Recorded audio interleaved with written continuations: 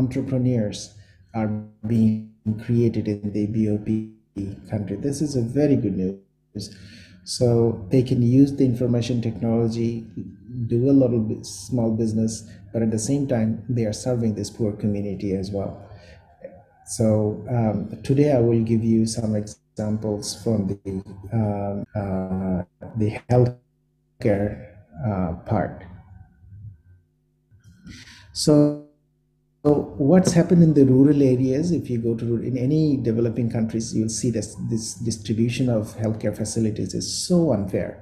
I can give you one example of Bangladesh. 70%, like the doctor, we have only 5 to 7 doctors per 10,000 inhabitants, and out of that 5 doctors in the rural areas, we do not have enough, like 1 doctor per 10,000, or even not 1 doctor.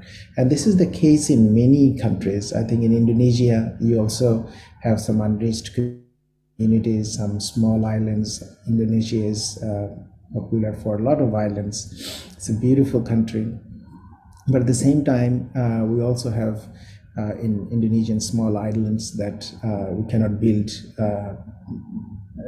we cannot send doctors to those rural areas, and we cannot build hospitals because hospitals don't sustain without a stable income. Government is trying in every country to build hospitals, community clinics, also in Indonesia, in rural areas as well. That's a very nice effort. But at the same time, in many other countries, that still we cannot really build hospital or send doctors to the rural areas. And in African countries where the country itself is very big, transportation becomes very expensive to go to the hospitals. Even sometimes hospitals are free of charge. So these are the fate of the unreached community, and we relearned this time that during this pandemic situation, that's how badly our healthcare facilities are designed, how unfairly it is distributed. So we were trying to see if we want to build a clinic in rural areas, how effectively can we design a clinic? So we just try to think from the out-of-the-box solution, that what a typical clinic look like, what kind of components do we have inside a clinic. So we have 3 or 4 major components. One is a receptionist and nurse in a clinic, as you can see when you go to any clinic. Then you have some diagnostic tools, and you have a doctor. This is what a small clinic look like wherever you go in the city.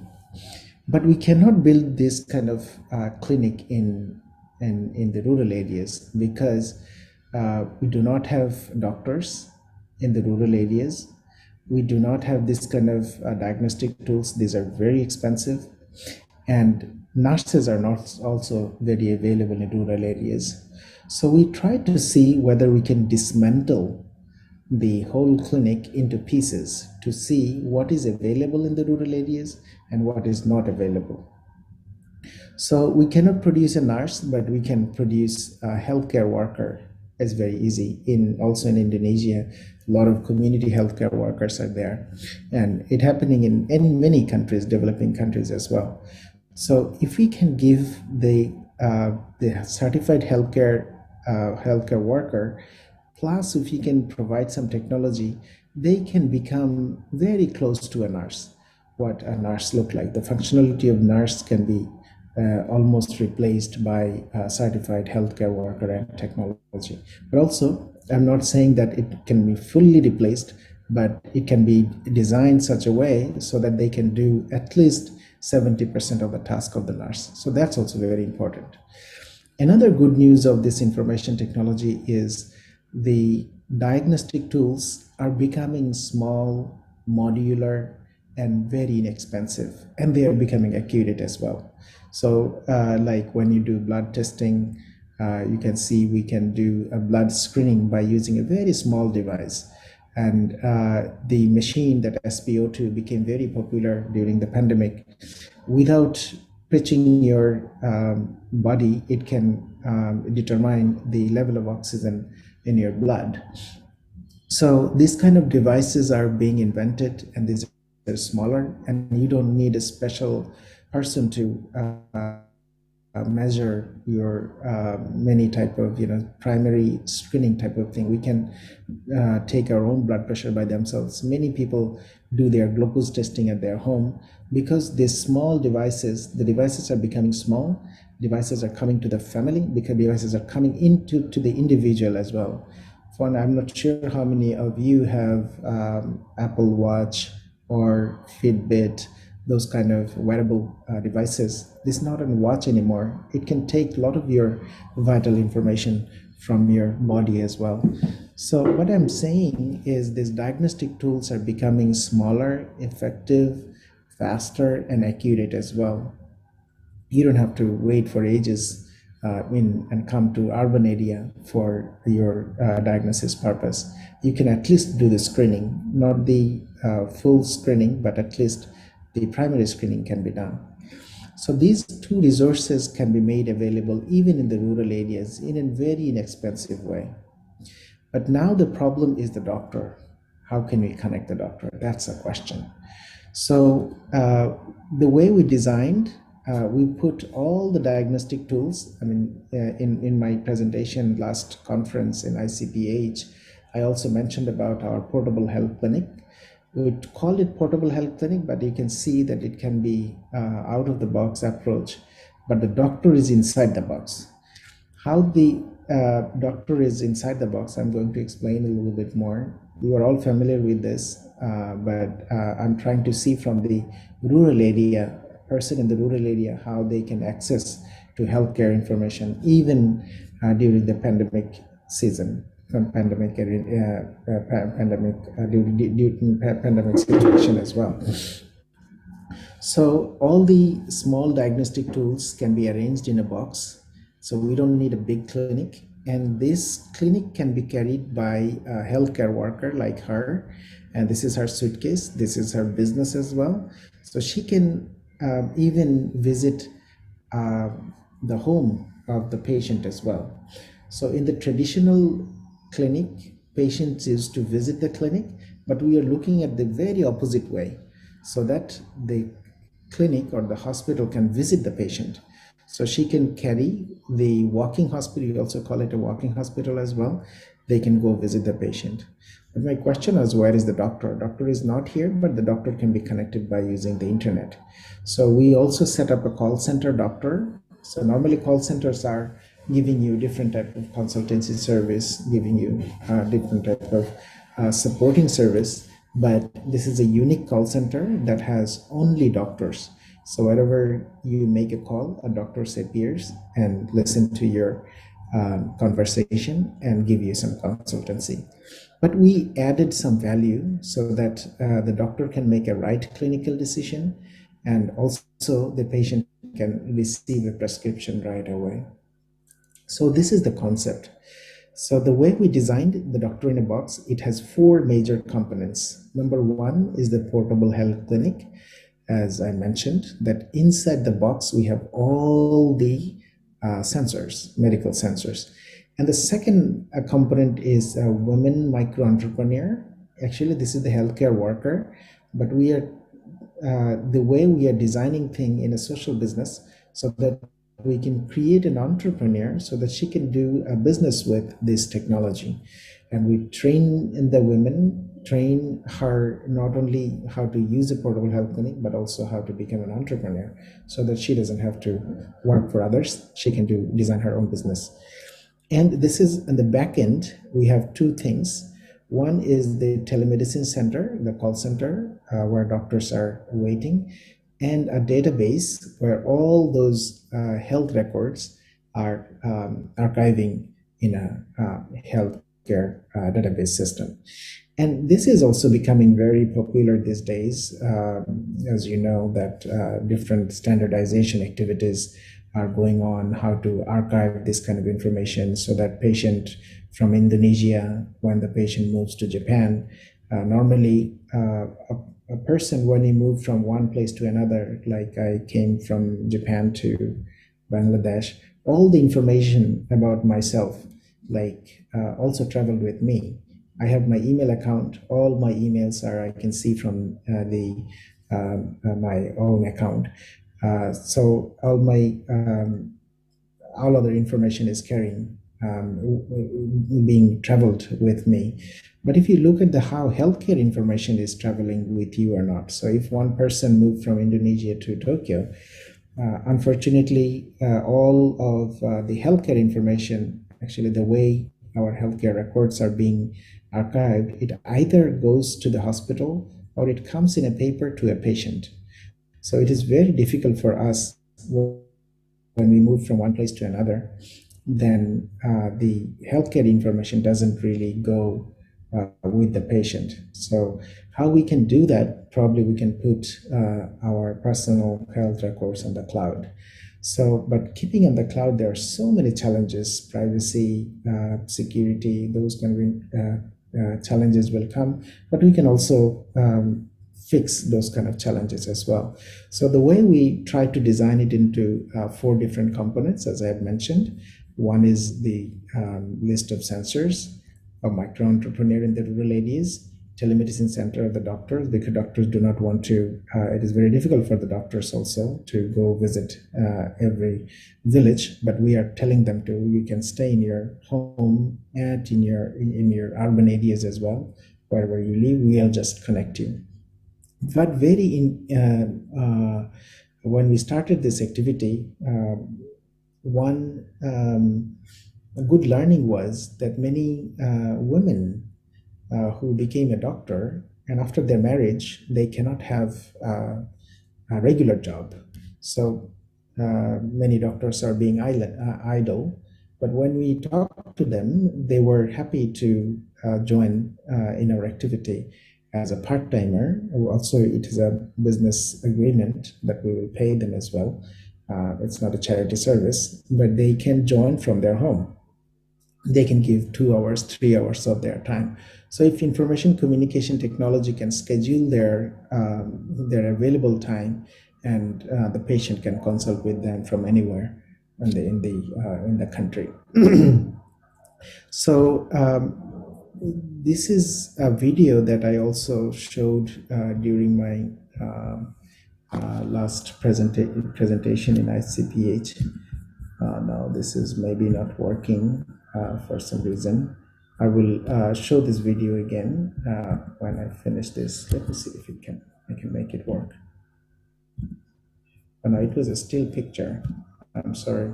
So I will explain, or I can do it right now. Let me see.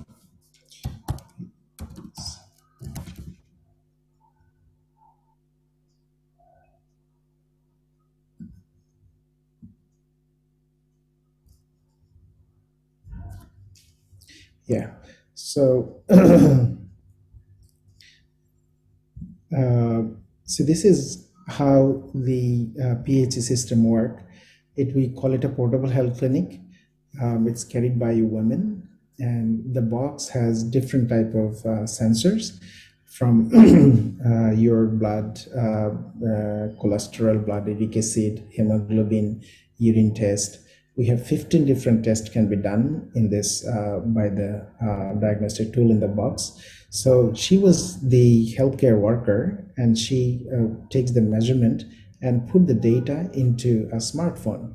So inside the smartphone, we have some artificial intelligence-based technology which can triage the patient into 4 different colors. So those 4 different colors are from green to red. So green means you're safe, red means you are affected and you need a consultancy. So then the patient talks to the doctor by using some sort of video conversation, and the doctor writes the prescription, and the prescription is available in the local area as well. So this is how all the information, all the functionality of a clinic can be done by using a portable health clinic. So inside the portable health clinic, as I have mentioned, that we have some triaging system to classify the patients, what the patient needs, emergency consultancy, or the patient is safe. So we also designed this triage system as a regular mode, during regular situation, but also during the pandemic mode. So what is called epidemic, or even in like Japan, we have so many disasters. So during the disaster, when people are in panic, they have a different triaging system as well. So this is a smartphone based application. By using this smartphone, we can classify other patients into two. So from our experience, we went to many villages in Bangladesh, in India, in Thailand, in also Cambodia. We started a discussion with Malaysia as well. We are also looking for partners in Indonesia as well, so that we can see how it can work in different countries, what kind of challenges are there. So we started from 2010, and when we have archived for different small projects whenever we had some project in funding from the government or from the academic institutions. So we almost like looked at more than 40,000 patients. It's more updated. We now have 50,000. So what it looks like, almost like 60% of the patient can be served by using the trained healthcare worker and technology. So they do not need to talk to the doctor. So only 40% needed doctor technology from our, doctor consultancy. So from the statistics, you can see how we can reduce the burden of the population to the doctor, burden of the doctor. So, and also the situation is, as you know, that people's world life expectancy is becoming very long these days.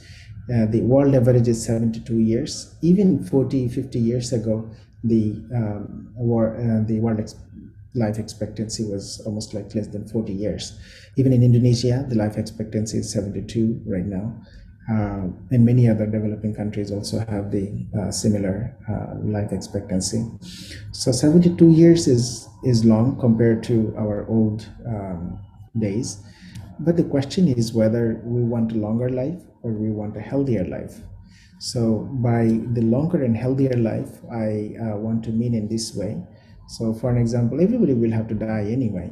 So you will have to have a reason to die. So at the end, do you want to spend longer time in the hospital, or you want to spend healthier life and then less time in the at the end? So that is more healthier. So not longer life is also good, but we want to have a healthier life.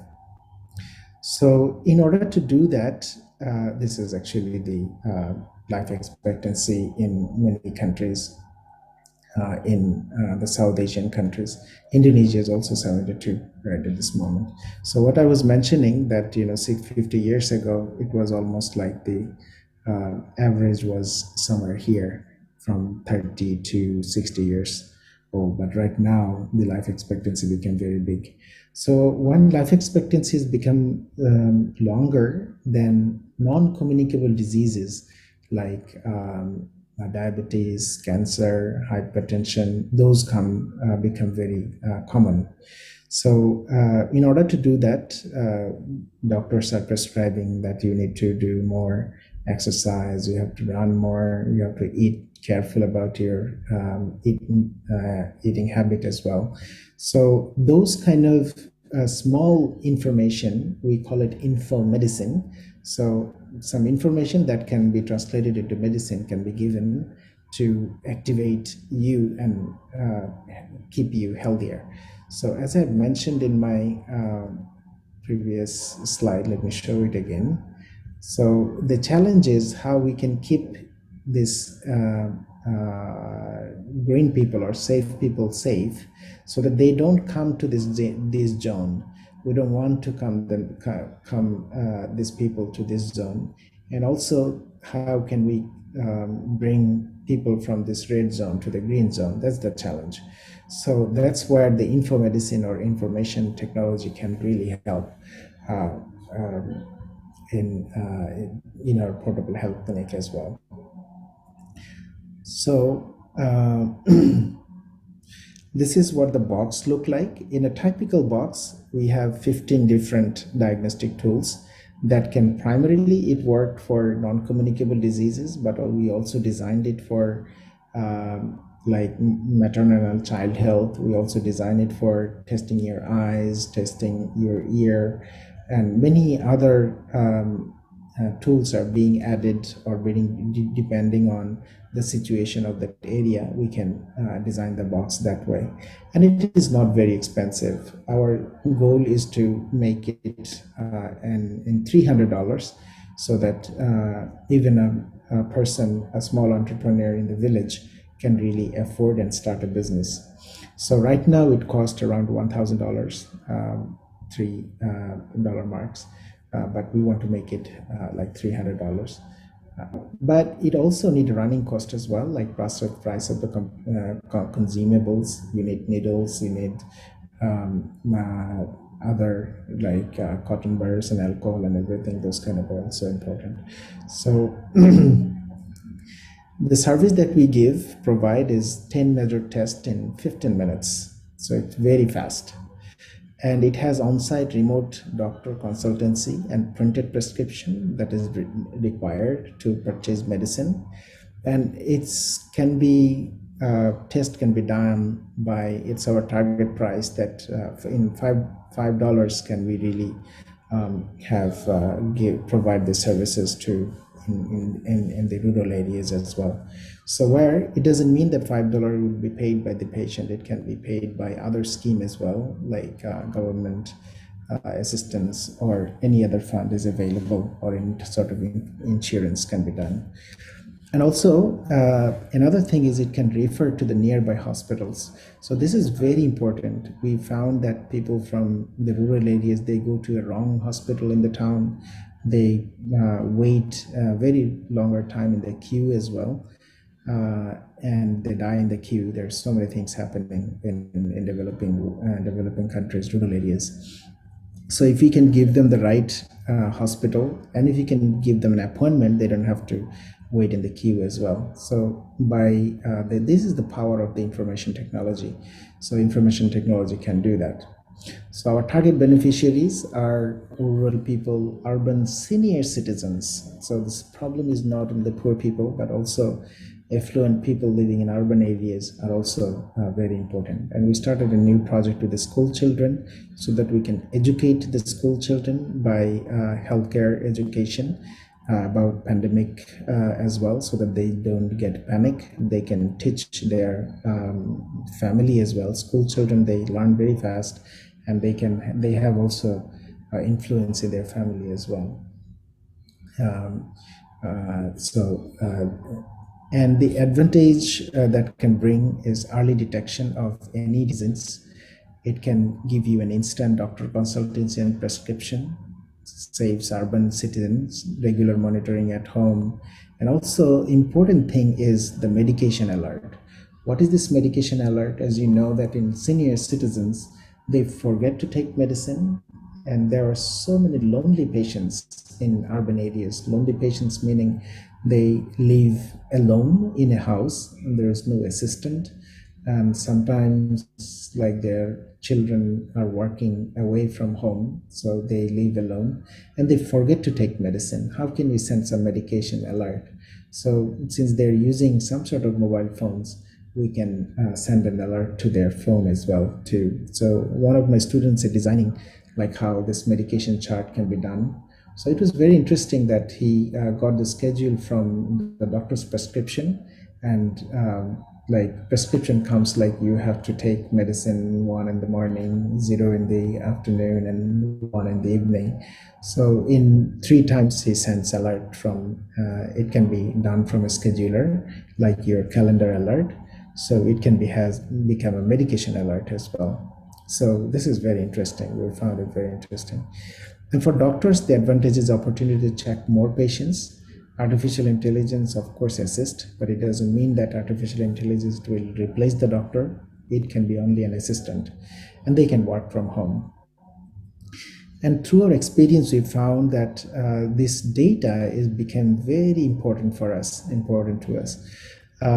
Healthcare real data because it is very sensitive. People didn't want to make it public, but we are making a healthcare database where we can delete all the private related information and only the secondary information which cannot detect a person by the open information. But this information, these medical health records, are very useful for the researchers to analyze the data and find out how can we, for an example, predict some diseases, predict the pattern of some area-related characteristics as well. And also, it is good because for the government as well, when they want to make some policy, make some decision, they need some data-driven policy. So when they can see that village 1 is more healthier than village 2, then maybe they will have to look for some extra funding for village 2 as well. So we can see the health situation not as a person, but we can see the health status of different geographical areas as well. So this can help the government to make policy decision. The way that we designed this model, it's a popular Grameen model. Grameen, the bank, when the Grameen Bank was developed, the Grameen Bank gave money not to for your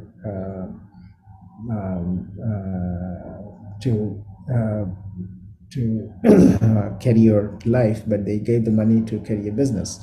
So this is how it worked. Grameen Bank gave money to the rural poor. They used a tool. Initially, it was a cow or some sort of bamboo tool so that they can sell the product to the customers and get money.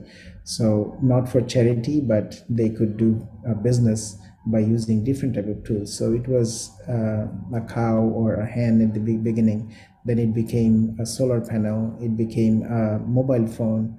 So now we are proposing that portable health clinic can be designed so that we can provide it to the rural women, and she can provide the healthcare services to the customers and can gain money. And the way that social business the social business fund is a fund. It doesn't want to make a lot of money, but it doesn't also want to lose money.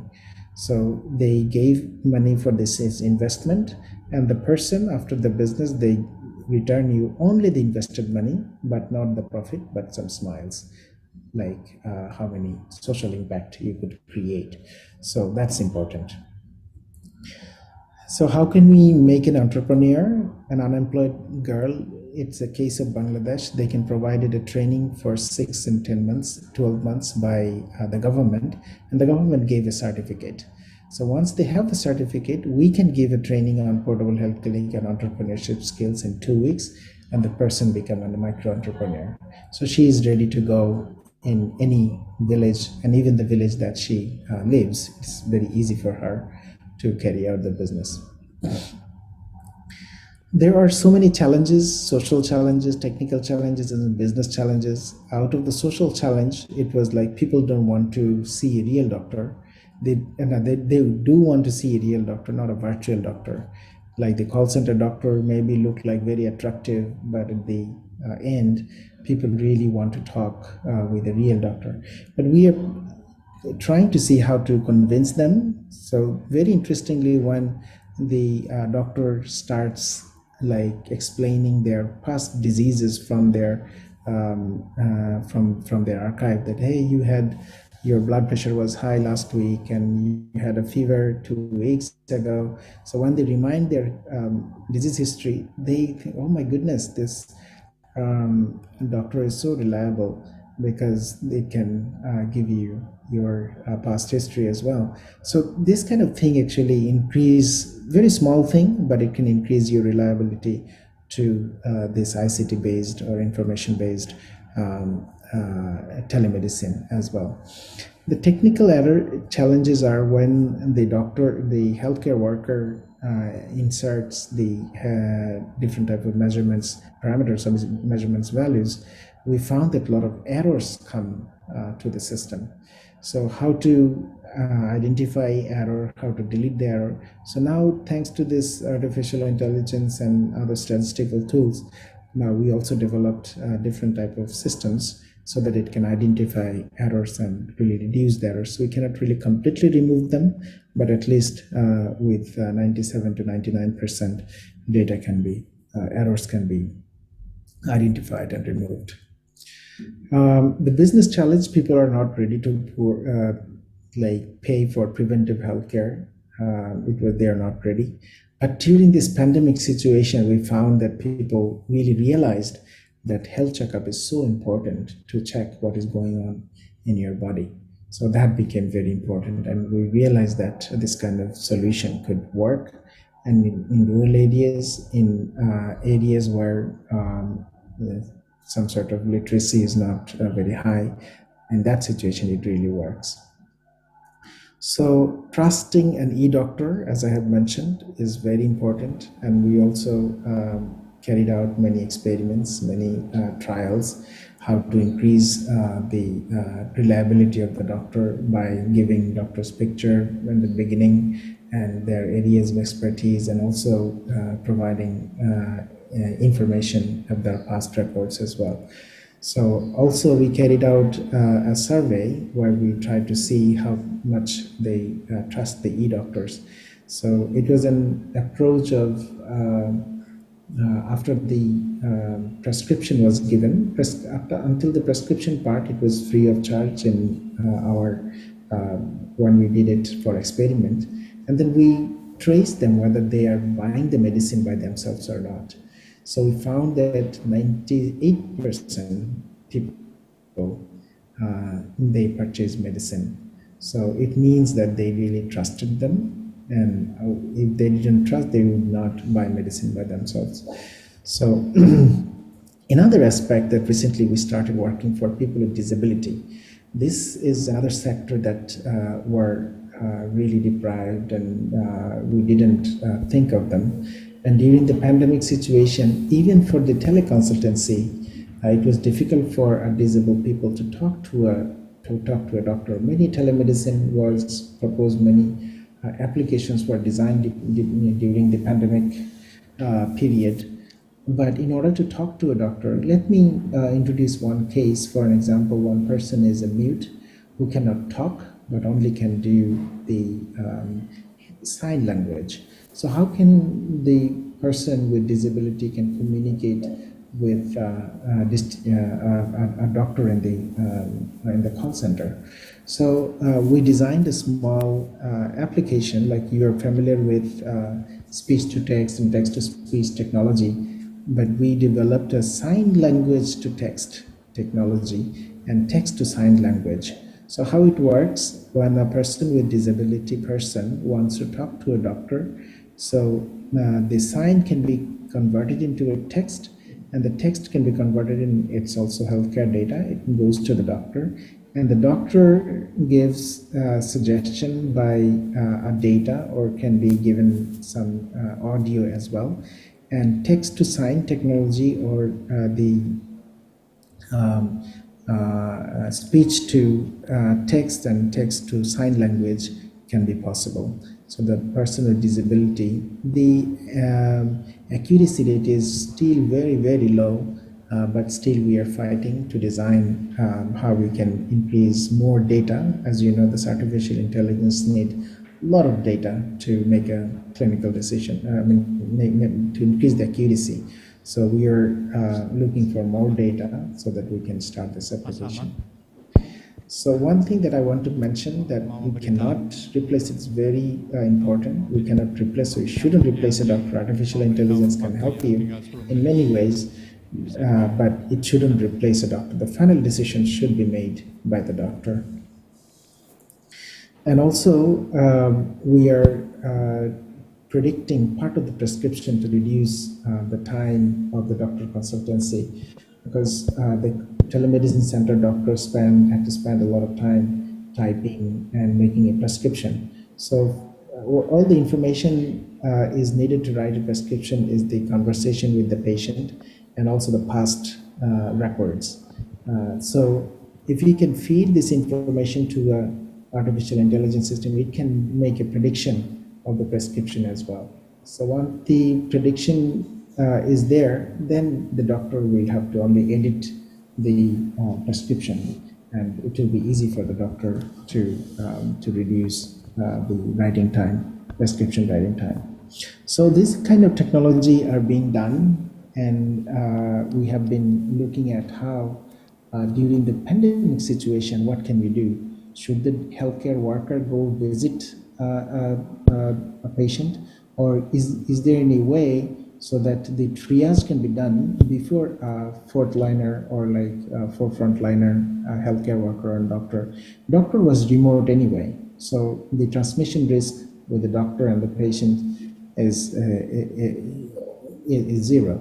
But the health worker visit, so we wanted to make this distancing, and how can we do it? Is like we created a small, a mini portable health clinic during this pandemic situation and sent to the patient. And the patient can use the box by themselves and can send the information to our system, and the system can classify the patient into different colors. And this is not very new to us, because we have been doing it for the last 10 years. Then we classify the patients, and then consultancy was done in two ways. First, the healthcare worker, and the symptoms is very severe, then it communicate with the remote doctor, and the remote doctor can give a guideline to a nearby hospital. So it also reduced the burden to the hospital as well. We have witnessed during this pandemic period that a lot of people had to queue at the hospitals, and the hospital resources were not enough, and hospital system suffered. Also, the people suffered.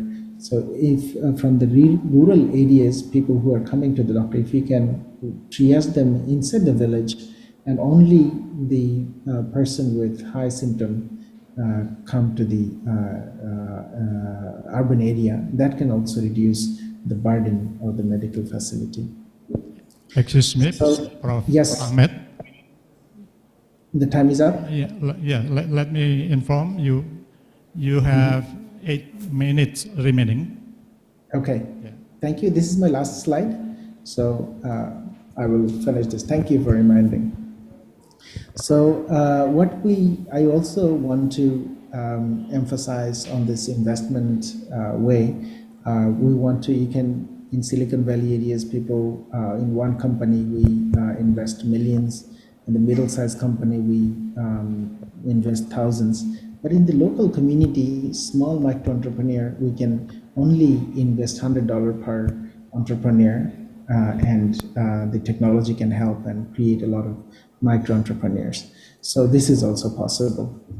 So this is my last slide. The problem during the not only pandemic situation, but has been a big problem in rural areas. So we cannot really increase the number of doctors, but the way portable health clinic can be designed, that doctors can give their time. It's like resource sharing, like Uber model or any other information communication based technology model is working these days. In the healthcare industry also, we can utilize the resource if this information is known, resource information is known. So it's only how we can distribute these resources in a nice way, so that the poor distribution can be really solved. And doctor in a box is the solution. It really saves a lot of doctor precious time, and charity can be continued, but at the same time, if we can give the knowledge to the poor community, they can also turn their brain into a business as well. There are still different challenges like policy and privacy issues as well. And very fortunately, GDPR came in from the European community. It's also working very nicely. But we also have to give the local policymakers, influence the policymakers so that they can make a decision for the telehealth, like also this kind of new opportunities. We also organize conferences in every year. So social healthcare as digital and social business, you are just keep this in your mind. So we also write books as well. Thank you very much. I'd like to finish it here so that I can have more questions from you. Yeah, thank you, Thank you, Professor Professor Ashir Ahmed, for the nice presentation. Ladies and gentlemen, now it's time for the participants. For the participants, you have the opportunity to raise questions or to ask for clarification or to discuss a specific issue. Duration of time for discussion overall is 15 minutes. So we have time until 9:50 Indonesian time. We already have. It's a very big list, maybe 20 pages of list that we found different type of obstacles. But let me explain few of them so that I think some common obstacles that happens in everywhere. So for an example, the portable health, the first obstacle was the accuracy of the small tools, the diagnostic tools. People didn't believe that this kind of digital equipment, even the doctors, they didn't believe in the early stage when we started in 2010, 2013. Like people were more familiar with analog blood pressure machine than the digital blood pressure machine. And blood pressure machine always give different type of results, different type of values. So the obstacles were like the acceptability of those kind of tools. It was very, very difficult in the beginning. People didn't really trust them. But I think the good news is it became more accurate day by day. We compared the devices with the laboratory-based test as well. We found that the results are almost the similar. So when we showed the digit to the doctors, they really liked it. They accepted that. So that was. Can you go back to this question when I'm talking? The first question, I didn't finish that yet. Somebody who is. I cannot see the first question, please. Yeah. Can you enlarge? Can you go up?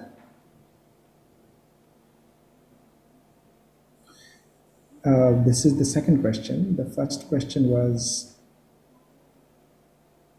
can you show the slide again? Can you show the slides again? Yeah. No, this is the second question, maybe.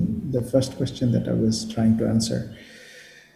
But I remember this. This is okay. So the second problem, when I said that this is a good solution, that the devices are becoming smaller, less expensive, and more accurate. At the same time, we have to replace the devices again and again and again. So we gave them one device, and the next year we are telling them, hey, this is better than this, so you can replace this machine. So it becomes expensive for them. So this is another, it has good news, but at the same time it has a bad news as well. So every year when we found that the new technologies are coming, I think this is a continued problem. So this is one obstacle. Second obstacle that I also mentioned, that people don't want to trust the e-doctors. E-doctors means the virtual doctor. So that was a problem. So it's still a problem, but we are trying to make the screening big and the communication smoother, and also familiarity with the doctor and pictures of the doctor in the villages beforehand, and putting their registration number as well, saying that these are not fake doctors. You know that many developing countries has fake doctors as well. So this is also one of the components. But I think given the time, we also fix these obstacles.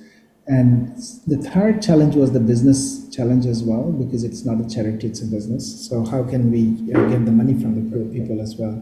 So we made a business such a way so that we can make money from the urban affluent people, but we can serve the poor community with a less price. So the same price, same service, which we can ask $20 in the urban areas, but the same service can be done in $5 in the rural areas. So this is some way we are still trying. It's not a complete solution yet, but we are improving that way. So is it okay, the first question? So then the second question I will go for Arif Fadli, the effectiveness of telemedicine results compared to face-to-face treatment on patient recovery in promotive, preventive, curative, and rehabilitative aspects. Okay, that's a very big question. It will take an hour to answer everything, but let me focus on few.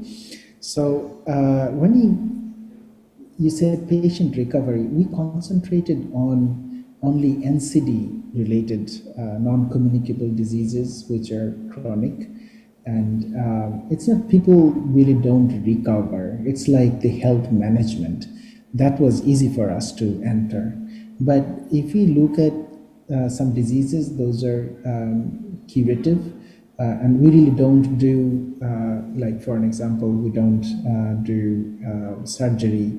We do not do, we cannot also, for telemedicine, there is a policy that you cannot really prescribe medicine without seeing the doctor in face-to-face. So we cannot really provide treatment for those patients. So what we do, we refer them to another hospital.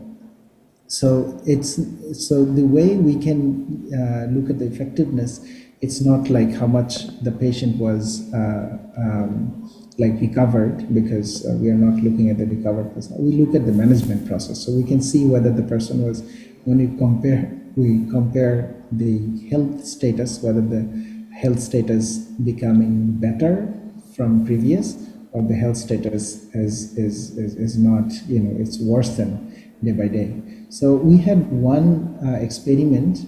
We provided health screening in a community, and 3 months later, we did the same screening to those people as well. We found that 20% of the person who were identified red, they became to the green zone. So it means from red zone to green zone. So it means the health status changed to a positive direction. So we have that result, but we didn't compare the result with the existing urban-based hospitals because the area is totally different. Our is more healthcare management, and they do more like curative one. So did I answer to your question, Arif?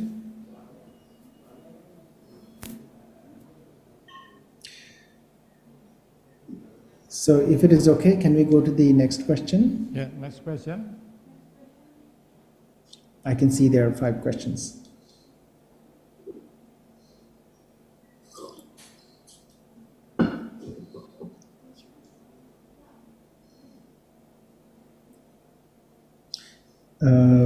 Maybe it's not Next question from Ika Yulianti. changing.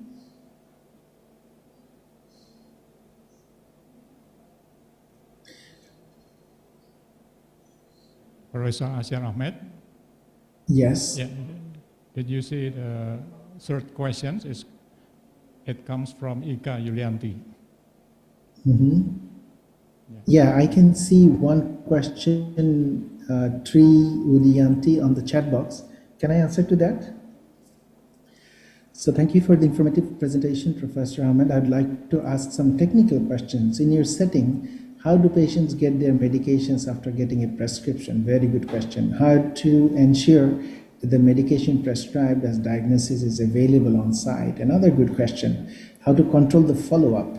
Thank you. Okay. Thank you, Tri.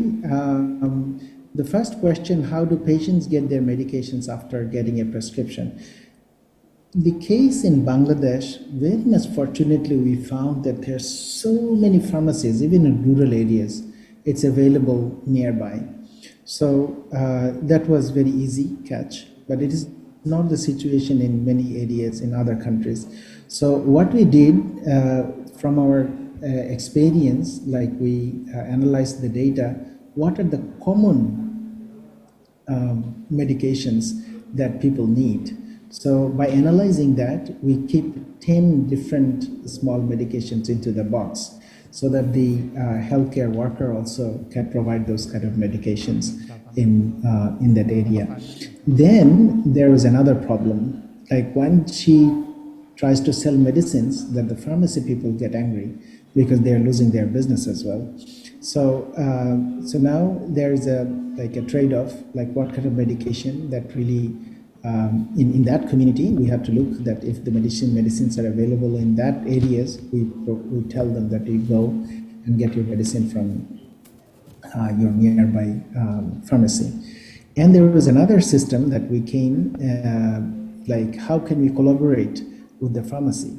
So we give the portable health clinic inside the pharmacy. It's a pharmacy model. Then the pharmacy can make a business out of this portable health clinic. The pharmacy can sell their medications as well. So that was the second way we have tried. So let me see. I'm losing the question again. Here it is.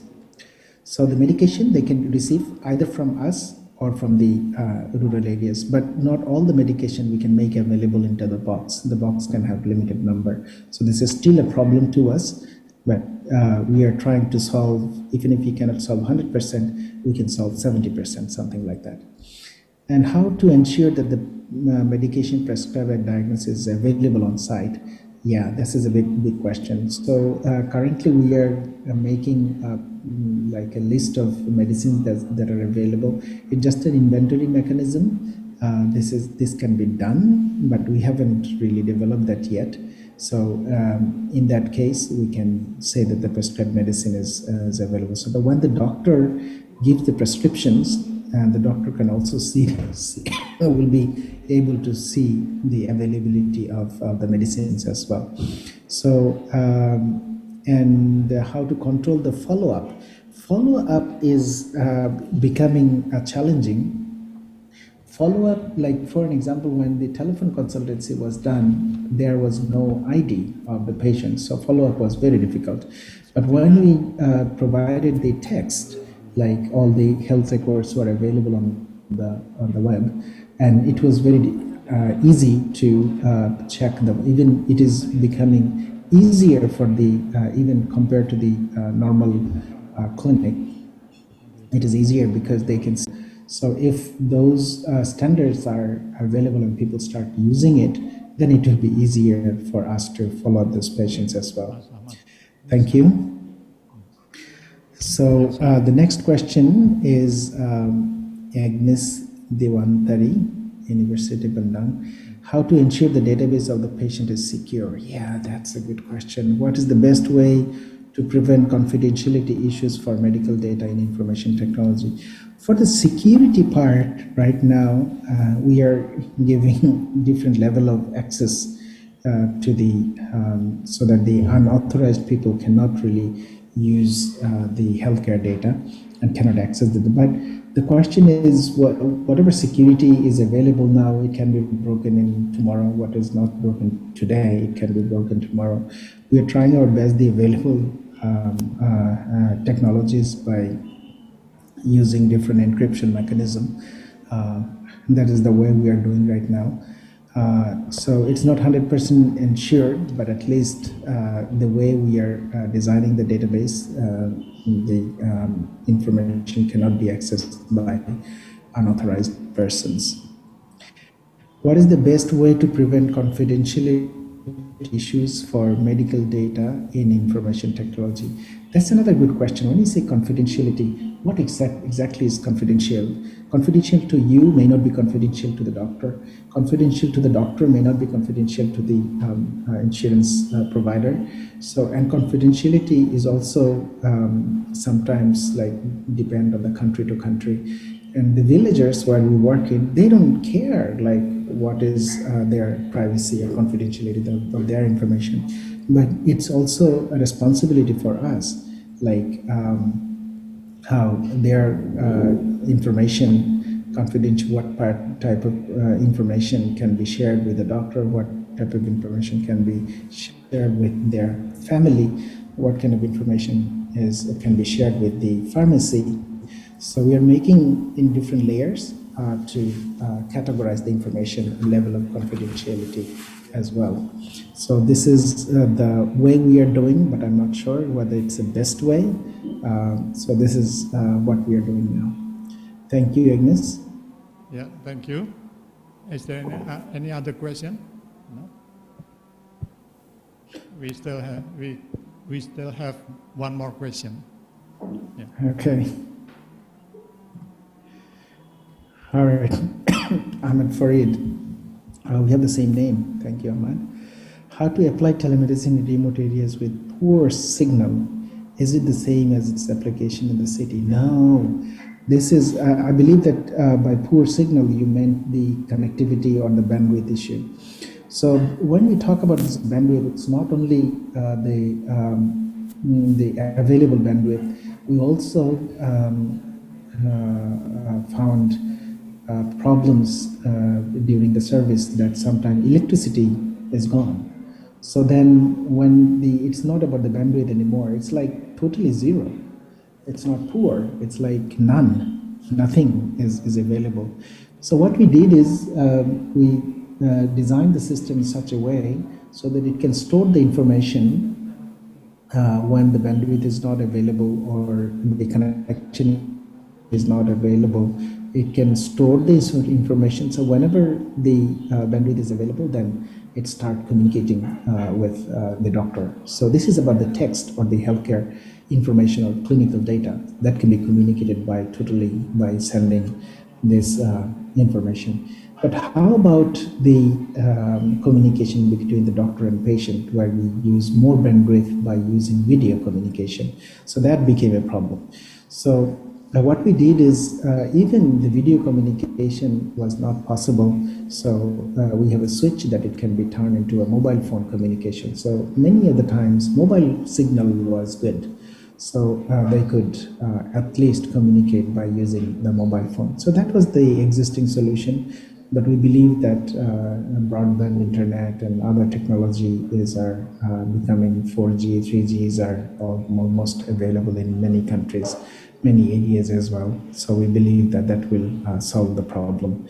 So it's a fundamental problem, but the good news is that these are being solved by the telecommunication industries. So did I answer to your question, Ahmed Farid?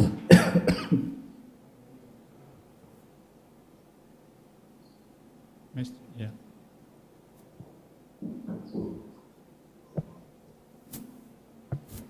Okay, that was the last question.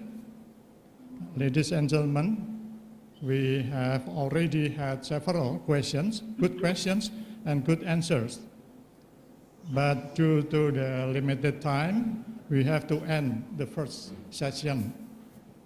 To Professor Ahmed, you have a very excellent presentation. Thank you for sharing your knowledge, Professor Ashir Ahmed. For that, let us give big applause to Professor Ashir Ahmed. Thank you again. See you again in Solo. In person. Yeah, definitely. I really look forward to that. Yeah, next year maybe. And visit Solo again. Yeah. If you have another activity, please feel free to leave. But if you want to stay, that would be better. Thank you. I'll stay for a few minutes, of course. Thank you. So next session will be a presentation from Professor Adang Bahtiar. Professor Adang Bahtiar will talk with the topic Health Promotion Perspective on COVID-19 pandemic. Let me read briefly his curriculum vitae. Professor Adang Bahtiar works at the Faculty of Public Health, University of Indonesia, Jakarta, Indonesia. Currently, he is a professor at that institution. In addition, Professor Adang Bahtiar is also chair of the Department of Health Policy and Administration, University of Indonesia. He is also the director of Center for Health Administration and Policy Studies at the same university. His field of specialization is quantitative research, health policy, health management and planning, quality assurance, and health resource management. Professor Adang Bahtiar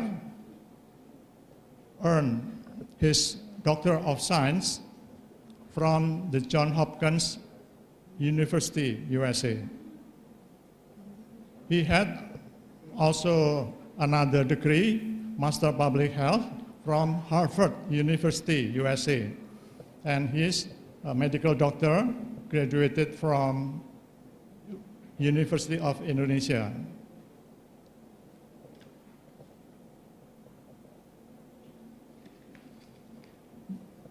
Professor Adang Bahtiar, please welcome to the stage, the Zoom stage.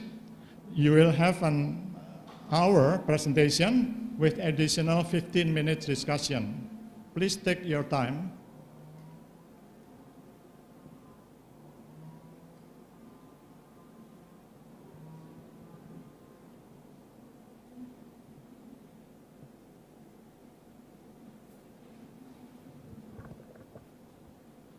We are still waiting for Professor Adang Bahtiar from Jakarta, Indonesia.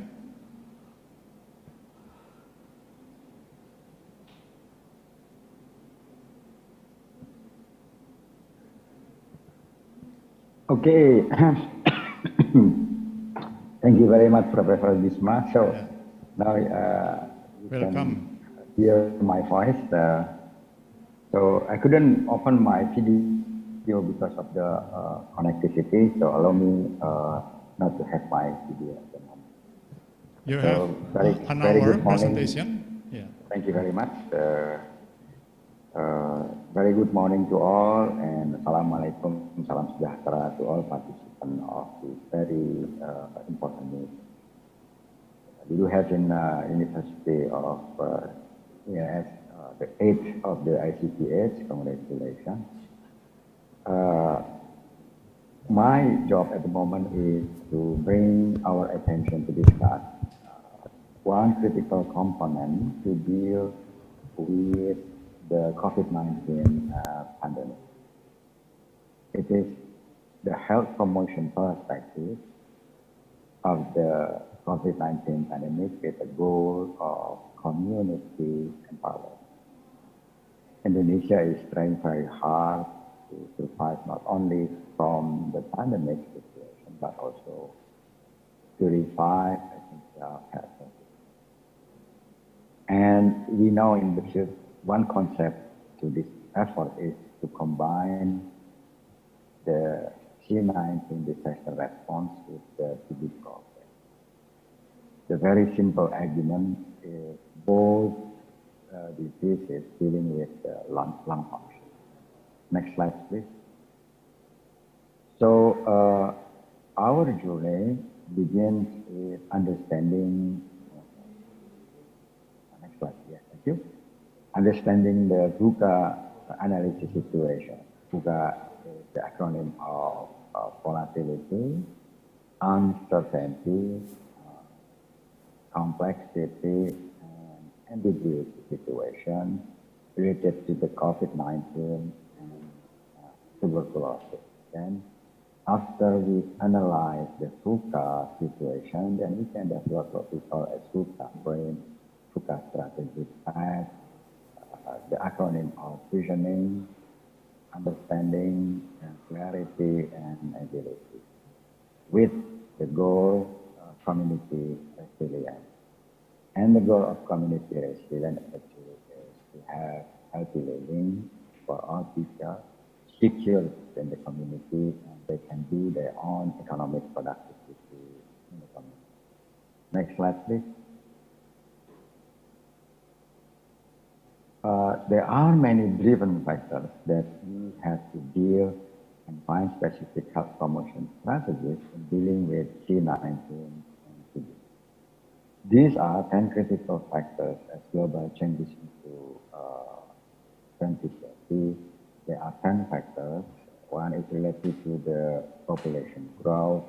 Second is related to the economic power in the community and institution. The third is related to the social media dominance. Now in the COVID-19 situation, we do have what we call infodemic, simply because social media doing anything, the truth and also non-the truth. Another thing is related to highly demanded clients. We do have increasing clients that already know options, services they can accept, but then they are very demanded to accept it. This dimension of the changes to the 2030 is the millennial. We do have the generation of millennial. They are very intelligent and they move very quickly. They create many things. Sometimes they are boring to one thing and then move to other things very quickly. That's the millennial generation. The sixth thing related to the changes to the 2030 is internet things. Everything is doing internet. We just listen to the telemedicine, teleconsultation, and so forth. That's the future of the health education. The seventh dimension is health and education. It's getting important for the population. We will have to improve our health services for the country. The eighth dimension of the changes to the 2030 is related to the cities, growing city and urbanization. And the ninth dimension is the new normality. You have now the pandemic, the endemic, maybe other things related to other things. The tenth dimension of the changes for the 2030 is what we call as gig economy. Everybody is doing business. We call it doing their own business from home, but that's the gig economy. So we do have that 10 critical factors, the global change into 2030 that we have to consider if we want to develop the health promotion strategy. Next step is other things related to health promotion strategies is the SDG, Sustainable Development Goal, is actually public health concern. So, for example, the first dimension of the SDG is related to the poverty, and this is actually very much related. A lot of literature support of this. Let's start the FUCA analysis for TB and COVID-19 agenda. Volatility actually is the first component that examines the health problem situation in terms of its prevalence, its trends, spread, and the impact of the disease to the social and economic situation. So in dealing with TB and COVID as one program, we understand simply because it is for effectivity results. Indonesia have many problems related to the volatility analysis.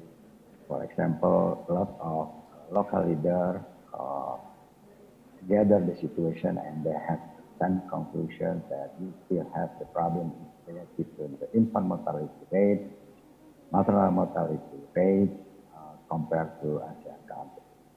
Something also we have to deal with malnutrition and chronic problem in Indonesia, universal health coverage problem with the problem of accessibility, availability, and the quality of care. TB also still a big problem in Indonesia, and we are in the highest report from the global TB report, and the 2021 report, Indonesia ranked number 3 from number 2 before in 2020, simply because China is getting worse in TB situation. Another problem related to volatility is economic growth challenges because of the pandemic situation. Next slide, please.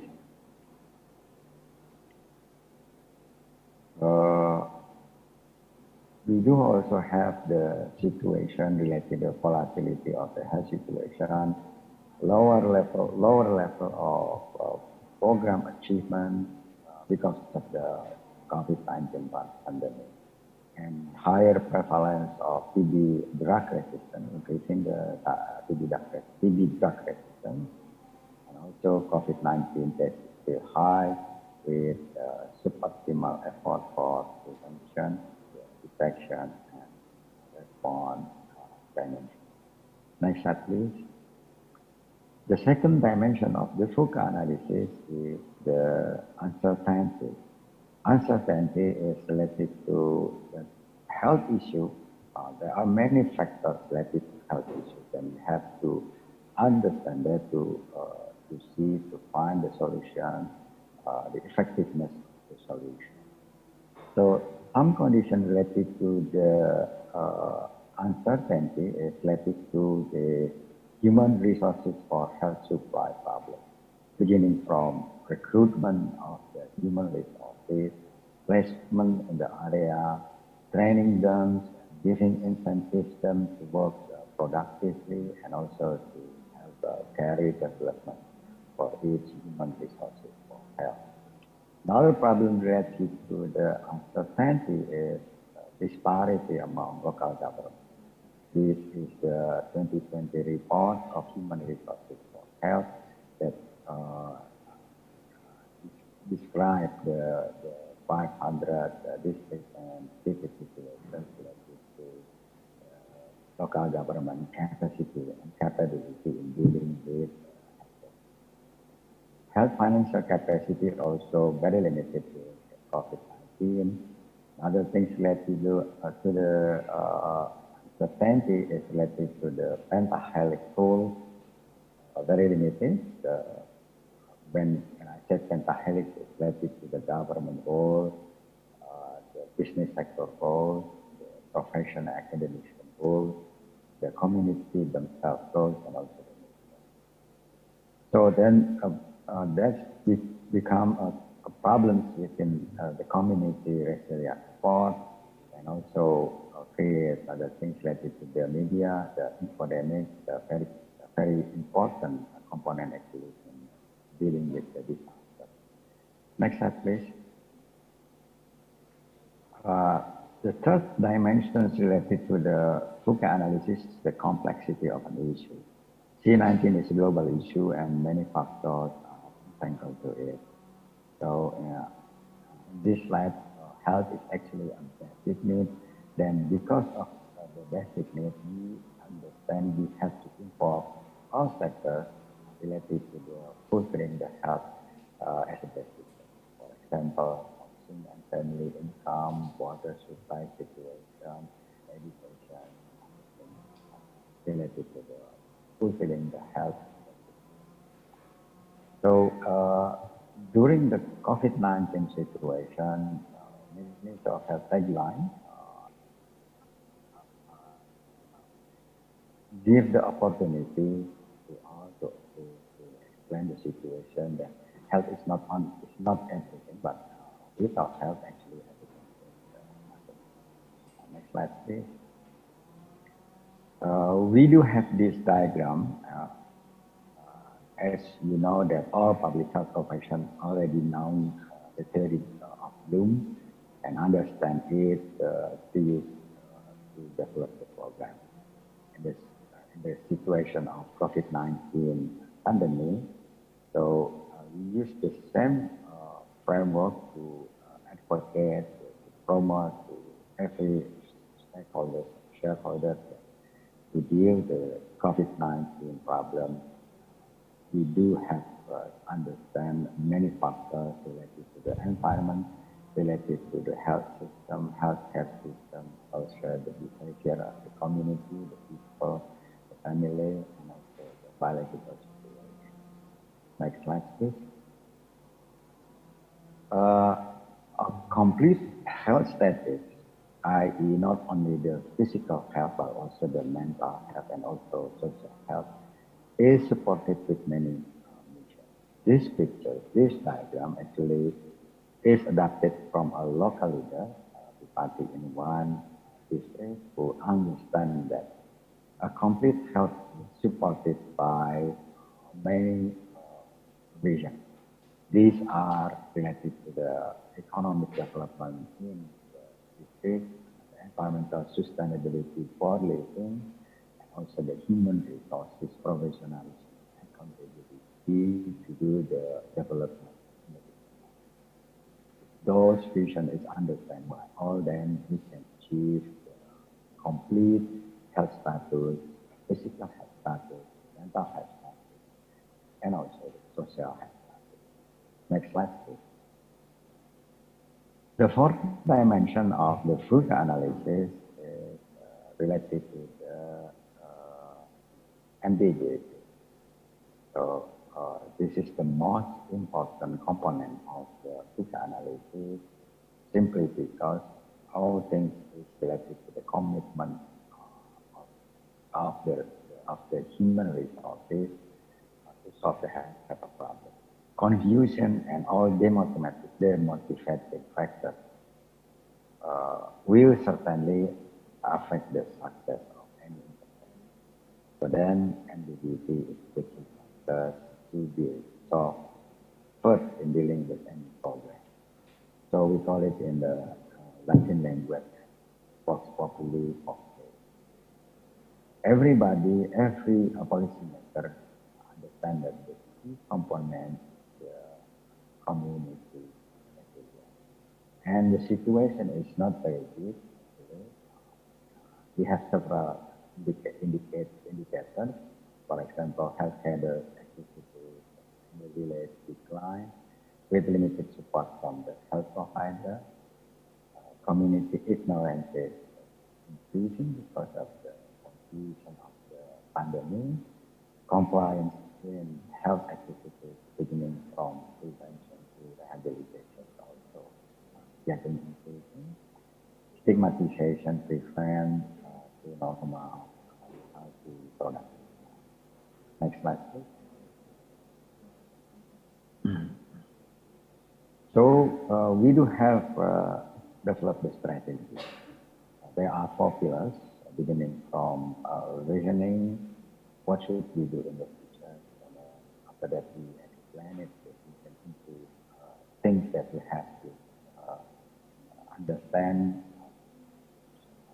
shareholders, stakeholders, that should be involved, clarity of the things that we have to do, and program and indicators, develop the agility for all people doing things related to TB and COVID-19. Next slide, please. So the first thing is related to the visioning.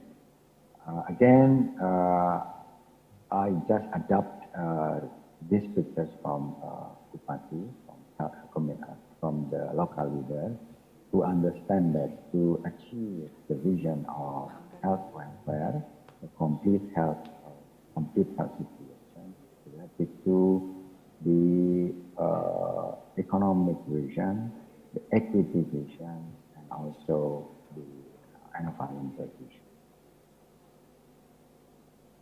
Next slide, please. The second dimension of VUCA frame analysis is related to the understanding. Understanding means we have to elaborate the vision into strategies and programs and activities and resources maybe to achieve the vision.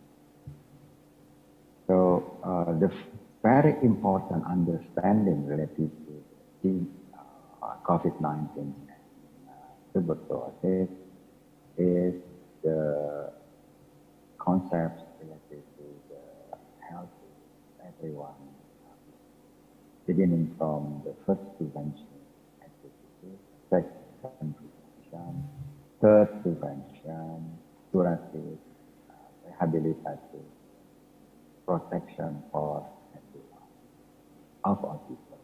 So that's actually healthy life, social welfare, complete health status in the achievement. Next slide, please.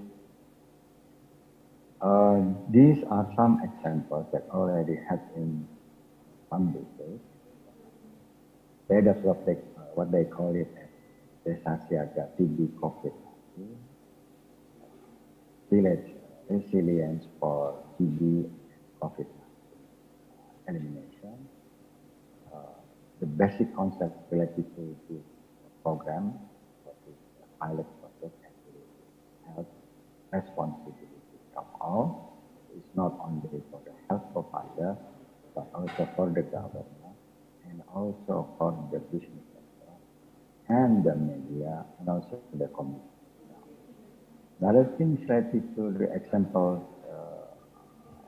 in the community, healthy housing and environmental.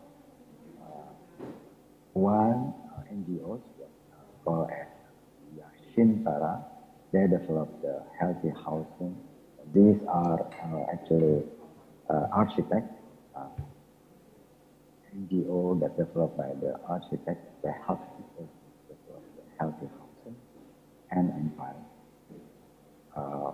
It shows that actually business sector is concerned with health community dealing with COVID-19. Another thing, for example, is community-based patient hotline. To improve the accessibility to get treatment. For example, some people very far from the health facility, then the community developed what they call it rumah tunggal, community-based patient hotline. Simply because accessibility to everyone. Next slide, please. This is another example already in the field in Indonesia called Party 19. Party 19 is acronym for Perang Akar Rumput COVID-19, already implemented several villages, Banten province,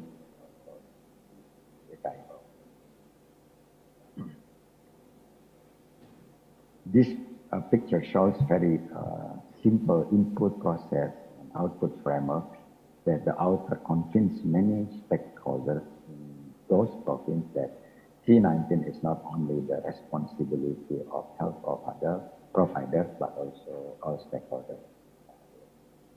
Next slide, please. The third dimension of the Sukha Prime strategy is the clarity of each strategy in terms of performance. Again, we just continue to adopt from the local leader, from a Bupati, an interconnectedness of the performance indicator of each minister. In that district, in that kabupaten, the Bupati, the local leader, have 4 missions. The first mission related to the complete health situation, health, not only physical health, but also mental health and also the social health. There are many indicators related to that mission. At least there are 7 indicators, and the first mission is related to another indicator within mission number 3, mission number 4, and also the mission 1. Next slide, please. So related to the clarity,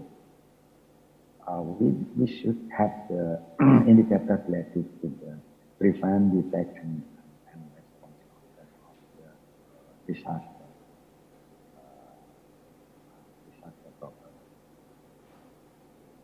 But we find related to previous slide, please. No, would you kindly go back to previous slide?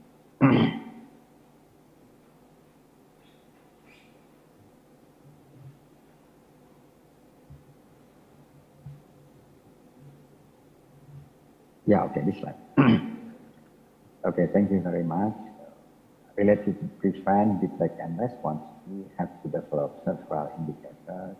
For example, the prevent dimension, we should have the indicators related to healthy lifestyle, proper nutrition, clean housing and environment. The detect dimension, we already have the indicators related to that, the active test funding. For response dimensions, we do have the indicators related to vaccination, related to the community quarantine, and also the compliance for prevention and treatment aspect. Next slide, please. The fourth dimension of the FUCA prime, and the most important is the agility of human factors of all pentahelix components, the government, the academician and the profession, the business sector, the media, and also the community.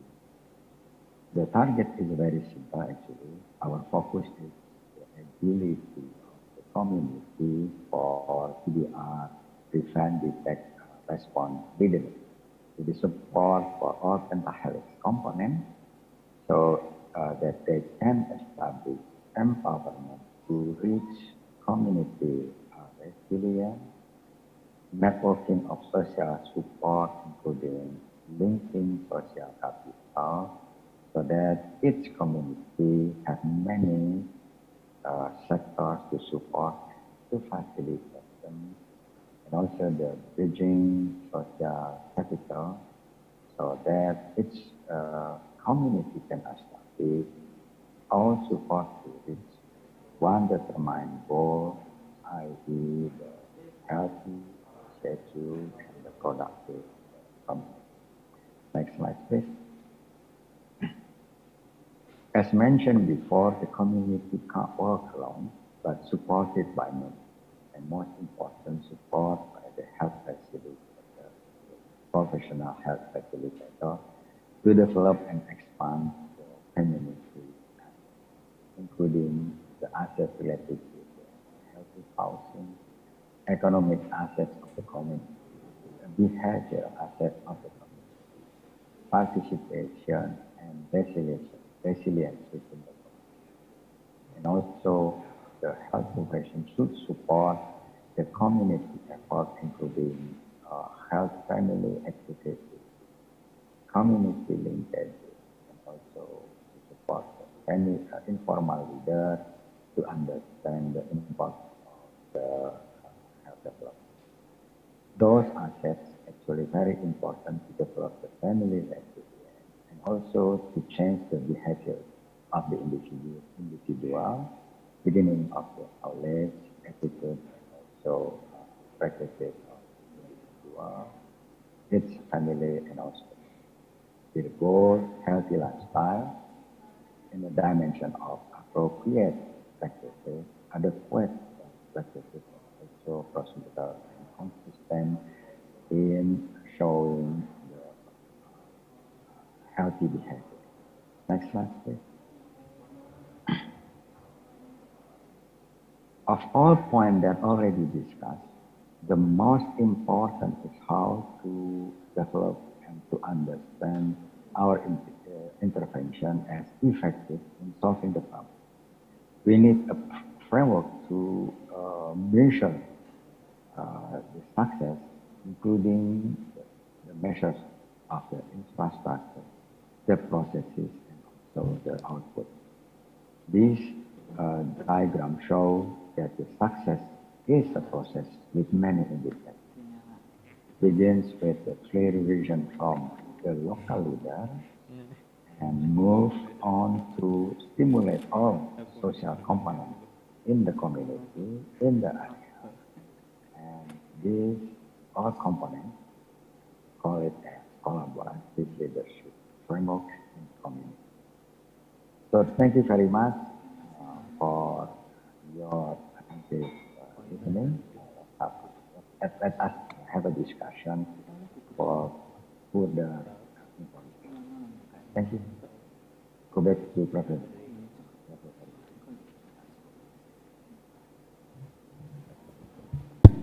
Thank you, Prof. Adang Bahtiar.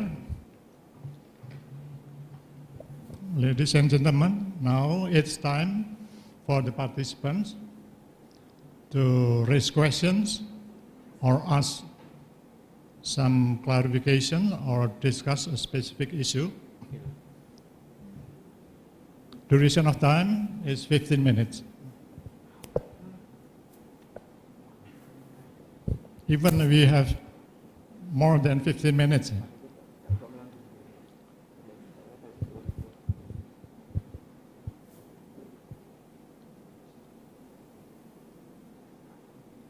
Either you can raise hands or write down your question in the chat column.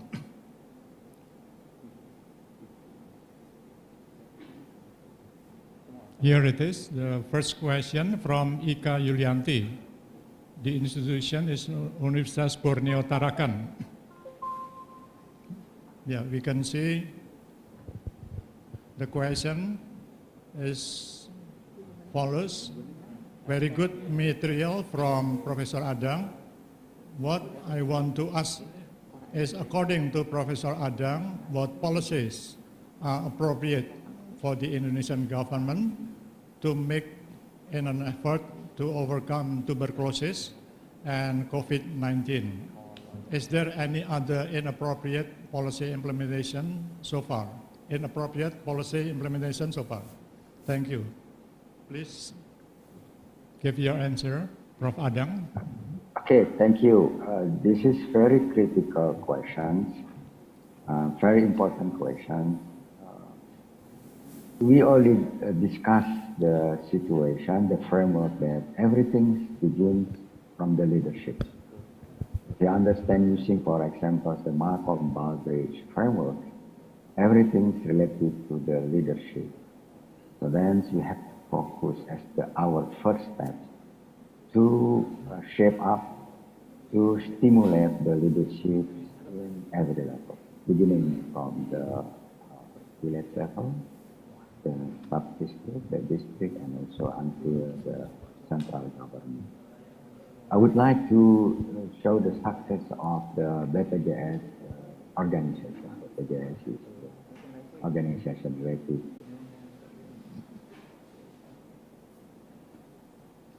This organization actually centralized beginning from the Jakarta office. The BPJS to sustain everything in terms of the regulation, in terms of guidelines, in terms of juknis, procedures, and every branch of the BPJS until the Kabupaten and Kota understand that and follow that regulation simply because they are the centralized organization. So, based on that kind of success in BPJS, I would like to suggest to everybody, if you want to deal with any health problem, begin with leadership. Persuade them, advocate them, shape up them, facilitate them so they will lead the community for any change that already discussed with you and also with the community. So that's the first thing that we have to do. Hopefully, I can answer you.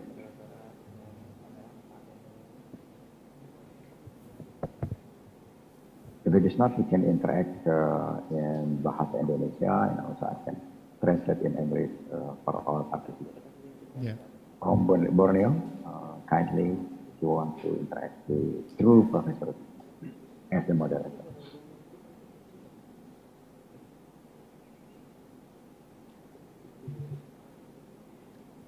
Okay, the next question, please. Show the next. Yeah, the next question from Syahiro, from Universitas Gadjah Mada, Indonesia. The questions, very nice concept, Professor Adang. I want to ask, from all of these good concepts, where can we start? Who should move? Please give your answer. Please. Yes, thank you. I think similar questions.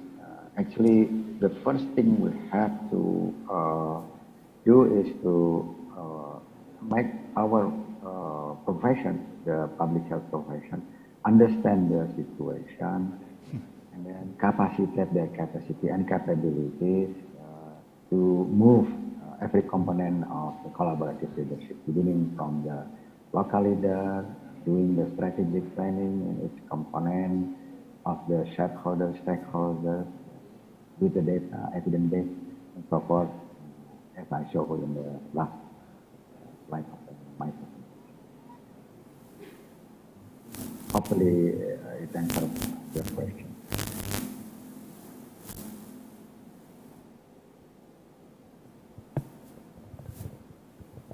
Yeah.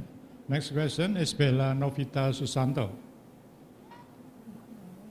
In Indonesia, izin bertanya, Prof, kebijakan mana yang paling sesuai dengan masyarakat Indonesia dalam menanggulangi COVID-19? Apakah ada cara efektif untuk menggerakkan masyarakat? Yeah, again, this is a very important question. Actually, we do have 5 levels of intervention dealing with the COVID-19 problem. First level is to empower every individual, every family, and every community to understand the problems, the health problems, and also dealing with it. So empowerment is the key important, the first level important, key level to deal with COVID-19. The second level, those activities at the community should be supported by the healthcare system, beginning from the community level, the KBM, Upaya Kesehatan Berbasis Masyarakat, the Posyandu, the health post in the village, and also after that, in primary care of the Puskesmas, the FKTP, then supported by the referral. That's the second, these are the second level of the intervention for COVID-19 in Indonesia. The third level is related to the healthcare financing in each level, from the village, the sub-district, the district, the province, and also the level. We do have the regulation saying that 5% all national budget should be for the health development in central level, and also 10% in each local government level. So that should be fulfilled in every level of the government. The financial for the health services should be supported. That's the third level. The fourth level is we do understand from this COVID-19 experience that to deal with COVID-19 is not only health sector should be involved, but also many sectors, including, for example, related to the food security, related to the education, related to the religion sector, so forth. So the fourth level of the COVID-19 intervention related to the health in all policies development. So, for example, we do have already the president regulation related to the TB. It's not only for health sector development to deal with the TB, but also many sectors. That kind of regulation from the president is important to understand that health is a very basic need, and all sectors should be involved for dealing with the health problem. That's the fourth level of the intervention for COVID-19. The fifth level is related to the big data analysis, all data analysis from all levels, from the village and to the central level, even to the global level. The epidemiologic data must be related to other social economic data to understand the epidemiologic situation of the COVID and other disease problems and related indicators of social economic.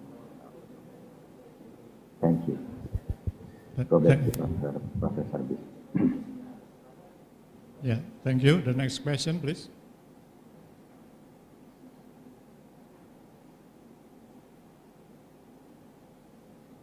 Yeah. No leftover, no questions. We still have plenty of time. Bapak Ahmad, do you want to raise question?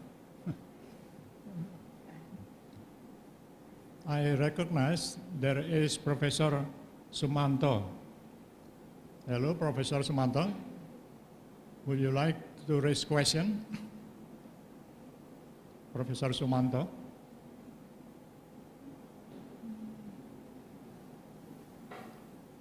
We have plenty of time.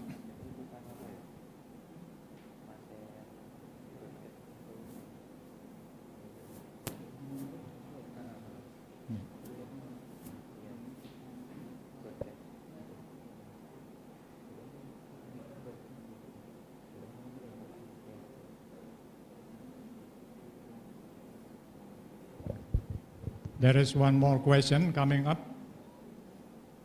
Thank you.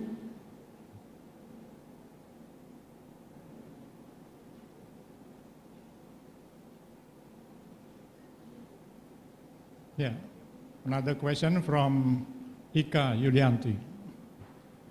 The question is, according to Professor Adang, we still lack of data, but most researchers and academicians are still looking for data, but oriented to journals, not policy brief.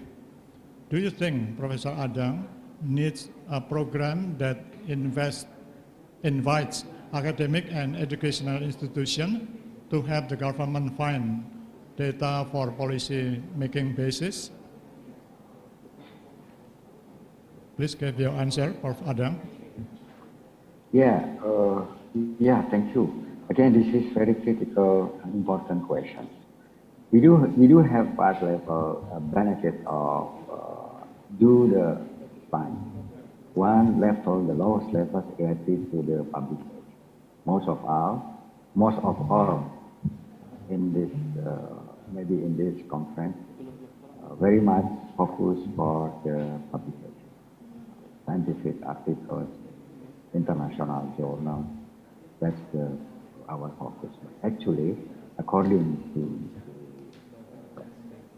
the person who asked the question, we also have to assist the government all levels, even beginning from the village level, to participate, to facilitate the government to develop the policy. But then the second level, the third level, and the fourth level is related to what we call the policy changes. The second level related to develop and establish the peer development related to anything that needed in the community to change the situation. The third level is the very specific policy changes. The fourth level is broaden health and social changes. The fifth level of the benefits of doing science technology is related to the social benefit. So again, this is very important question. So what should we do? Then we can achieve all level of scientific benefit. What we will do is related to the latest concept, the latest policy from the dictum, from the Ministry of Education. They call it as Sekolah Merdeka. So Sekolah Merdeka concept is related to our responsibility in the academy to assist the environment, the business, the government. So they will interact with us in the concept of link and match. We understand their problem, and then we find the appropriate and effective solution for them. So then it is the university is not stand alone, but as the facilitator of the development in any level.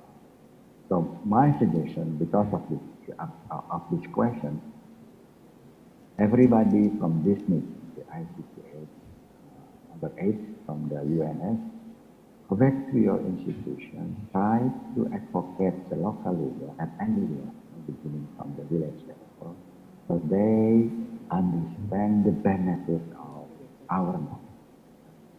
That's the key word from the meeting, I guess. So go back to your location, approach the local leader, even from the village level or maybe RT and RW. Make them understand that your knowledge benefit for them to solve any problem related to health and other impact of the health situation. In time. Thank you for the good question. Thank you. So I guess Let me raise questions by myself. thank you, Professor Professor. Adang, I have questions, very general question. Oh, Prof. Sumanto, please, Prof. Sumanto, you can raise hand or you can write down your question in the column, in the chat column. Thank you, Professor Manta. Please. Waiting for your direction.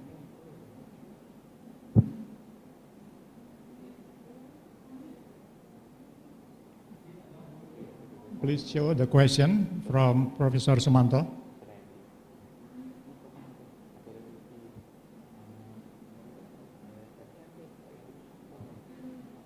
Okay, I couldn't read the question. Can you read for me? While waiting, let me. Oh yes, Prof. Sumanto, can you? Your microphone, your microphone need to be unmute. Prof. Sumanto, we cannot hear you.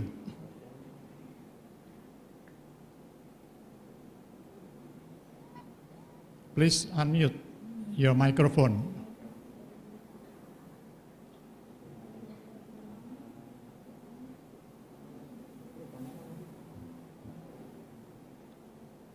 Prof. Sumanto.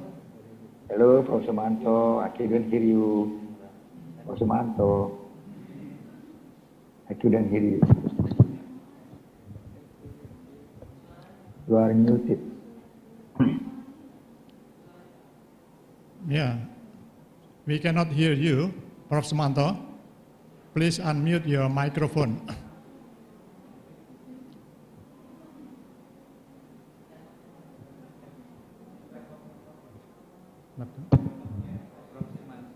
Yeah. Prof. Sumanto, I think there's problem with your laptop.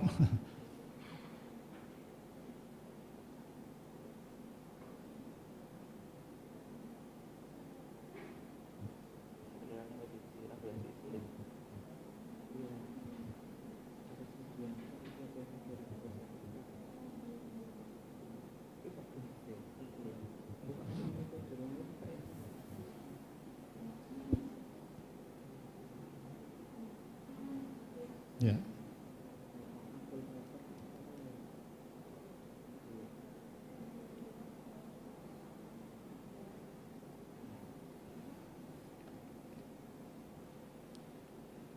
Yeah, Prof. Adang, while we are waiting to solve the problem, let me ask one question, very general question. Prof. Adang, what lesson can we get from the COVID-19 pandemic for health policy making? Specifically, what area needed to give priority to improve population health?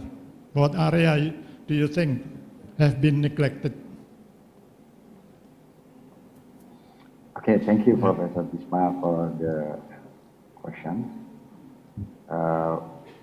As I explained in my presentation, the first thing that we have to deal is to approach the leader at any level, beginning from village level or maybe lower than Kepala Desa, village leader, from RT, from RW, suku, etc.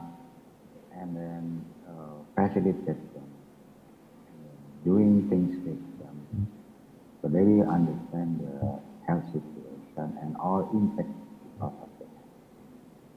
The things that we learned from the COVID is health is really a basic. Before the COVID pandemic, it's only us, the public health profession, understand that health is the best.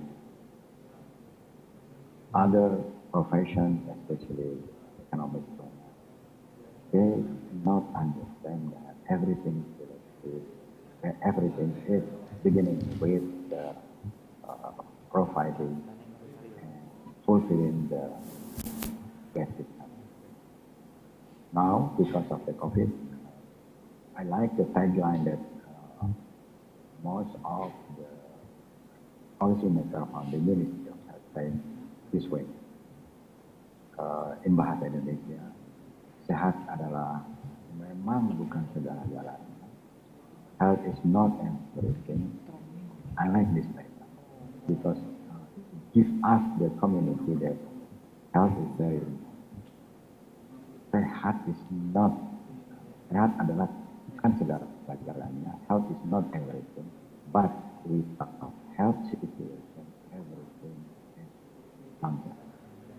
So then every time they talk this way, then everybody in any room, the bupati, the governor, and other sector, understand that we have to begin dealing with fulfilling the basic health needs of health. So that's the first answer of your question, Professor Bisma. Another thing is related to your question, neglected program. Yes, because of the pandemic, of the COVID-19 pandemic, actually we show that many programs are decreasing, utilization decreasing, acceptance decreasing, accessibility decreasing, the availability also decreasing. So then the first strategy that we have to develop in any level is to understand what kind of essential health services we have to establish and give to the community so they will have the good indicator of health situation. So that's Professor Bisma, the short answer of your very important question. Yeah, thank you.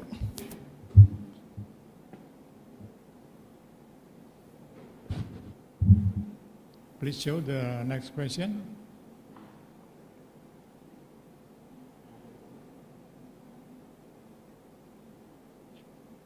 Yeah, the next question comes from Meta Tias Nugraini from Universitas 11 Maret.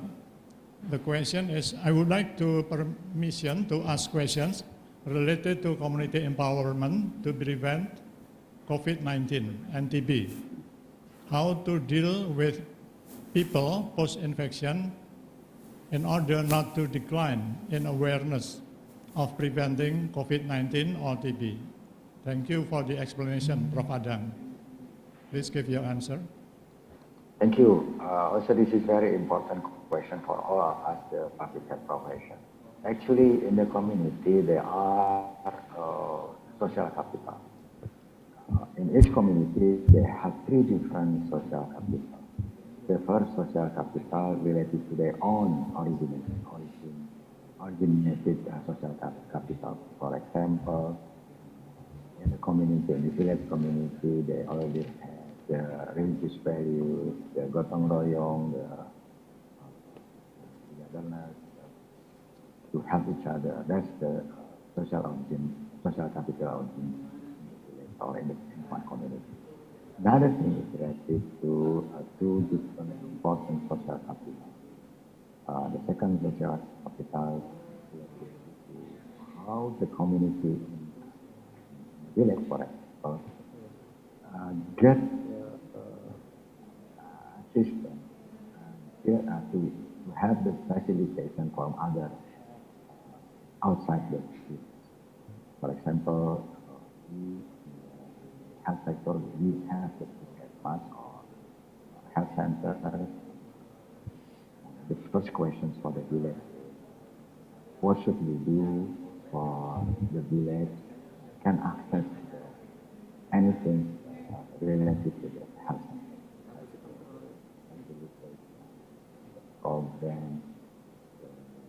programs that already happen.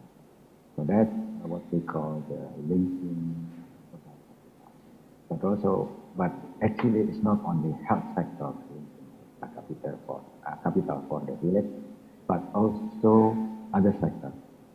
For example, Kementerian Social Ministry have a program related to family.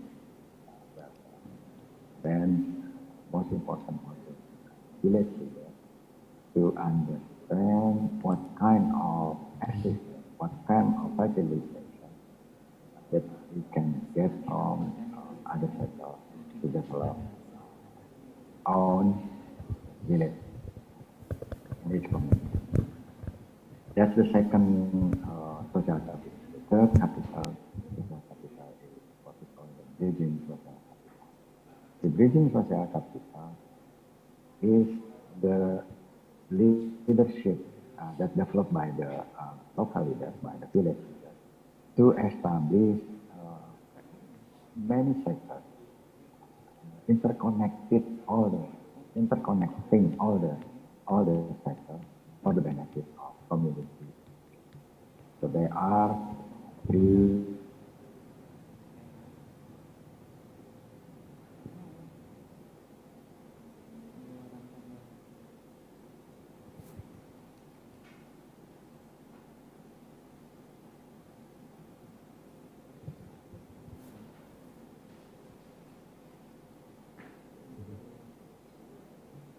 I think there's problem in the connection.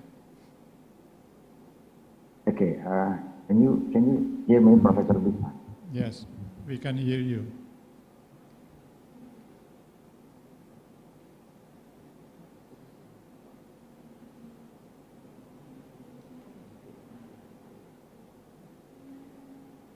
Yeah.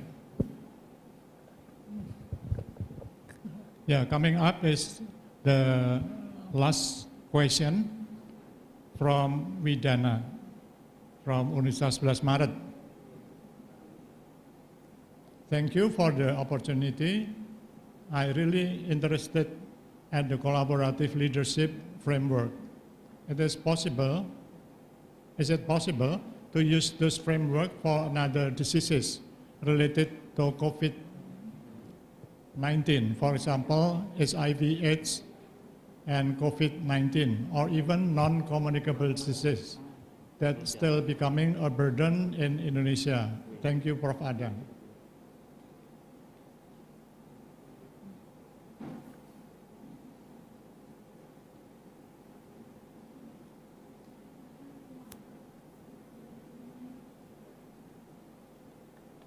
Prof. Adang, are you still connected to us?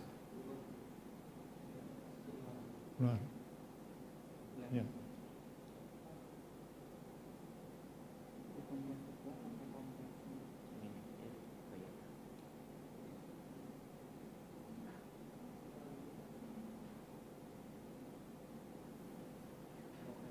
I think they have connection problem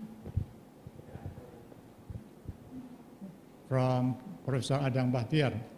So, ladies and gentlemen, that's the end of the second session. We still have plenty of time, but while we are waiting for the third session,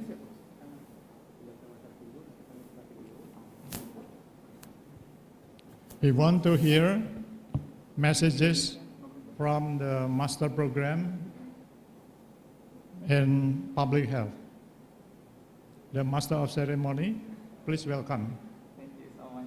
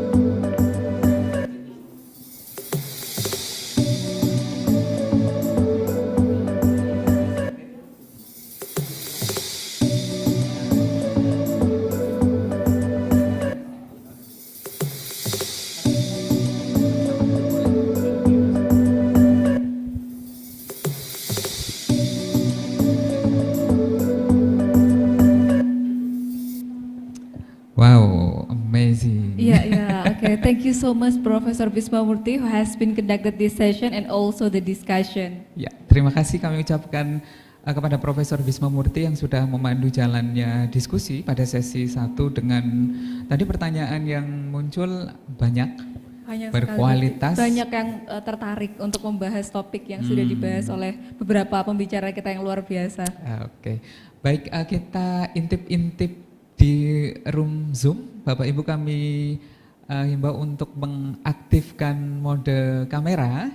Kita akan berfoto bersama seperti itu. Oke, ternyata dari tadi masih on kamera. Masih on semua, Sani. luar biasa semangatnya. Luar biasa, ini backgroundnya yellow, kayak jeruk ini ya, seger-seger semua. Baik, pengambilan gambar akan dipandu oleh operator sembari kami memperkenalkan panitia. Di sini ada Mbak Nindi yang akan take a picture begitu ya, mengambil gambar. Sebanyak 17 slide.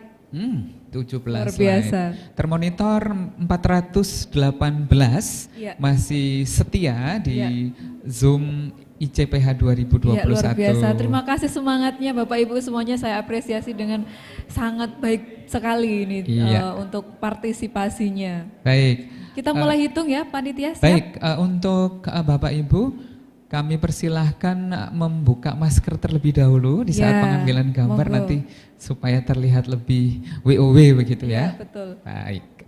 Sani bisa memandu untuk menghitung pengambilan gambar. Ya, siap. Mulai dari satu bisa dipersiapkan semuanya, dibuka videonya, siapkan senyum termanis dari Bapak Ibu semuanya. Baik. Panitia siap ya? Ya, saya hitung 1, 2, 3. Ya, untuk slide berikutnya yang kedua.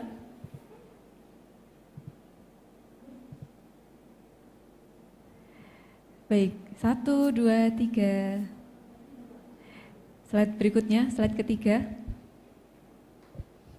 3 dari 17 slide. Okay. Mungkin Mas Haris bisa sambil menyapa satu persatu dari slide sini. Supaya fokus ambil gambar dulu ambil gambar begitu. Dulu. Oke, baik. Oke, 1, 2, 3. Ya, slide keempat. 1, 2, 3. Slide kelima. 1, 2, 3. Baik. Slide ke-6. 1, 2, 3. Oke, slide ke-7. 1, 2, 3. Ini nampaknya Mbak operator sudah langsung mengambil. Sudah sampai slide 10. Oke, kita ke slide 10 sekarang. Baiklah. Wah, ini 12 Mas Haris. Oke, 12. Baik. Luar biasa ya panitia ICPH 2021 ini, seperti dari awal ICPH hingga ICPH yang tahun 2021 ini memang fast respon, begitu cepat. Dan sudah slide ke-16. Sani silahkan dihitung. Ya, 1, 2, 3. Sudah clear semuanya? Oke, baik. Terima kasih atas bantuannya kepada seluruh panitia dan juga Bapak Ibu peserta. Baik, nampaknya pembicara sudah berada di room Zoom. Namun sebelumnya perkenanan kami untuk menyapa apresiasi terima kasih kepada yang kami hormati Dr. Haji Arta Budi Susila Duarsa, Magister Kesehatan. Beliau adalah Dekan Fakultas Kedokteran Universitas Islam Al-Azhar, Nusa Tenggara Barat, Lombok ya ini. Begitu ya. Beliau adalah Fakultas Kedokteran Unizar singkatannya. Ini merupakan co-host dari pelaksanaan konferensi yang ke-8 ini dan kita bisa memberi aplaus bersama 46 peserta yang sudah bergabung. Terima kasih. Biasa. Salam hormat kami untuk Dr. Arta Budi Susila dan siap bergabung di ICPH berikutnya. Baik, terima kasih Dr. Arta. Kesana bisa? Bisa. Ada lagi dari jurusan informasi rekam medis dan juga informasi kesehatan dari Poltekkes Kemenkes Semarang, Mas Haris. Luar biasa. Dari Poltekkes Terima kasih Semarang. Atas partisipasinya. Dan tentunya masih banyak co-host lainnya yang masih kita simpan dulu untuk nanti kita sampaikan salam kembali. Betul, begitu siap. Mbak Sani. Baik. Baik, kita lanjutkan Mas Aris. Baik, kita lanjutkan sesi berikutnya. Okay, ladies and gentlemen, now we have a brief. Now we will continue to the next discussion, and in this second symposium, we will deliver 4 topics and presented by Professor Bisma Murty and maybe Dr. Handung Prasetya. Oh, nampaknya yang akan bergabung Prof. Helen. Betul. Prof. Helen. Oh, oke, sekali. baik. Baik. Ya, Oke. betul. Yang akan bergabung adalah Prof. Helen dan akan langsung dipandu oleh Prof. Bisma Murty tanpa berlama-lama lagi karena Baik. Bapak Ibu ini sudah sangat siap untuk menyaksikan sesi selanjutnya. Baik, kami persilahkan untuk Profesor Bisma Murty kembali memandu jalannya diskusi berikutnya. sesi berikutnya. Ya, baik. Silakan Prof. Bisma Silahkan, Murty. Prof.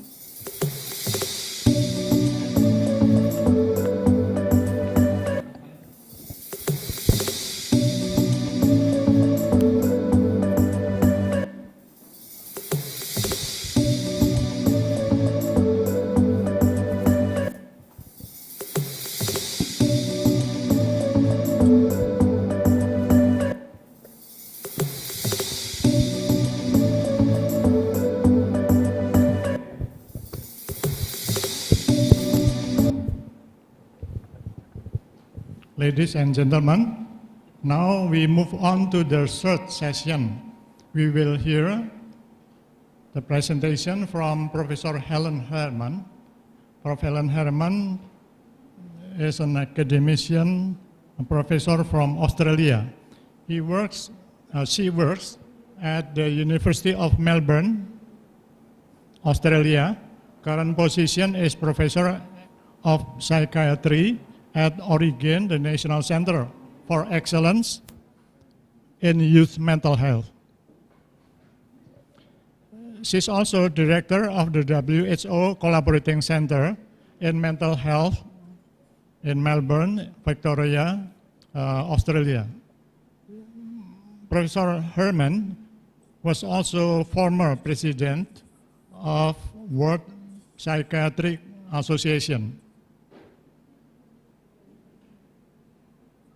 Her research interests include mental health promotion, community mental health care, and women's mental health. Let me check the attendance of Professor Herman. Professor Herman? Yeah. Yes, thank you. I'm here. Thank you for attending this meeting.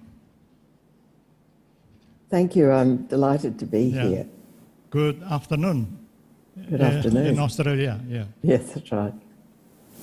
So you will have 1 hour presentation with additional 15 minutes discussion. Yeah. Because we start earlier, we will have plenty of time from 11 to 12. From 11 to 12 and 10 minutes. Your topic, as I mentioned before, is how to maintain mental health during COVID-19 pandemic. Are you ready for the presentation? I am. Thank you. Thank you so much for the kind introduction. I'm ready, and I'll share my screen when you're please ready take your as well. time. Good. Well, thank you very much, Professor Bisma Murty. It's a pleasure to be with you again, and I remember very well being with you in person. I think it was 4 years ago now, and I'm delighted to be returning. So I'll just share my screen because I now will be, as Professor Murty says, addressing the question of how to maintain mental health during the pandemic.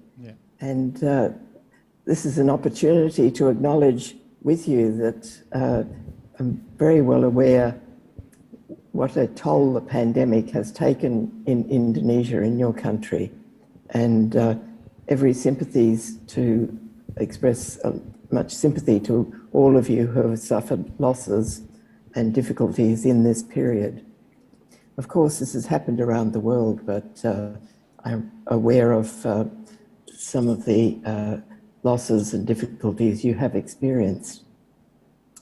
So, being here at the 8th International Conference on Public Health in Surakarta, or Solo, is a very special event.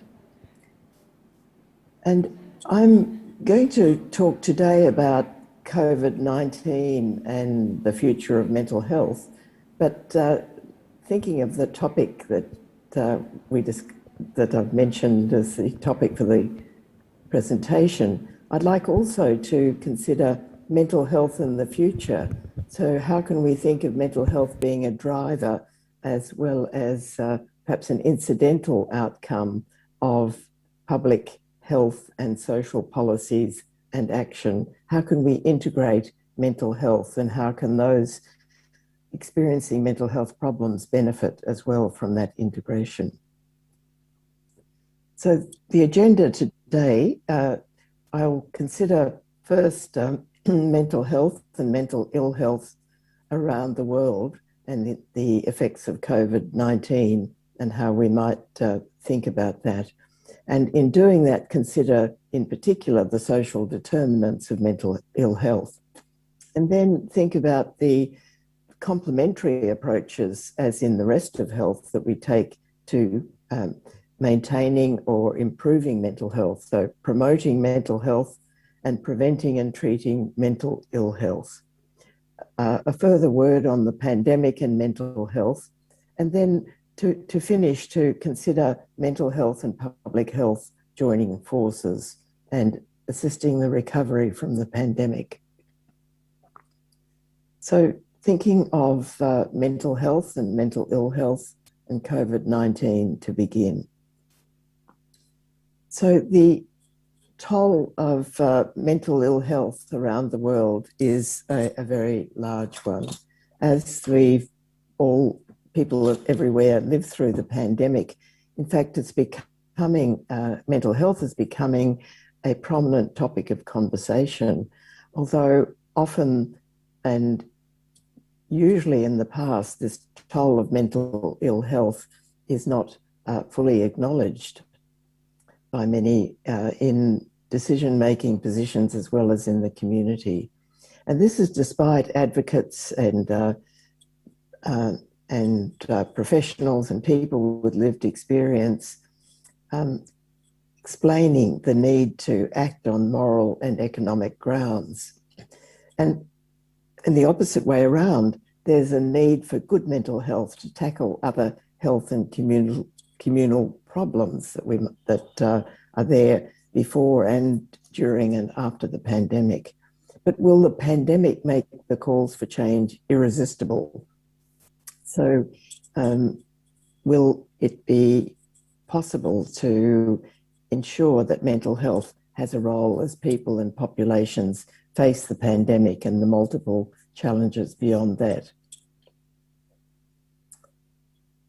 This has been receiving more attention, and the United Nations released a policy brief on mental health in May last year, and it calls for redress of the historic underinvestment in mental health to reduce the immense suffering of hundreds of millions of people and to the immense suffering and to mitigate the long-term social and economic consequences.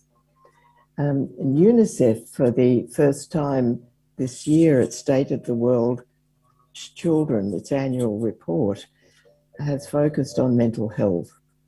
And a comment is that despite widespread demand for responses that promote, protect and care for children's mental health, investment remains negligible. So considering first mental health, it depends, people's views on mental health vary around the world, and they vary also whether they have lived with experience of mental ill health or they have family members that take on responsibilities for caring in someone with such problems. But the World Health Organization defines mental health as a state of well-being, and a state of well-being in which a person can cope with normal stresses and contribute to the community. And by analogy with physical health, it's more than the absence of disease, as well as inseparable from physical health. So we can improve and promote mental health apart from as well as preventing disease and treating it. So attributes of mental health, the core attributes are said to be universal, even though the expression, the cultural expression or the expression in different parts of the world can differ in significant ways. And at the core of good mental health is social connection. And in fact, it's at the heart of the pandemic is this disruption of connections between people, families, communities, through the social upheavals and economic difficulties with the pandemic, as well as the infection itself. Indigenous people around the world have a further set of views about mental health, where the connections with the land on which they live is often seen as part of social, emotional and spiritual well-being. And as said, disrupting these connections is a central feature of the pandemic. And these kind of connections form the foundation for a human rights-based community. So if we consider the global burden of mental ill health, this has a high burden of disability worldwide. In fact, now the highest burden of disability worldwide is major depressive disorder or depression, and alcohol use disorders is another important source of burden. And many other mental disorders contribute significantly to burden as well, including anxiety and dementia in old age. And the less common but severe conditions like the psychoses add significant burden. We now have a strong consensus that mental health in populations around the world has worsened during the pandemic. This would not be unexpected if we look at the experience following other emergencies or pandemics. Initially, populations are severely affected.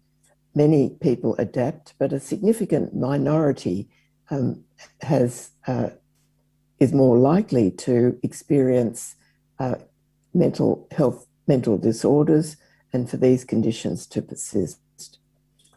So we recognised an increase in help seeking, an increase in mood and anxiety disorders, and there is an expected added impact on physical and mental morbidity because of the close association of mental and physical health and well-being, and also of mortality. The mortality from mental health conditions from related physical illnesses as well as from self-harm and suicide. And we know as well that there's now good evidence that those people living with severe mental and substance use disorders, including schizophrenia or alcohol use disorder, are at high risk not only of contracting COVID-19 infection, but also of having a severe course and of dying from it. The COVID-19 mental disorders collaborators, a group from the Global Burden of Disease Consortium, published the systematic review in The Lancet just this month and looked at the global burden of disability related to anxiety and depression. These are two of the most common mental disorders. And they estimated that in 2020, there were 50 million additional cases of major depression and 60 to 90 million additional cases of anxiety disorders. And this represents about 25% increase in the previous annual burdens in each case. And looking at the diagram on the left-hand side, we see the disability of life years along the horizontal axis, and on the vertical or y-axis is the age group with young people at the bottom. And the orange and mauve colours represent the additional burdens from anxiety and major depression, respectively. You can also see the characteristic shape of the burden of mental ill health by age group. This is where mental disorders differ from the other non-communicable disorders, that the onset is typically in young people and the major burden is experienced by people in youth and middle age, irrespective of the important and major burdens of dementia and depression and other conditions in old age as well. So, in fact, moving on to consider the epidemiology of mental disorders, the incidence in young people is higher than in other age groups. And 75% of people with lifetime psychiatric disorders are said to experience its onset by 24 years of age. And we should bear in mind that young women and men, those aged between 15 and 24 years, now constitute almost a quarter of the world's population. And I wonder what it is in Indonesia. It's probably at least that, but we could tell me that later. And most of these young people live in low and middle income countries. And this is important when we consider the determinants of mental ill health.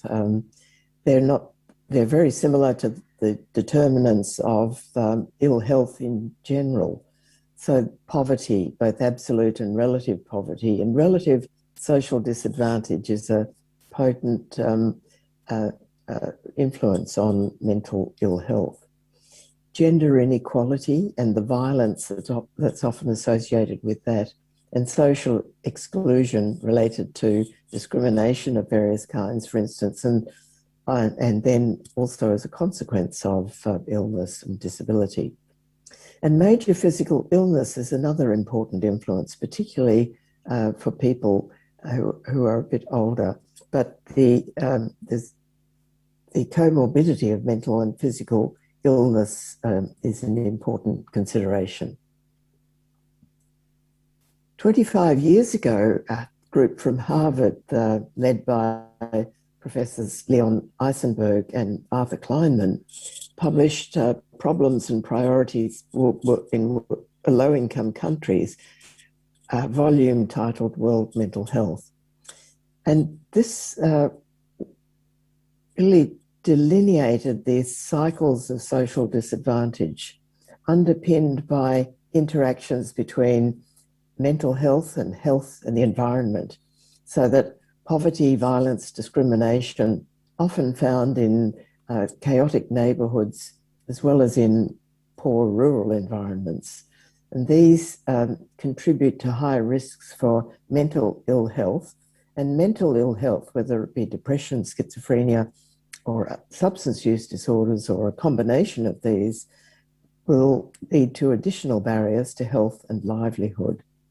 And the more modern concept of syndemics, in fact, you can see the relationship with that. Now, the sorts of conditions that were referred to 25 years ago have not become any less. In fact, probably we know that slums and informal settlements in major cities around the world have increased in size, and there are millions of people on the move, whether as refugees, asylum seekers, or internal migrants in countries. And as UNICEF points out, a child on the move is a child in danger, and we can extend that to other age groups as well.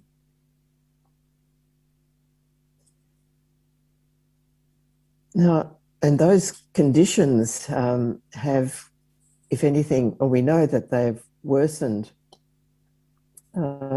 during the pandemic. Social inequities have grown, and people are facing widespread economic difficulties, particularly those already disadvantaged or those living with ill health. If we turn to mental ill health, there are effective treatments available, but they're not widely accessible. They're not accessible to many groups in high-income countries and to very few people in middle and low-income settings. We could say the same of health in general, but for mental ill health, the accessibility is much less than for other general health services. And this is particularly marked in the sort of impoverished and emergency settings we're just looking at. And efforts to respond to the treatment gap in scarce resource settings, and this can be up to 90%, less than 1 in 10, fewer than 1 in 10 people in many countries receive any form of treatment for depression, anxiety, schizophrenia, or other conditions. There's been a very determined effort to respond to this, to introduce task sharing with local health workers and local communities, and to increase the effort to engage, to include mental health in primary health care services and in collaborative care. And the current WHO initiative on universal health care is aiming to include mental health in its activities. However, even that is not sufficient to deal with the difficulties and the extent of mental ill health in the globally or in any country. The Disease Control Priorities edition related to mental, neurological and substance use disorders, published a few years ago in 2016, identified best practices to reduce the burden of mental ill health at on three platforms at 3 levels. First, at the population level, it noted the importance of restricting access to means of suicide, and notable here is the availability of pesticides, which is a potent source of death from suicide in many parts of the world. And reducing the availability of alcohol, as well as the demand for it, is an important focus of community development efforts as well as policy making in countries, and will reduce burden significantly. At the community level, the capacity of life skills training to improve the social and emotional competencies of young women and men, mental health, preventing depression and other mental disorders. And at the healthcare level, the supporting people in self-help, whether that be through digital platforms or through local contacts, as well as the integration of mental health in primary care and in community outreach, as mentioned. So we do have effective interventions for mental ill health. The time to deliver the WHO High-Level Commission on Non-Communicable Diseases and Mental Health was published in 2018, and this documents synergies in the prevention and treatment and care for mental and physical ill health. So these synergies are evidence-based. There's clear evidence that not only is there high comorbidity between, for instance, depression, schizophrenia, other mental disorders, and heart disease, but also that there is a great deal that can be done to prevent, treat, and care for these conditions synergistically. It's also important to intervene in childhood and youth. because this is the period of life that accounts for most of the global burden of the disorders that account for most of the global burden of mental ill health have their onset. And a third consideration is an increasing awareness that it's important to consider trauma and the associated mental health problems. That's whether it's trauma from family life violence or maltreatment in the family, or violence on the streets or in conflicts.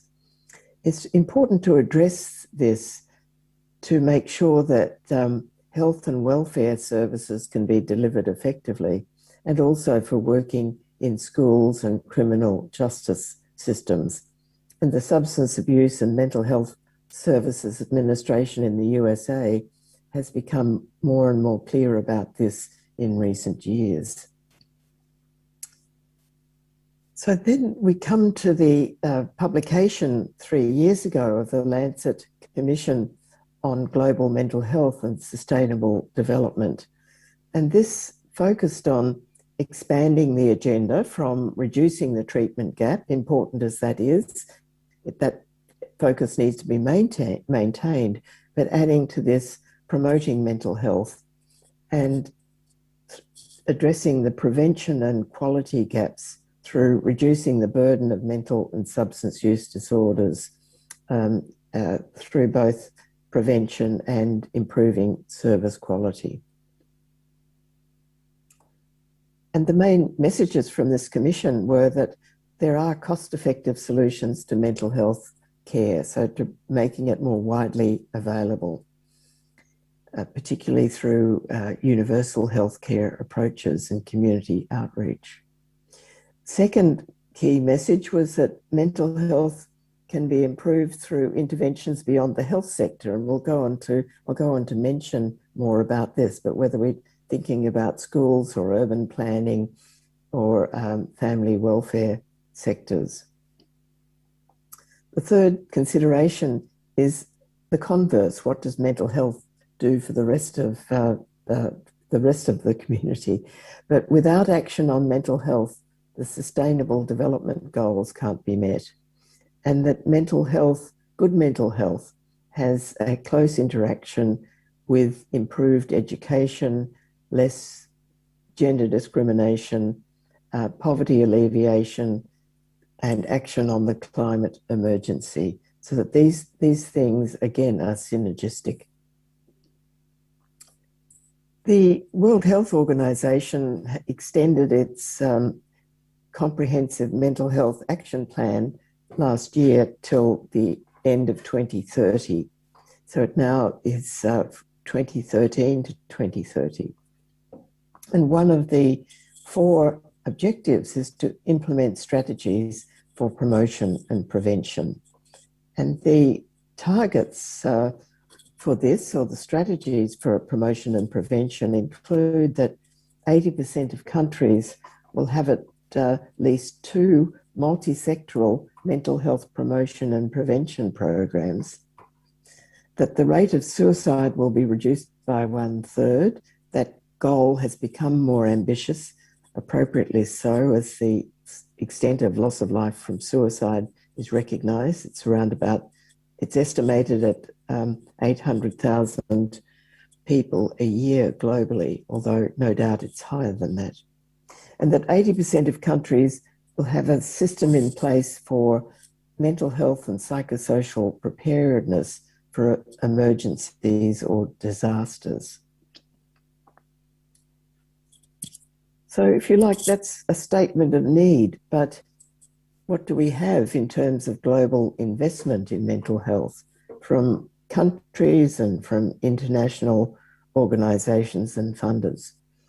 Well, the latest estimates are that coming from the World Health Organization in 2021 is that by their own statements, governments are investing no more than, on average, than 2% of their budgets for health in mental health, and that 1% of global development assistance for health is devoted to mental health. And a further estimate recently released is that of the pool of global health research funding from government, non-government sources around the world, only 4% are devoted to mental health, and that very little of this is spent in low and middle income countries or spent on the evaluation of public health interventions. So to consider now promoting mental health, preventing and treating mental ill health, this public health spectrum of actions that is needed now to reduce the burden of mental ill health, particularly during the pandemic when the determinants of mental ill health have been strengthened. I'd like to turn to just look a little further at the Lancet Commission I mentioned a moment ago, released 3 years ago. And this announced 3 key principles for reframing mental health. And the first one is using a staged approach to understanding and responding to mental health problems. And this is comparing with the binary approach that is more or less artificially introduced by current classifications. Does someone have depression or not have depression? Or is someone suffering from an anxiety disorder or not? I'm going to show you a diagram. I don't want you to read in detail, but coming from this commission to illustrate in broad terms the concept of staging of mental disorders, which is analogous to staging in cancer or in other physical health conditions. That everybody has moments or periods when they have difficulty sleeping, they feel worried, they don't have energy, they may feel sad and not motivated to do the things they usually like to do. And these kind of symptoms and difficulties can become more severe and more and less transient. And as they do, the person may come to attention, either to their family's attention or to a health service. And further development of the condition can lead to more specific recognition of more specific mental syndromes, whether they be depression, psychosis, or anxiety syndromes. The point of showing you that is to show the gradation, but also the opportunities for intervention. And we can consider early intervention, including before a syndrome has developed. The second key principle is understanding that nature and nurture interact, as they do in all health conditions, but social and biological determinants of mental health problems interact across the life course. And the second and last of these more complicated diagrams is really to illustrate in broad terms that the red line at the bottom is the trajectory from birth on the left to later life on the right hand side of the diagram, where early life experiences, whether of unwanted pregnancy or inadequate child spacing, or in the perinatal and postnatal period, inadequate care, moving right through to adverse influences at school and in families, bullying at school, risk-taking behaviours later in life. And the converse of these, healthy parenting, life skills training at school, and supportive peer relationships, these can move a person's life experience through to the healthy, mentally healthy. And this depends a lot on the enabling environments or the difficult environments in each case in which the person might be living. So we can do things at community level and national level to improve the conditions of life, and at the community and family levels, and also sometimes at the school level, at the individual level rather, to improve mental health and prevent and treat the conditions. And the third fundamental principle is that mental health is a human right for all people, especially those whose mental health is at risk or impaired. And we've considered that with the people on the move in particular, as well as those living in the slums. Now, just to come back to the principles of how these complementary actions to improve mental health can be considered, there is a well-known publication in 1994 from the United States, National Academies of Medicine, where the reducing risks for mental disorders was considered in prevention terms of universal selected and indicated prevention, and seen in this half circle to sit alongside treatment and recovery. There's been an update of that diagram from the National Academy of Medicine in the US in a publication on fostering healthy mental, emotional, and behavioural development in children and youth, although this applies across the lifespan, much the same. So health promotion is seen as fundamental to whether promotion, prevention, treatment, or maintenance is considered for mental health strengthening or mental ill health. And the complementarity of promotion, prevention, treatment, and maintenance is emphasised as well. And what we have for mental ill health is the complex neurobiological processes that interact with the physical and social environment from before conception through adolescence and across generations. And one more diagram that I show you, just because I think it's very nicely illustrative, although you don't need to read all of those details.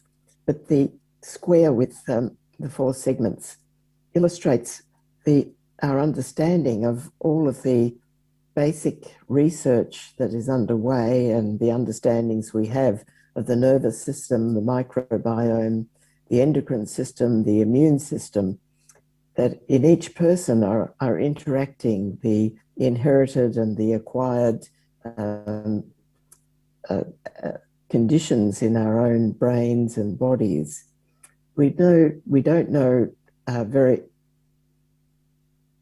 we can't tell you at this stage what are the causes of schizophrenia or depression from this work, just as we really can't tell you all that much about the causes or conditions of many cancers or even heart disease.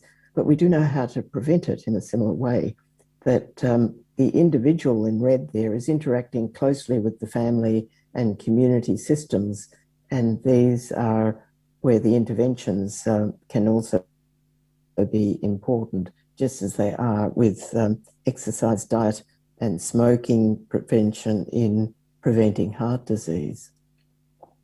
I'd like to use preventing depression for a moment to illustrate some of these concepts, so that there is a forthcoming Lancet World Psychiatric Association Commission on Depression. And this is part of a report will be devoted to preventing depression, where we need whole of society strategies to reduce these early life adversities and the adversities across the life course, whether that be related to poverty, poor education, difficulties in employment, and so forth. But interventions are also needed in settings like in neighbourhoods, in schools, and at the individual and family level that focus on life habits and the risk factors for depression, such as difficulties in relationships and the experience of violence. And more efficient prevention of depression overall will have powerful impacts on the sustainable development goals for a country, as well as on a person's general health and the health and well-being of families. And the interventions can be universal and entire population rather than the specific groups. So the poverty alleviation, for example, can be selective, individuals or groups at higher than average risk. So people who've been bereaved, people who've experienced violence, or those who may have a family history, for example, of a mental disorder. And indicated preventions where those who've started to experience some sub-syndromal levels or sub-threshold levels of depression, if you think back to that staging diagram. And all of this is considered within the multi-level ecological framework that in each community can be adapted with local people and communities. And just to show this to you, that the individual and the settings and the societies are the different ecological levels. So that at the top of the whole of society interventions addressing the structural determinants of health, such as gender equity and poverty. In the settings of families, schools, workplaces, neighbourhoods, and health and social services, there may be specific interventions for vulnerable groups, and interventions for individuals and families across the life cycle might be psychological or psychosocial for those with risk factors or sub-threshold symptoms. And those interventions closer to the person for the prevention include these adapted versions of psychological treatments for depression, and they can be delivered in those different settings and population groups. There have been meta-analytic studies of the effects of these interventions, and that there are many meaningful effects, even though they are relatively small. But the cost effectiveness is there, but it is not necessarily just the health service that saves the costs. The costs are spread across education and other sectors of the community and over a longer period. So tackling these structural determinants seems it's a difficult concept for those of us working in health professions. How can we engage in poverty alleviation or improve gender equity?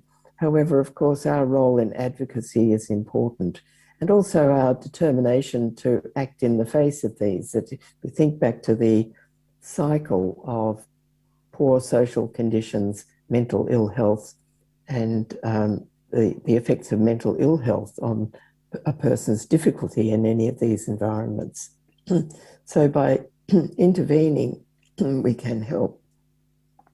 But advocacy for a scheme such as Malawi's social cash transfer program can pay off. This gave payments to very poor people, aiming to reduce poverty and hunger and improve school attendance. And in its scaled up version, reaching hundreds of thousands of households, it was seen that depressive symptoms in young women and men were reduced by 15%. And this was seen to be largely through improved or mediated by improved social connections. So just to think of the pandemic and mental health in a more or less summary way, that the pandemic has highlighted the relevance of the social determinants for mental and physical health, ill health, and conversely, the importance of mental health for health and social development, and that the increases in social inequities and adversities during the pandemic have created a vicious cycle of higher infection and mortality rates for those already living with mental ill health, and people in socially and economically deprived populations increasing their likelihood of mental ill health as well. And I've mentioned the concept of syndemics with the interaction of social, community and individual at disadvantages. And the pandemic has had enormous social repercussions in terms of the required confinement and coercion. That's a topic I'm sure you're addressing in lots of other ways as well. But this enforced isolation, the loss of work, income and education, the infodemics with deluges of information, including false or misleading information, including about the value of treatments for COVID or of vaccines, all of which increases confusion, fear and worry and poor mental health. So to deal with this, to consider what we might do as mental health and public health professionals to help maintain mental health during the pandemic, I think the first thing we can consider is joining forces, finding common ground. And this is indeed a movement that's been happening. Although these two fields of mental health and public health remained alienated through most of the last century, they've been coming more and more together as the time to deliver document the WHO Action Plan, the Lancet Commission on Mental Health. These illustrate the coming together, and this movement has been accelerated by the pandemic. So as practitioners, as well as researchers and policymakers, it's important to work together and to make sure that mental health is just as much a part of public health as heart disease is or cancer is.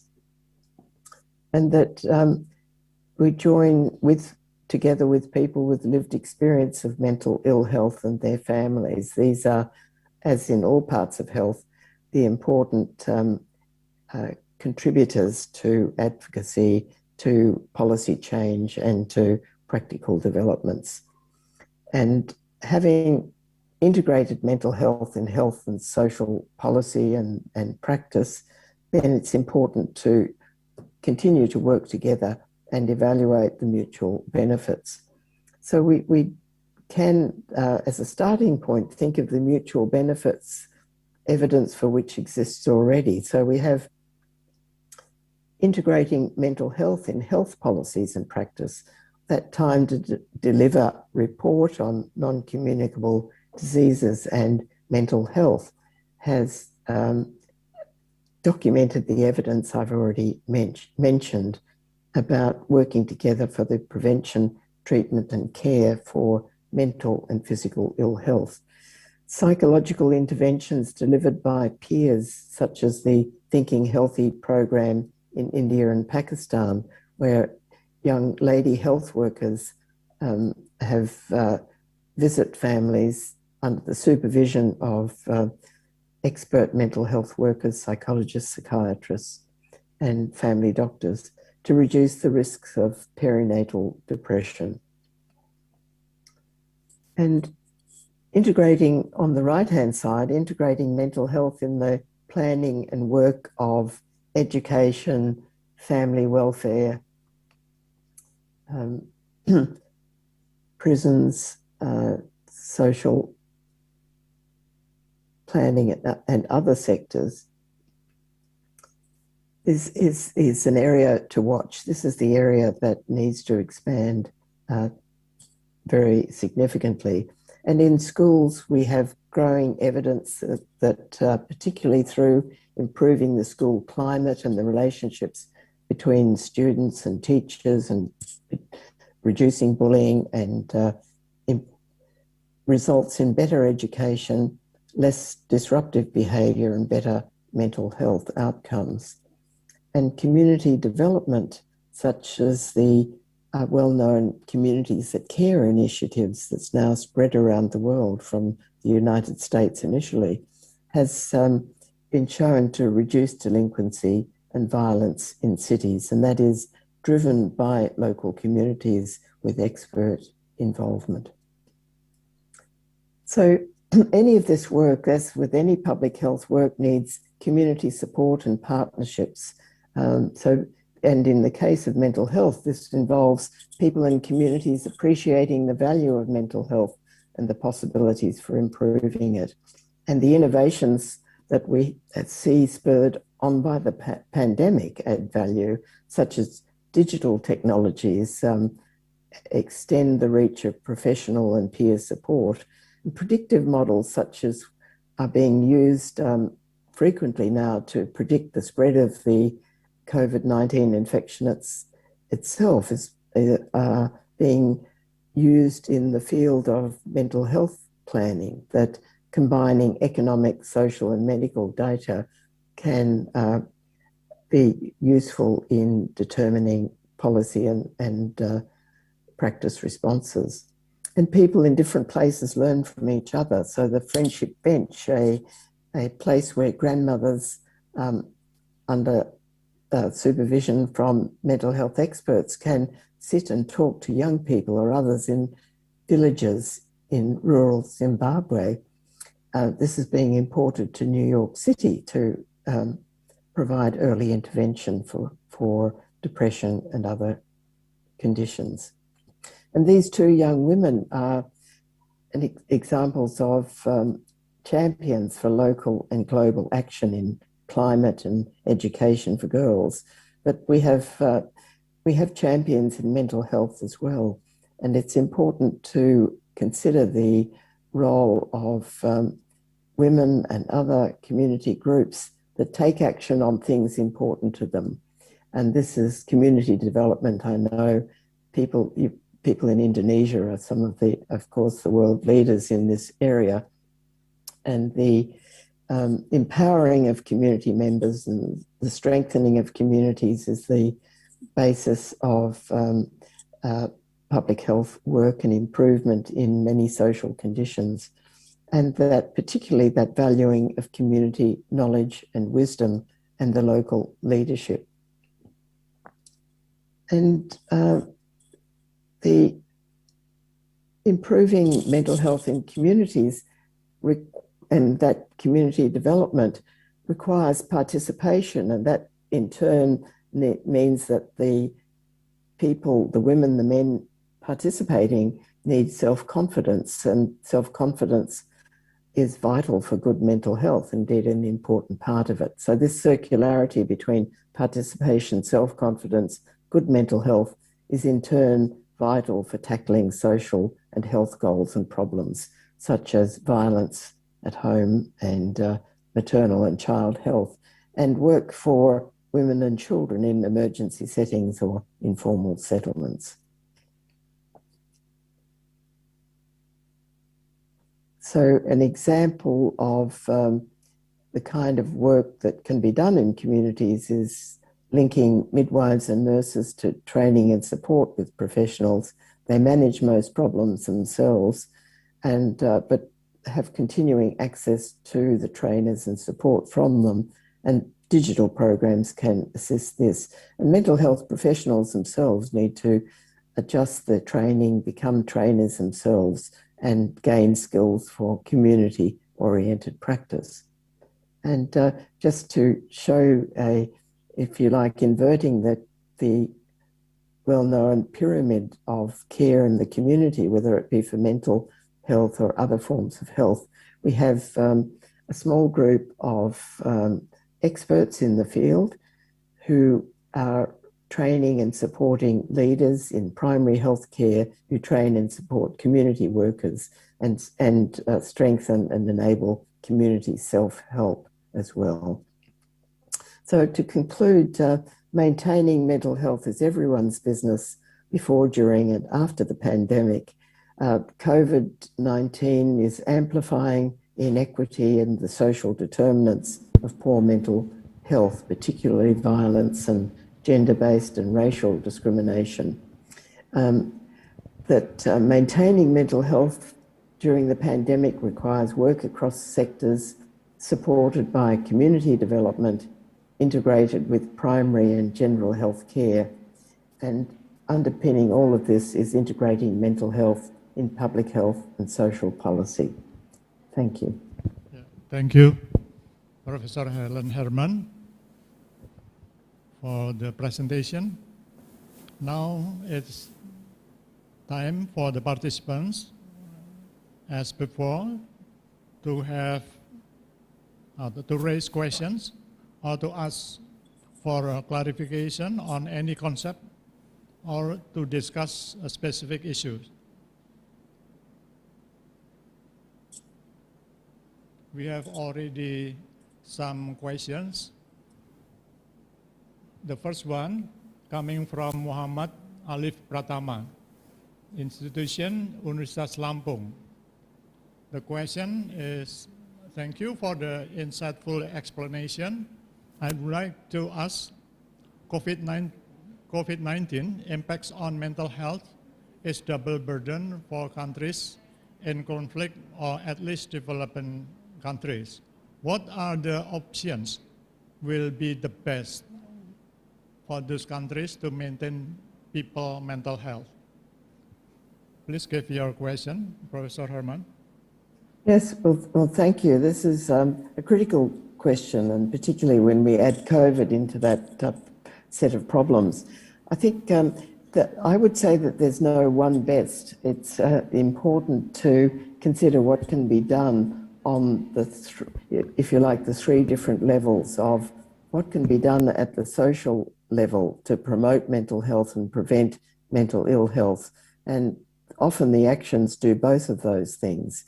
So if we think about what could be done, for instance, to alleviate poverty, and that cash transfer is one example that has been used in Africa and also in Asia in various places.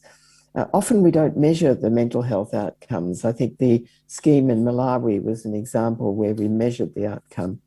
I think the problems of mental ill health across the life course, we need to strengthen the ability of families to care for family members.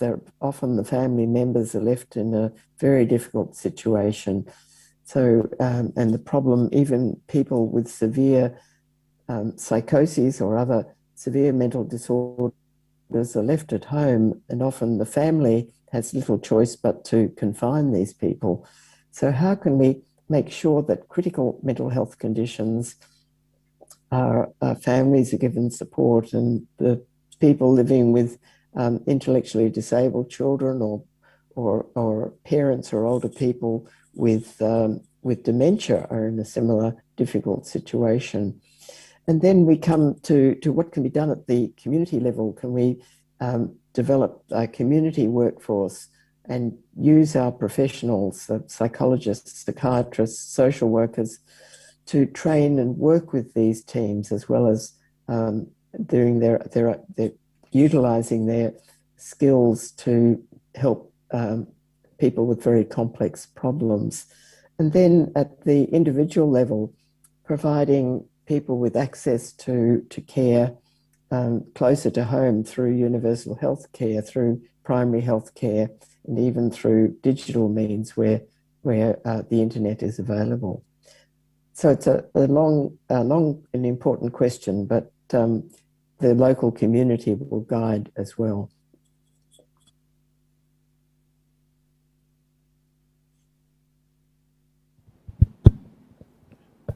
Yeah, thank you. The next question is from Israfil from the Faculty of Nursing, Universitas Erlangga. Thank you for Professor Helen and your experience in Australia. How to deal with and prevent mental health problems for health workers, such as nurses, doctors, public health workers, etc., during a pandemic. Because mental health problems are not only experienced by the community, but also by health workers who provide health services. Thank you. Please. Yes, thank you very much for raising this, and also the role of nurses and midwives in the important problem of perinatal depression is a critical one. And it's the nursing workforce, as well as the doctors and the other professionals who are bearing the brunt, who are suffering with this pandemic. workforce shortages are present around the world and more critical in a number of countries, particularly when when people become sick or need to quarantine, then even more strain is placed on those people. I think, first of all, there's recognition, but that only goes so far. And I think how to relieve the problem acutely is very difficult to know. But in the longer term, it's important that we make sure that the training is provided locally for different categories of health workers, for nurses and doctors and social workers and others, that they are able to work with other cadres of community workers, maybe who are less highly qualified, but can be very competent and very efficient in assisting with mental ill health as well as other health problems, and making sure that the positions are adequately remunerated, that we have good conditions of work, and making sure that the kind of prejudice and difficulties that health workers are currently facing are also relieved through public campaigns. So I wish we knew the answers better than that. Yeah, thank you, Prof. Helen. Next questions, please show the next question, third question.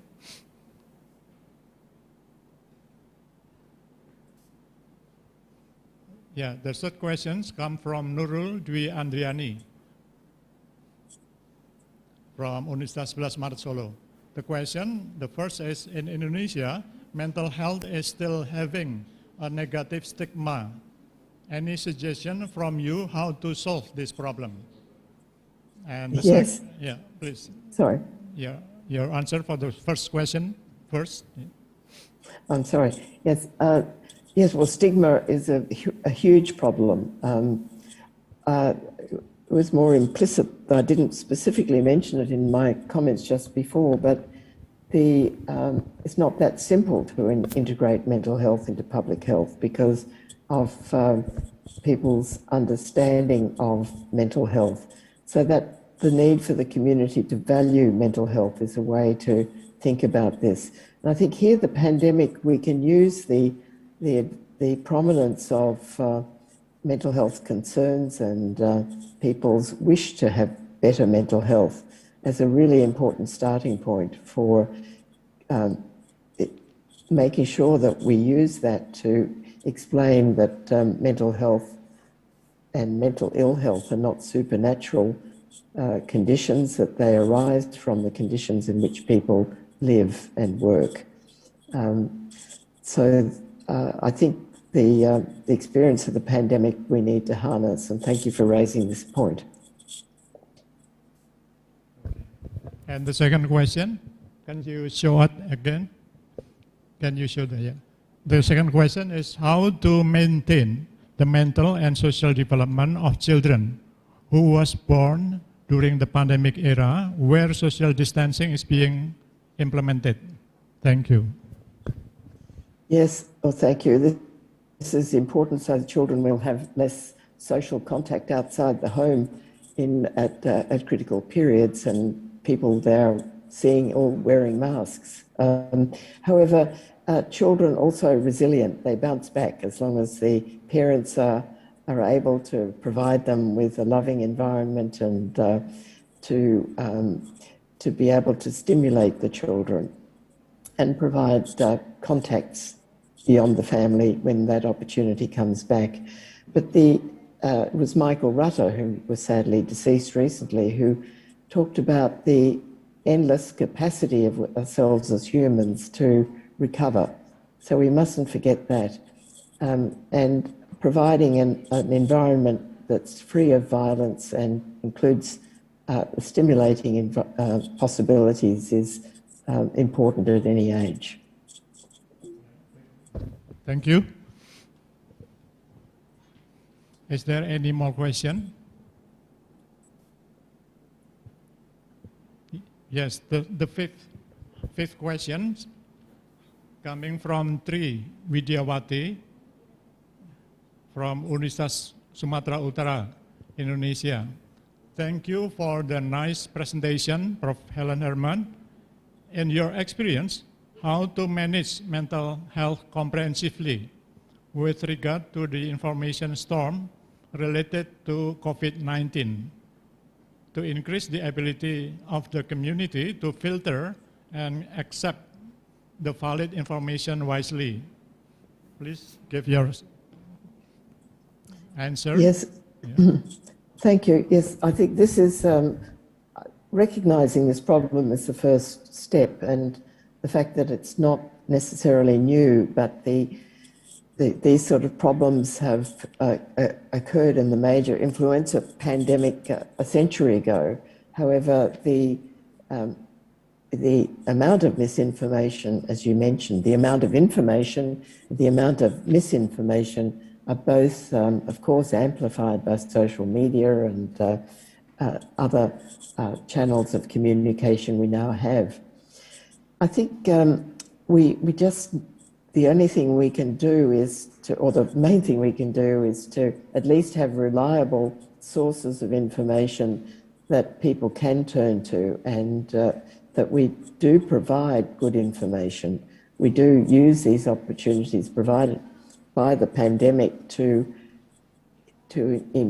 impress on people the value of mental health, that it's not just a passive matter, that that mental health can be relied upon. It's a bit like physical health, that we need to, not everybody is an Olympic athlete, but people can aspire to being physically fit, the same way with mental health.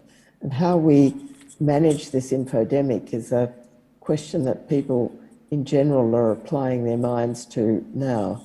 But I think the fact that we recognise its importance is the thing for us here at the moment. Yeah, that was the fifth question. Is there any more question? You have a lot of questions. I'm very This glad time to see coming that. from Victoria. Coming from Victoria, the name of a person, not the name of the place in Australia. Victoria. Thank you for your interesting presentation. Mental health is not a concern for the low-middle socioeconomic communities. On the other hand, the economic problems of them will be the important cause of the emergence of mental health. Is there any input to promote mental health issues for low and middle income communities? Please give your answer. Yeah, well, I think much of the comment I was making was related to low and middle income countries, that there has been a myth that good mental health is a luxury for the rich. But in fact, it's we can reframe that and say that without good mental health, we are not going to reverse these vicious cycles of poor economy, poor mental health, and further difficulties economically. So social and economic difficulties have an interaction with mental health, so that better mental health will improve, is associated with better social and economic conditions. And I think our premise is that they can interact both ways, so that good mental health assists in the achievement of the Sustainable Development Goals. And without good mental health, it's going to be very hard for communities and people to act on the climate emergency or to improve their economic situation. But on the other hand, providing cash transfers or improving the economy in the country so that people have jobs and good education will improve mental health. Yeah, thank you. We still have 5 minutes, and 5 minutes, this will be allocated to 2 questions. 1 question from the participants and another question from myself. From the participant, please show the question.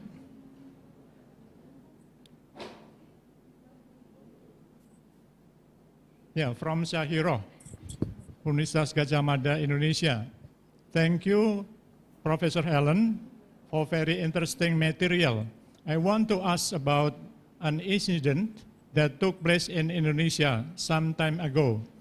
There was an incident of parents making their children a victim. It was suspected that the person had a mental disorder due to the pressure of conditions during the pandemic. What should the local community do to help with this condition? Please give your answer, please. Yes, well, thank you for the question. I think the first, I like the framing of the question of what can people do to strengthen the community's response.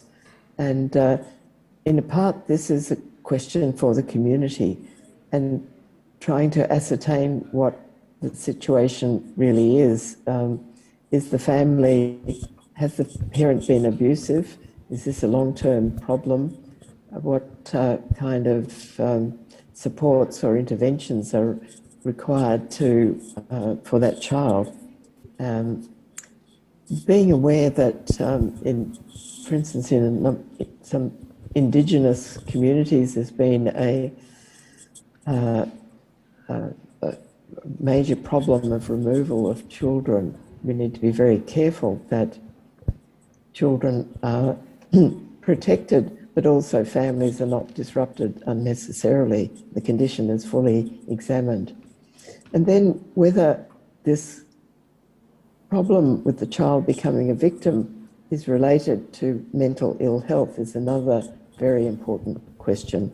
Many people living with mental ill health can be wonderful parents. On the other hand, when they are experiencing difficulties that impair their parenting, their capacities, then it needs to be picked up by the rest of that family or by the community in some other way. So I think the next thing would be for the community to see what's needed, whether there needs to be any intervention from outside the family or whether the family can manage this.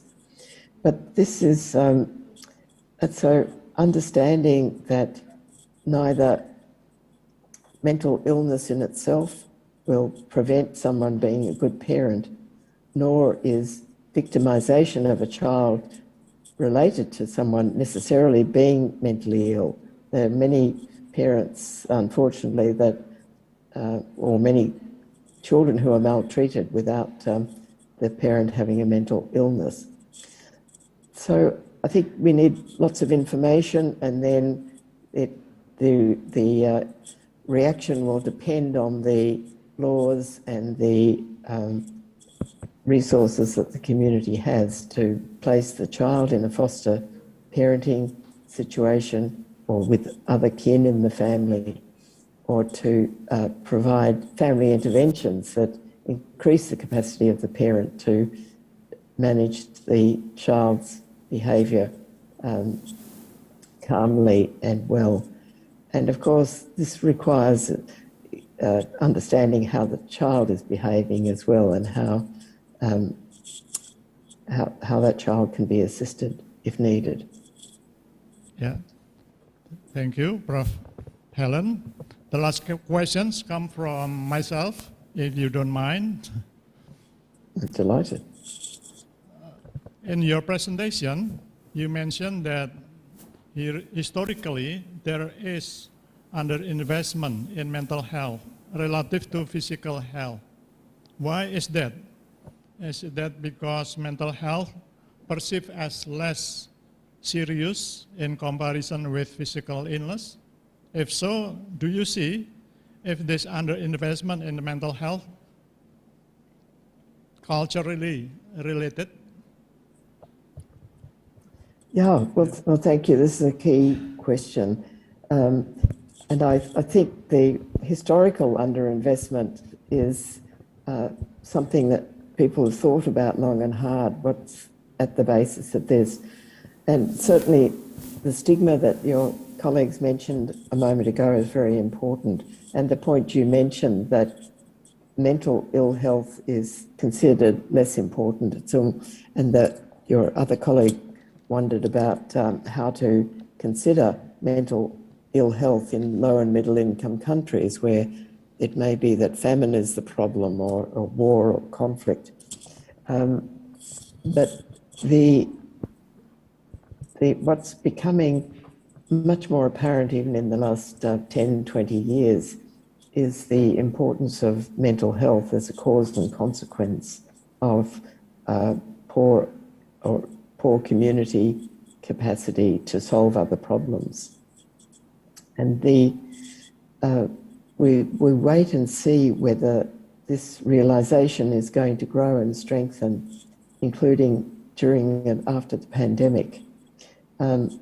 People have been waiting, in the mental health field, have been waiting for this to happen for a long time now. And that, for instance, that UN policy brief I mentioned, and now the UNICEF coming on board with the state of the world's children and recognising how important mental health is to the physical health and development as well of children worldwide. And the fact that mental health, good mental health and poor mental health are not inevitable, they're not inborn conditions of each person, but they relate as closely to the environment as does physical health. I think it's a gradual development of these understandings that will underpin a revolution. But it's also, I think, it's important that, as you're showing us here, this very kind invitation to talk about mental health at the International Conference on Public Health in Solo is an example of how we bring the fields together to the benefit of mental health and the rest of health. Okay. Okay. Finally, I would like to extend my appreciation to your attendance at this conference, Professor Helen Herman.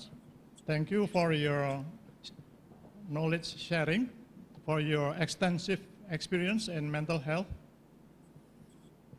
I hope in future you will have another opportunity to come again in Solo in person rather than virtually in person. Yes. for the second time. Well, thank you very much, Professor Bishna-Murphy. It's been, I would certainly look forward to that opportunity, but it's been a real pleasure to join you this way as well and to have the stimulating discussion with you and your colleagues. Yeah. So I thank you again for the invitation. Yeah, thank you. For that, let us give big applause to Professor Helen Herman. Thank you, everyone. Thank you. See you again in future. Thank you. Bye.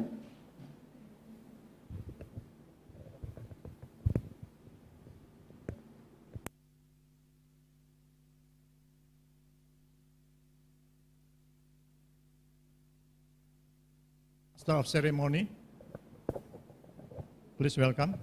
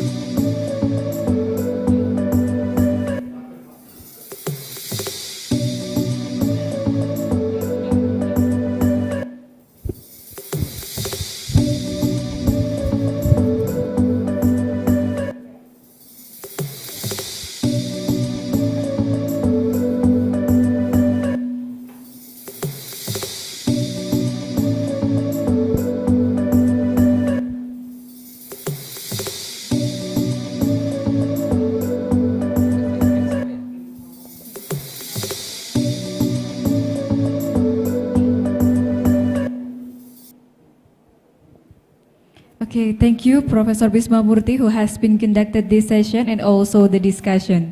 Ya, terima kasih kami ucapkan kepada Profesor Bismamurti yang telah memandu jalannya sesi diskusi lanjutan tadi, di mana diskusinya sangat seru begitu ya Mbak Sania, banyak yang bertanya dan tadi sekaligus akan berencana untuk datang ke Indonesia. Ya. Narasumbernya seperti itu. Mbak Sani, lalu setelah ini kita ada agenda apa? Break, Mas Haris ya. Ya.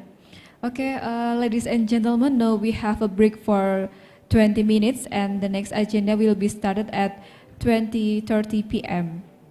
Ya, kita akan melaksanakan break atau isoma. Bagi yang beragama Muslim, kami mengucapkan selamat menunaikan ibadah sholat zuhur, di mana nanti break akan berlangsung lebih kurang 20 menit, begitu, sekitar nanti jam 12:36 waktu Indonesia Barat dapat kembali bergabung bersama kami di saat break.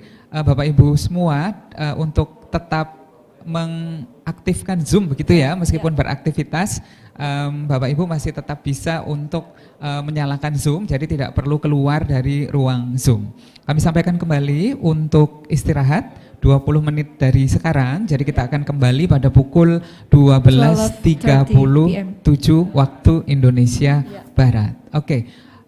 Setelah break nanti kita akan kembali lanjutkan untuk diskusi sesi kedua ya. Sesi kedua, di mana nanti akan ada berapa pembicara ya? 4 topics. Oh, 4 topik dan masih kita rahasiakan siapa ya? Baik. Oke, Bapak Ibu, kami mengucapkan selamat isoma untuk Anda semua. Jangan lupa nanti kita akan kembali bergabung pada pukul 12:37 waktu Indonesia Barat. Kami mengingatkan kembali bahwa pukul 12:37 kita akan kembali bergabung untuk memulai jalannya acara. Terima kasih, selamat menunaikan ibadah sholat zuhur bagi yang melaksanakan. Selamat makan siang, sehat dan bahagia selalu. Ya.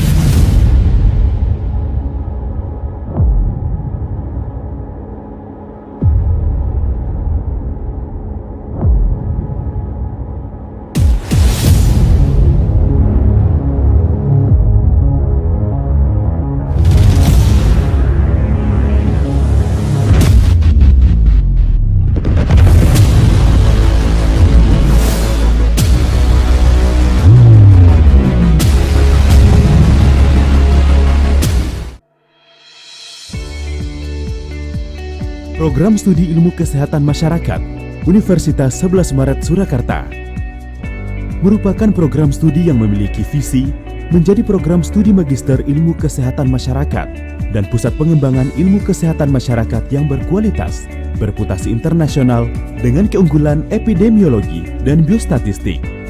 Dalam menyelenggarakan pendidikan di bidang kesehatan masyarakat yang berkualitas, unggul dalam bidang epidemiologi dan biostatistik, serta bereputasi internasional, program studi ilmu kesehatan masyarakat Universitas 11 Maret Surakarta telah meraih akreditasi A pada bulan April 2020 dengan nomor SK 0173-LAM-PTKS-MAG-MAG-Romawi 4-2020. Kami mengadakan International Conference on Public Health yang sudah tidak diragukan lagi kualitas dan eksistensinya, yang diadakan setiap tahunnya dengan mengundang narasumber minimal dari 5 benua yang ada di dunia, dengan peserta dari berbagai negara dan penjuru Indonesia. Selain itu, kami juga rutin mengadakan workshop dan seminar nasional maupun internasional setiap bulannya bersama para peserta dari seluruh penjuru Indonesia. Di bidang publikasi, kami memiliki 5 jurnal kesehatan yang sudah bereputasi dan terindeks nasional serta internasional, yaitu Journal of Maternal and Child Health, Journal of Epidemiology and Public Health, Journal of Health Promotion and Behavior, Journal of Health Policy and Management, Indonesian Journal of Medicine. Selamat mengikuti kegiatan. Jangan lupa like dan subscribe YouTube channel kami agar tidak ketinggalan informasi kegiatan ilmiah di program studi Magister Ilmu Kesehatan Masyarakat Universitas 11 Maret Surakarta selanjutnya.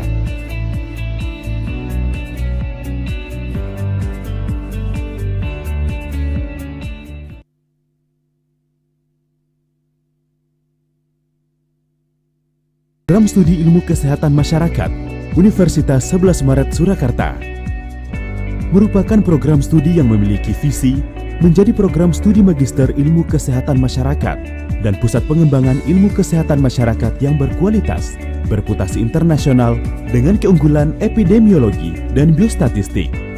Dalam menyelenggarakan pendidikan di bidang kesehatan masyarakat yang berkualitas, unggul dalam bidang epidemiologi dan biostatistik, serta bereputasi internasional, program studi ilmu kesehatan masyarakat Universitas 11 Maret Surakarta telah meraih akreditasi A pada bulan April 2020 dengan nomor SK 0173-LAM-PTKS-AKR-MAG-Romawi 4-2020.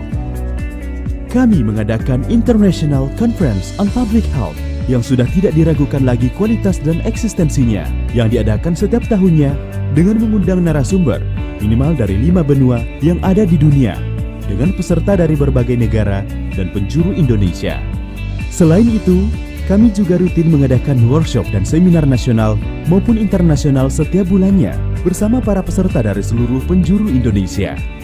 Di bidang publikasi, kami memiliki 5 jurnal kesehatan yang sudah bereputasi dan terindeks nasional serta internasional, yaitu Journal of Maternal and Child Health, Journal of Epidemiology and Public Health, Journal of Health Promotion and Behavior, Journal of Health Policy and Management, Indonesian Journal of Medicine. Selamat mengikuti kegiatan. Jangan lupa like dan subscribe YouTube channel kami agar tidak ketinggalan informasi kegiatan ilmiah di program studi Magister Ilmu Kesehatan Masyarakat Universitas 11 Maret Surakarta selanjutnya.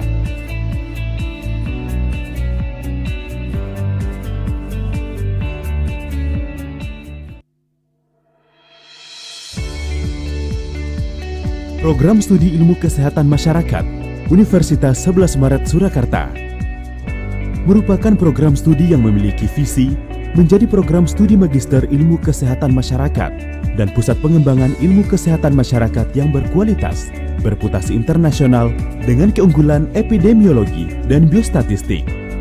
Dalam menyelenggarakan pendidikan di bidang kesehatan masyarakat yang berkualitas, unggul dalam bidang epidemiologi dan biostatistik, serta bereputasi internasional, program studi ilmu kesehatan masyarakat Universitas 11 Maret Surakarta telah meraih akreditasi A pada bulan April 2020 dengan nomor SK 0173-LAM-PTKS-MAG-Romawi 4-Romawi 2020.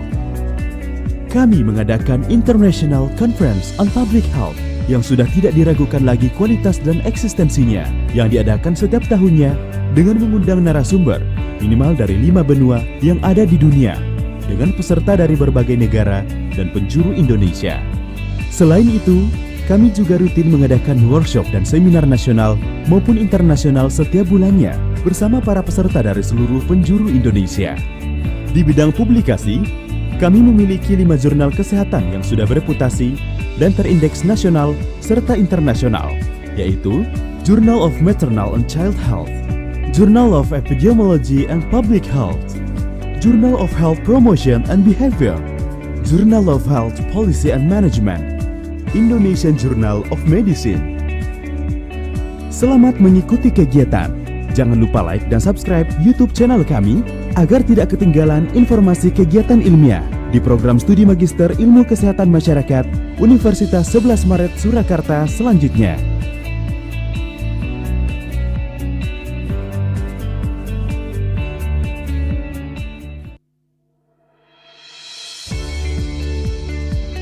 Program Studi Ilmu Kesehatan Masyarakat Universitas 11 Maret Surakarta merupakan program studi yang memiliki visi menjadi program studi Magister Ilmu Kesehatan Masyarakat dan pusat pengembangan ilmu kesehatan masyarakat yang berkualitas, bereputasi internasional dengan keunggulan epidemiologi dan biostatistik.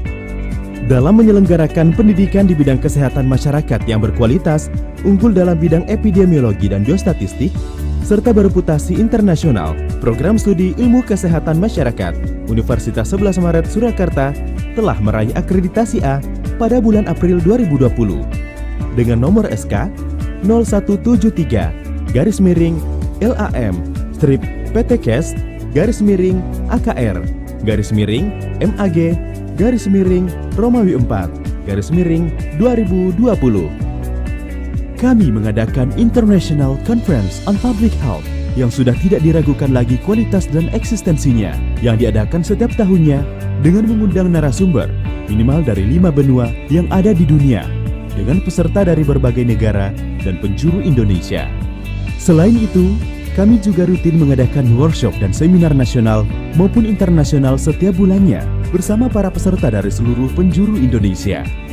Di bidang publikasi, kami memiliki 5 jurnal kesehatan yang sudah bereputasi dan terindeks nasional serta internasional, yaitu Journal of Maternal and Child Health, Journal of Epidemiology and Public Health, Journal of Health Promotion and Behavior, Journal of Health Policy and Management, Indonesian Journal of Medicine.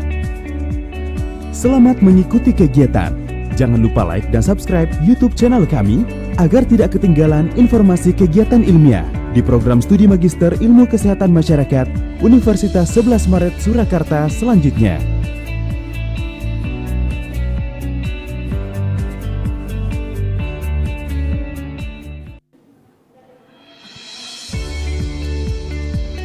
Program Studi Ilmu Kesehatan Masyarakat Universitas 11 Maret Surakarta merupakan program studi yang memiliki visi menjadi program studi Magister Ilmu Kesehatan Masyarakat dan pusat pengembangan ilmu kesehatan masyarakat yang berkualitas, bereputasi internasional dengan keunggulan epidemiologi dan biostatistik.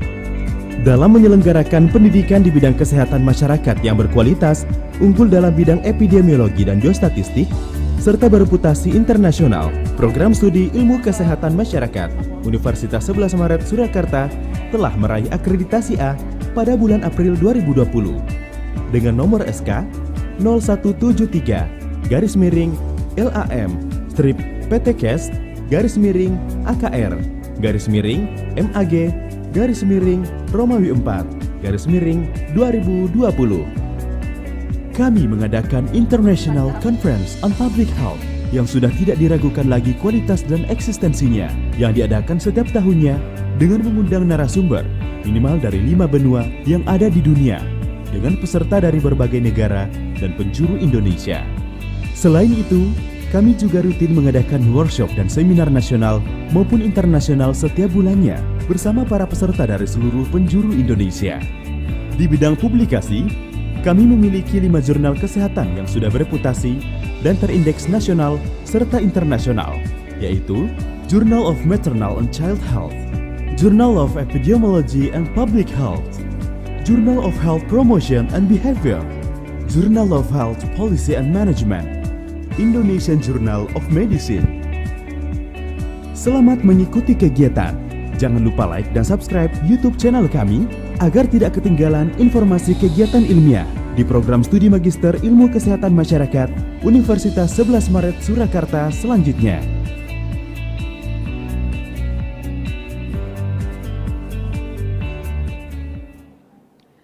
Baik, selamat siang. Kami ucapkan selamat bergabung kembali untuk seluruh peserta. Mbak Sani, kita coba lihat monitor Zoom. Oh ya, oke. Oh, nampaknya sudah 90% Sudah di join depan kembali. layar. Iya. Siap melanjutkan. Iya. Baik.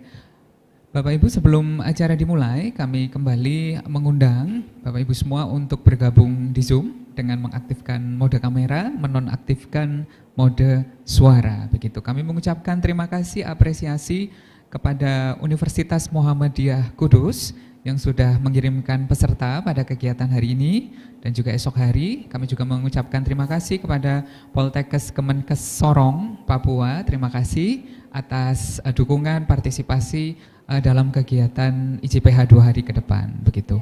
Mbak Sani, agenda selanjutnya bisa disampaikan? Okay. Ladies and gentlemen, let me continue our agenda today. Now this is the next panel discussion. In this second symposium, we will deliver 4 topics and presented by Dr. Hanung Prasetya, Professor Bisma Murty, Professor Joanna Nurse, Professor Luigi Siciliani. Let's proceed to the next agenda, to the next discussion, who will lead and hosted by Dr. Faradila Mirsanti, MPH. Please join us to welcoming Dr. Faradila Mirsanti.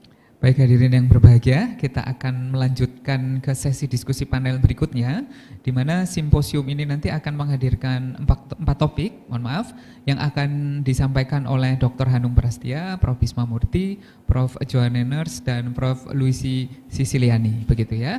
Dan kesempatan siang ini akan dipandu langsung oleh moderator yang juga alumni dari S2 IKM UNS, Dr. Faradila Mirsanti, MPH. Begitu. Yeah, but before that, let me read his outstanding curriculum vitae. Kami akan menyampaikan kurikulum vitae dari Dr. Faradila Mirsanti, MPH. Dr. Faradila Mirsanti, MPH, was graduated medical doctor from Universitas 11 Maret in 2006. Then she got her Master of Public Health from Universitas 11 Maret in 2017. And now she is head of Community Health Center Purwodiningrat Surakarta and student of doctoral program on Public Health Universitas 11 Maret. Baik, Dr. Faradila Mirsanti, MPH, menyelesaikan pendidikan sarjana pada tahun 2006 di Fakultas Kedokteran Universitas 11 Maret, lalu melanjutkan studi di Magister Ilmu Kesehatan Masyarakat di tahun 2017 selesai, dan saat ini juga tengah menempuh studi S3 IKM UNS, dan beliau sekaligus Kepala Puskesmas Purwodiningrat Surakarta. Begitu ya Mbak Sani ya? Yep. Baik. Okay, ladies and gentlemen. Hadirin yang berbahagia, Please welcome to Dr. Faradila Mirsanti, MPH. kami mengundang Dr. Faradila Mirsanti untuk memandu sesi selanjutnya.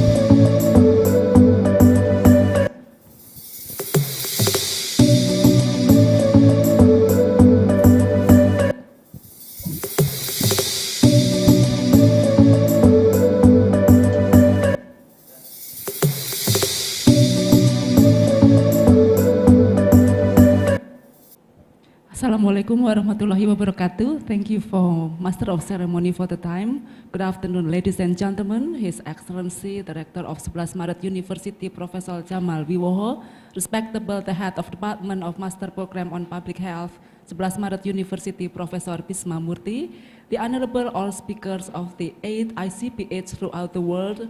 On session 2, Professor Joan Nurse from the United Kingdom, Professor Luigi Siciliani from the United Kingdom, Professor Bisma Murty from Indonesia, and Dr. Hanung Prasetya from Indonesia, and all the honorable participants of this conference. I'm Farah Dila Mirsanti. I'm very pleased to welcome you back in this prestigious conference on Term 2 as moderator. Before the presentation begin, let me remind some information about the symposium will be going. As it is informed by the Master of Ceremony, and in this second term will also consist of 4 sessions. Each sessions will last for about 1 hour, 45 minutes for presentation, and 10 to 15 minutes for discussion. The first speech will be delivered by Dr. Hanung Prasetya, and then the second will be by Professor Bisma Murty.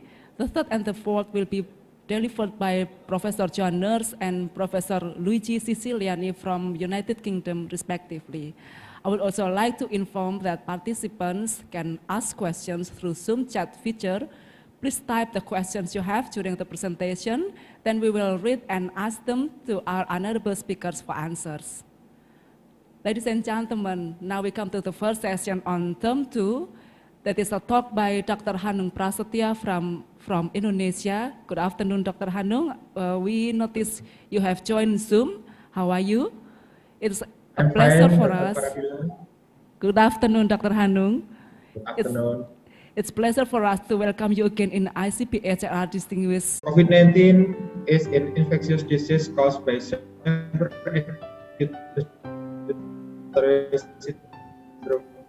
coronavirus 2, and COVID-19 is transmitted from people who are symptomatic to other people who are in close proximity through droplet. Droplet transmission occurs when a person is at close distance within 1 meter with someone who has respiratory symptoms such as coughing or sneezing, use or conjunctive. Transmission can also occur through objects and surfaces contaminated with droplets around an infected person. When a pandemic hits the world, it raises various problems, whether it's a problem economic, social, psychological, or physical. Health is a very valuable item during a pandemic. Health is something that everyone hopes for. According to law number 36 of 2009, healthy is a state of being physically, mentally, spiritually, and socially that allows everyone to live socially and economically productive. The World Health Organization formulated the concept of health in a very broad scope, namely a state of complete physical, mental, and social well-being, not only from disease or weakness disability. In this definition, healthy is not just free from disease or disability. People who are not diseased are not necessarily said to be healthy. They should be in perfect condition, physically, mentally, and socially. The definition of health put forward by WHO is an ideal state from the biological, psychological, and social side, so that a person can perform activities optimally, including physical, mental, and social.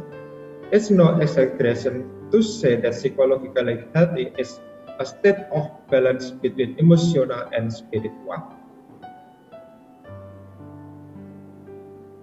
Health problems that are likely to be felt by many people due to the pandemic are mental health disorders such as stress. A person usually experiences stress when the demands placed on him are greater than his ability. Stress is a completely natural reaction that everyone experiences from time to time when faced with a situation that makes them feel depressed. Stress is the body reaction when a person faces pressure, threats, or a change. For those who are able to quickly adapt to new normal conditions, it is possible to easily and effortlessly follow health protocol, such as wearing a mask every time they leave the house, keeping a distance from other people, diligently washing hands with soap, exercising, and sunbathing as self-protection while taking care of others. Mental health is an important aspect in realizing overall health. The COVID-19 pandemic situation encouraged more serious discussion about mental health service as one of the important issues in the world. People with problematic mental responses will experience an increase in panic and stress because they have to carry out activities as usual while the threat of COVID lurks. This will be a tremendous pressure when the previous stress and panic have not helped coupled with new pressure, so that they have the potential to experience psychosomatic disorder. In such conditions, psychosomatic sufferers must prevent increased stress by conducting relaxation therapy and limiting concern by placing the risk of contracting COVID-19 potentially being experienced by everyone. This means he has the same risk as people around the world to be infected. Disruption of emotional and spiritual problems due to the pandemic can lower immunity. The body's immune system has a very important role in determining the condition of the body, and when the body's immune decreases, viruses are easy to attack, including the COVID-19 virus. People experience flu, cold, fever, and others because of one thing, namely decreased body resistance. And NLP as a strategy to get emotional and spiritual balance after pandemic. Neuro-linguistic programming, what is that? NLP or neuro-linguistic programming is defined as a humanistic psychology that deals with the art of communication and studies the subjective structure of excellence. NLP is the will-mind-body system. NLP is a technique of how individuals can use language to make the relationship between thought and behavior. NLP was developed by Richard Bandler and John Grinder. The idea of NLP is that there are relationships between neurological process, language, and behavioral patterns that originate from experience, so that by studying this relationship, an individual can effectively think new ways of thinking, feeling, and behaving, and can help in human communication. NLP research in Abi Yerman's research 2016, applying neuro-linguistic programming to 30 people with social anxiety. It was found that NLP was effective in reducing social anxiety. This is also supported by the research of Sharon in 2016, which shows that the NLP technique is effective in treating anxiety, depression, and stress in 24 years old female subjects who are depressed. Sri Lanka in 2017 applied the neuro-linguistic programming technique to 60 nurses for 21 days in the hospital, resulting in that NLP was effective in reducing secondary traumatic stress disorder. Neuro-linguistic programming or NLP is a technique that allows a person to map all the processes that occur in his brain based on his experiences by programming his neurofunction or brain using language or linguistics called neuro-linguistic programming. Neurology is a process of the brain's working mechanism can translate experiences received into psychological function, and language processes are a specific pattern of words. In the NLP technique, it provides various changes to aspects of one's external life, one of which is increasing self-esteem and self-assessment. After this process occurs, then someone will try to learn to understand why understand situation and build automatic patterns of programs that occurs in the neurological system as well as in our language system of programming. NLP helps humans to be able to communicate both verbally and non-verbally better with themselves, reduce anxiety, fear, and can provide good control of negative emotion. The use of language in neuro-linguistic programming does not only mean words, but can also by symbols, gestures from the body to encode, organize, and attribute meaning to the way we interpret ourselves to the world outside our body. Neuro-linguistic programming also provides a way to create relationship with client by changing body language and adapting to their communication. The model of neuro-linguistic programming are representational system, namely how everyone presents what they receive through the five senses that refer to our mental process that we experience, where the state is influenced by our interaction with the external environment and becomes a filter when interpreting an experience. In NLP, we know about anchor. Anchor is a tone of voice or touch, but can be a unique visual, auditory, kinesthetic, or gustatory stimulus.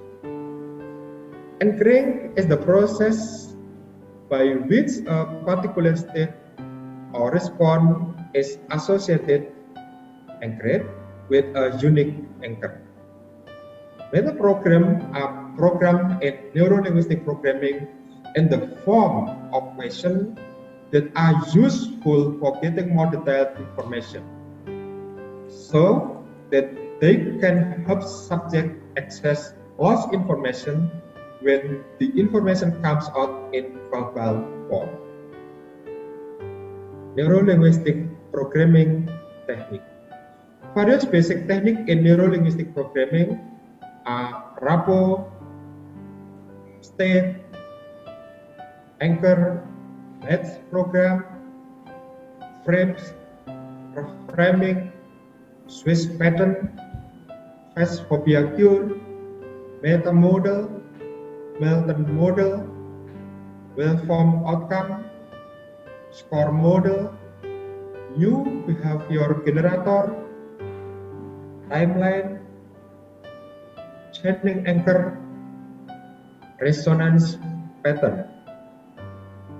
Frame and reframing is a way to replace the meaning of an event with a new, more positive meaning.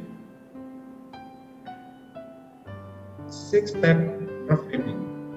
On this occasion, 6 steps of reframing will be presented to get emotional and spiritual balance during a pandemic. The 6-step reframe technique is a powerful technique that can help a person with mental and health issues by assessing the part of himself that is responsible for the problem. In the concept of neuro-linguistic programming, there are parts in a person who are responsible for taking care of each of their needs or are called part. The 6-step reframe technique works by entering into your subconscious mind and interacting with the part of yourself that is responsible for the problem you want to solve. This technique can be used better if you previously did self-talk regularly. If not, it takes patience and sensitivity when using it. There is a possibility that someone who never communicates with himself or often conflicts with himself will experience rejection or produce nothing out this technique. One of the prepositions of neurolinguistic programming says that all actions have a positive purpose. All actions have a positive purpose. So, if your body performs an action which one might think is a problem,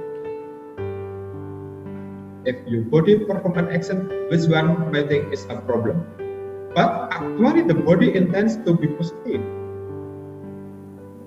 taking the step of reframing application follow right here. The first step one, identify the action you want to change. Identify the action you want to change. For example, I want to know if I have stomach ulcer, but I don't have to experience excruciating stomach pain. For example, I want to know if I have stomach ulcer, but I don't have to experience excruciating stomach pain. You want to eliminate or reduce stomach pain when a sudden heartburn attack, when you have not had time to eat, or pain when you have to toilet, or getting drunk. This is when a vehicle and other purpose. And the second step, establish communication with the point in charge. Communication with the part responsible for the matter. For example, the part that is responsible for pain due to the stomach or ulcer.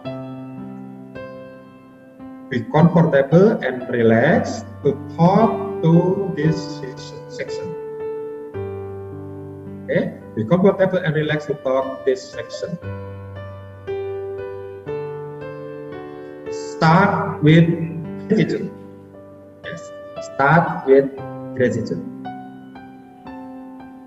And then ask this section to be willing to talk to you. Say, the part responsible for this pain, please be willing to speak with me. Give a sign or answer that I understand. And wait for the section to answer. If you ever communicate self-talk with yourself, the answer will be in words that you no longer need to interpret. Okay? Start with gratitude. Ask the section to be willing to talk to you and say the part responsible for this pain. Please be willing to speak with me. Give a sign or answer that I understand. And wait for the next section to answer. If you ever communicate self-talk with yourself, the answer will be in words that you no longer need to interpret. And the number 3 step. Spirit positive intention from the body that has the problem. As the part of yourself that is responsible for the pain. What does this positive signal mean to me? What does this positive signal mean to me? Listen to the answer given. Then, take you from the answer provided by the section. And number 4 step. Ask the creative side for alternative option. Ask the creative section 3 choice to fulfill the positive intent presented in replace it with the pain you are currently experiencing. Ask for a signal if the person in charge of it accepts the alternative. If the selection is not acceptable or there is no signal, continue with step 4 or add option by returning to step 3. Add option by returning to step 3.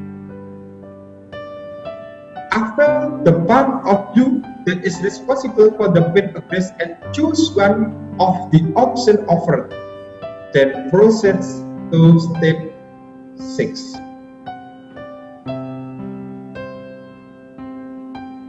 Step 6, examine your option for ecological suitability. Find out if there are other sections that resist the change. Go inside and ask, is everything in my body receptive to this new change? If anyone does not accept, identify this section and repeat to step number 2. If your body accept, then say thank you to all part of your body. Please try the 6-step reference technique and keep practicing. The more often you practice and use it for various needs, the faster the process will take place and the more effective the results will be. If at first using the technique feels what and feel like talking to a new friend, or you still need to memorize the step, just enjoy the process. Okay? I will repeat again. 6-step reframing. First step, identify the action you want to change. For example, I want to know if I have stomach ulcer, but I don't have to experience excruciating stomach pain. And you want to eliminate or reduce stomach pain when a sudden heart attack, when you have not had time to eat, or when you have a toothache, or getting drunk, busy when in a vehicle, and other purpose. And second step, or 2, establish communication with a point in charge, communication with the part responsible for the matter. For example, the part that is responsible for pain to the stomach or ulcer. And be comfortable, relax to talk this section. Start with gratitude. Ask the section to be willing to talk to you.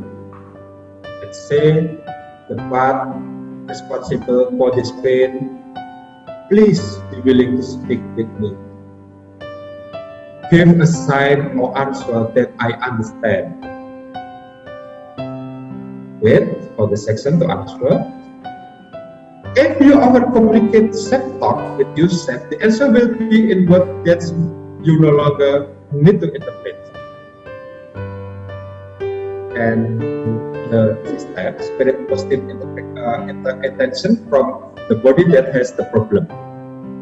Ask the part of yourself that is responsible for the pain. What does this positive signal mean to me? What does this positive signal mean to me? Listen to the answer given. Then thank you for the answer provided by the section.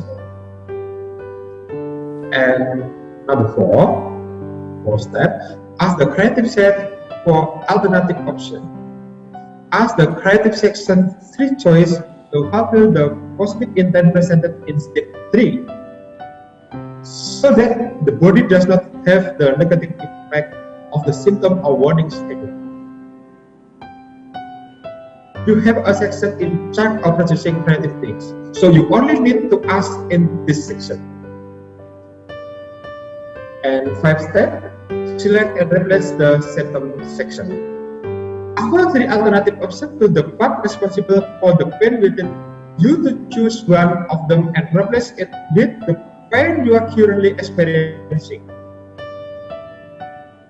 Ask for a signal if the person in charge of pain accepts the alternative. If the selection is not acceptable, or there is no signal, continue with step 4. If there is no signal, continue with step 4. Or add option by returning to step 3.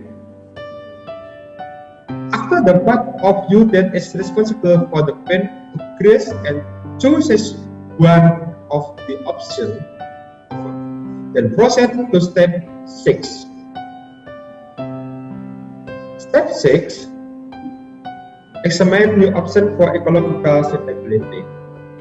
Find out if there are other sections that process change.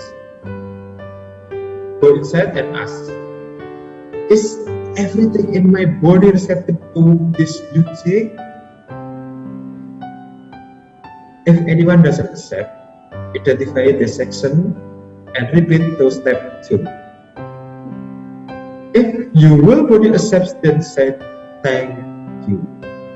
If your will body accepts, then say thank you. Say thank you to all parts of you. Please try the 6-step reference technique and keep practicing.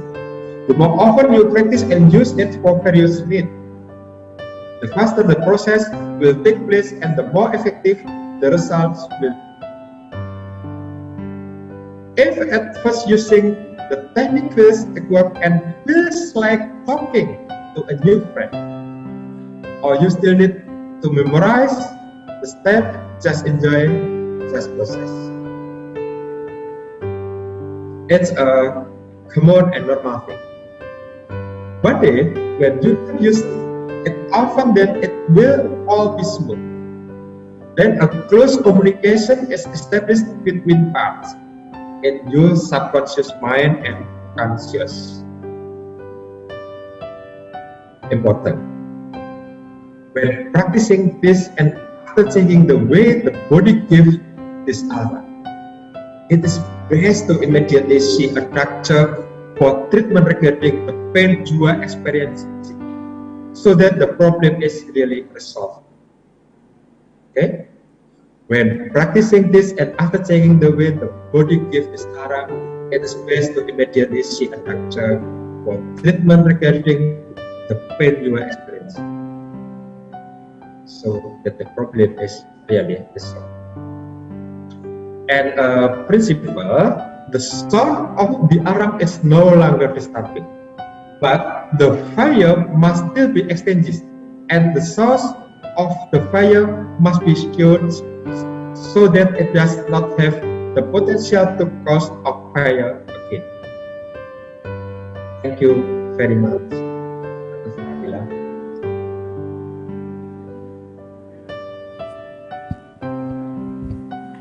Okay, Dr. Faradila. Okay, thank you. That was a very interesting presentation from Dr. Hanung Prasetya. Thank you for the presentation, Dr. Hanung. Very informative how you explain the role of neuro-linguistic program to regain the emotional and spiritual balance in post-pandemic world. We got some questions. I will read some of them and then please kindly answer the questions. Okay, the first questions is from Rahayu Rahma from Unila Lampung. The first question is, can you explain about the NLP goal setting model? Ms. Rahayu Rahma requests 3 questions. I will read the 3 of them and please answer the question, Dr. Hanung. And the second is, how does NLP work? And the third is, what we believe today will determine what we will do in the future. How do you explain the concept of NLP? Thank you. Please. Okay, thank you. Very good question. The NLP goal setting model, Goal setting function as a prerequisite to success in most areas of life. Yet sadly, still 95% of people do not set goals. Who do this 95% work for? The 5% who do. The NLP or neuro-linguistic processing enables us to go beyond goal setting into the actual programming of our minds to drive us toward our desired goal. How does it do this? The brain works primarily from our sensory system: picture, sounds, feeling. The NLP goal setting model addresses this by getting our goals sensory specific. But it doesn't stop there. For the brain not only uses the sensory system, it also uses our word meaning that drives the sensory system. For this reason, the NLP goal setting model makes absolutely so that we link ourselves in such a way as to drive our very neurology and physiology toward obtaining our desired goal. The specific of the NLP goal setting model facilitated concentration on what you internally see, hear, and feel. Your attention will direct itself to what external and internal necessary in achieving the goal. Okay, and number two, can you repeat again, Dr. Faradila? Number 2, how does NLP work? How Could you does explain again? NLP work? Okay. How does NLP work? Neuro-linguistic programming is the theory that our language and communication shapes the way we think and by extension act. It's a system for influencing our mind. Neuro. Our communication, linguistic. To change how we act, programming. Okay, it's a system for influencing our mind, neuro, through our communication, linguistic, to change how we act, programming. The core idea of neuro-linguistic programming was pioneered by a psychologist, Richard Bender, and a linguistic professor named John Grinder in the 1970s. The promise of neuro-linguistic programming is that by controlling our communication, we can eliminate fear, skyrocket our career success. With our relationship, it is our negative behaviors, etc. However, it is not magic and requires us to understand how we think and how others think. From this core idea, different techniques for changing our thought and behavior we develop. And three questions. What we believe today will determine what we will be in the future. Neuro-linguistic programming works by changing what we believe and how we behave based on those beliefs. It's as simple as that. By controlling our thoughts, feelings, and behavior, we control our destiny. Let's look at where our core beliefs come from: past result, surroundings, past event, knowledge and information, and neuro-linguistic programming. Okay, past results. All you need to think of is someone on a winning streak in anything in life. The past victory fuels their belief in their abilities, which help them to win again. Think of Floyd Mayweather Jr., for example, and how confident he is in his boxing talent. and surroundings. We are all a product of our environment somehow. Someone who has born in a malnourished and impoverished neighborhood may be more inclined toward crime, and someone who's born in Saudi Arabia will probably be a Muslim. Our surroundings shape who we are, and it's unavoidable. Past event. Think of how positive past events, such as the moon landing or the discovery of penicillin, made us believe in science as a tool for progress. Past events constantly change our belief about reality, knowledge, and information.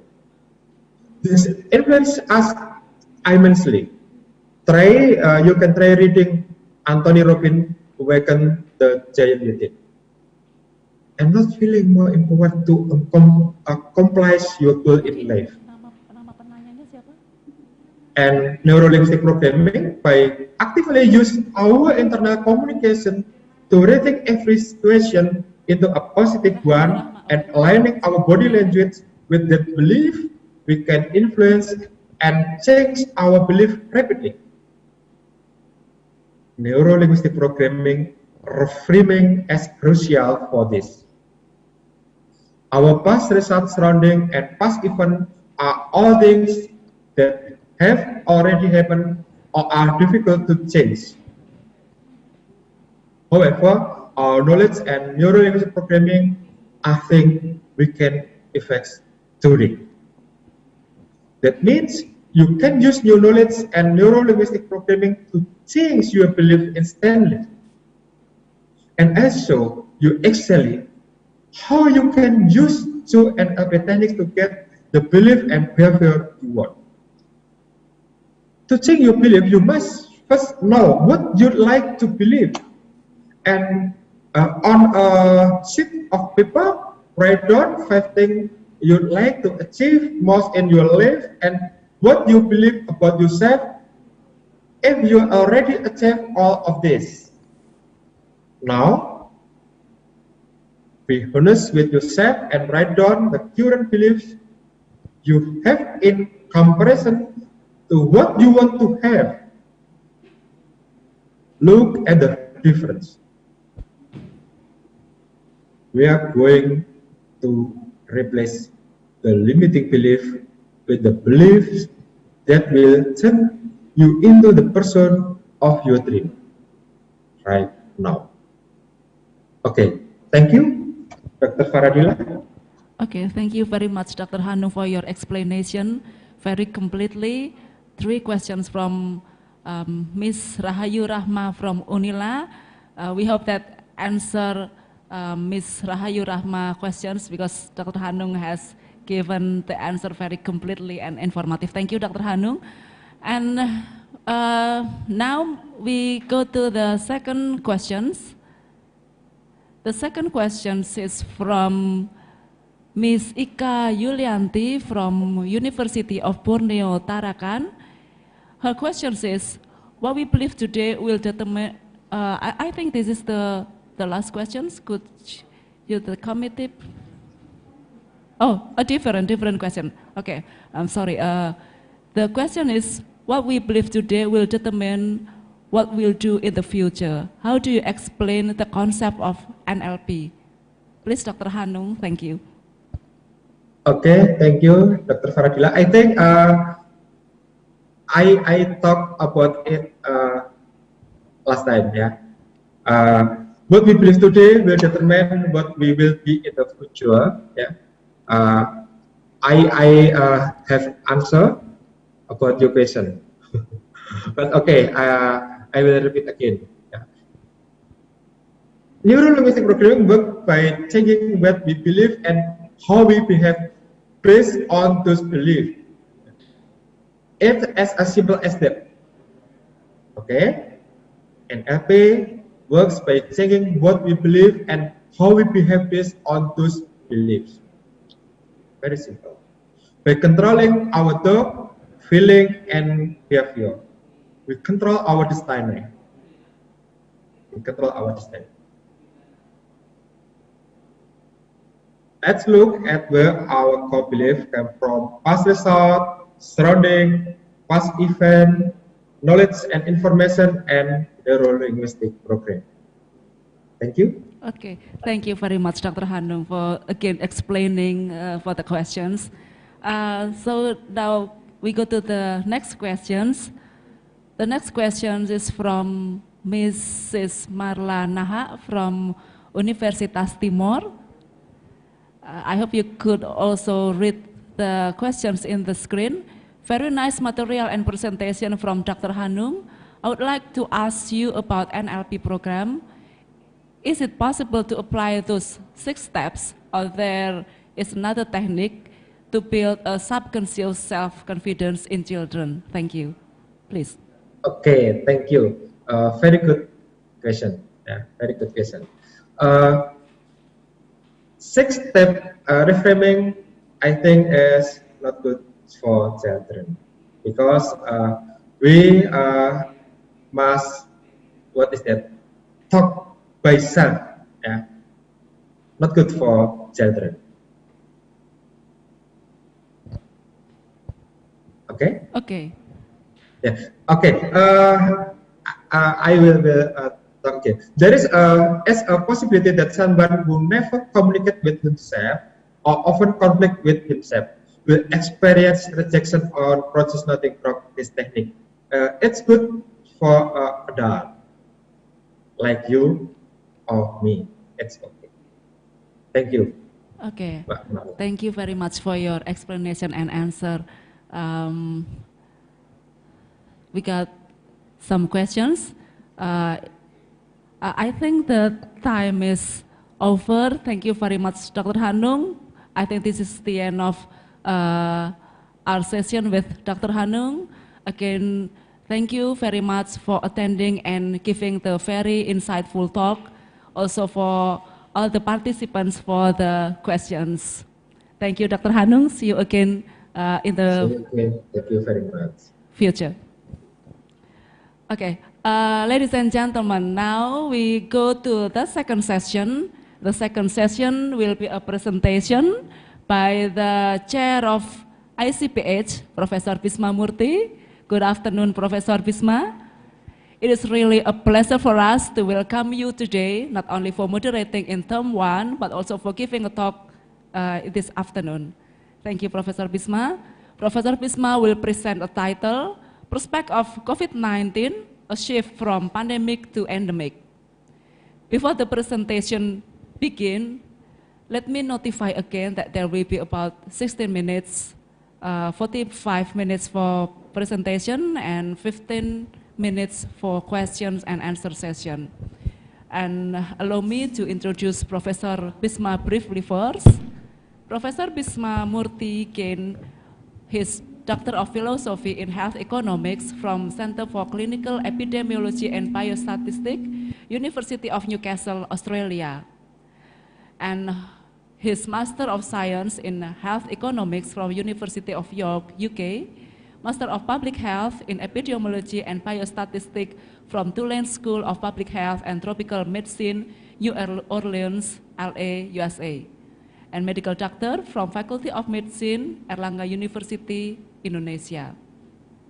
He's now head of Master Program in Public Health, Graduate School, 11 Maret University, Indonesia, Professor in Public Health, Department of Public Health, Faculty of Medicine, 11 Maret University, Indonesia, and some of his scientific activities include Chair, International Conference on Public Health, organized by Master Program in Public Health, Graduate School from 11 Maret University, and this is the 8th ICPH since 2016. And also he is the founder and publisher of 5 open access peer-reviewed international journals, JMCH, JEPH, JHPM, JHBB, and IJM. That was a brief introduction of Professor Bisma. Now let's welcome Professor Bisma for the speech. Please, Professor Bisma, time is yours. Yeah, thank you, Dr. Faradila, for introducing me. Good afternoon, ladies and gentlemen. We meet again for my presentation. So in this occasion, I will talk about the prospect of COVID-19, a shifting from pandemic situation to endemic situation.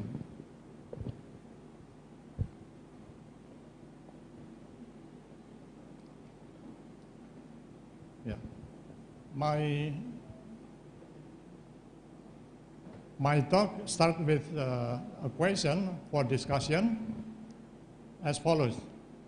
Can the world reach the zero COVID-19 level so that the public health intervention measures like face mask wearing, social distancing, etc. is not needed anymore? By zero COVID policy, we mean one that seeks to eliminate community transmission of the virus.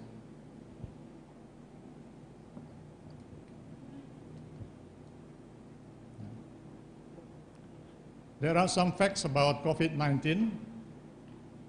The first new variants always emerge with more infectious feature but less lethal tendency, which makes situation tricky. Secondly, there exists evolution theory of virus that can be used to explain and predict the evolution of coronavirus. Thirdly, controlling pandemic requires vaccine shots that prevent viral spread or transmission, but this feature is difficult to measure. Fourth, due to the limited information on the immune response induced by vaccination or SARS-CoV-2 infection, duration of vaccine protection is still unclear, although studies have reported at least 6 months protection. Yeah. This slide depicts the difference between endemic situation, epidemic, and pandemic. We start from the epidemic. By epidemics, we mean an increase, often sudden increase, in the number of cases of a disease above what is normally expected in the population in that area. And we will call it pandemic if the epidemic has spread over several countries or continents, usually affecting a large number of people. And by endemic, we mean the constant presence and or usual prevalence of a disease or infectious agent in a population within a geographic area. These are some necessary conditions for an epidemic to occur. First, it must exist a pathogen or agent introduced or be present in the area. Secondly, the environment must be favorable to transmission. And thirdly, there must be enough susceptible people in the population. We can use the epidemiological trial, host, agent, and environment.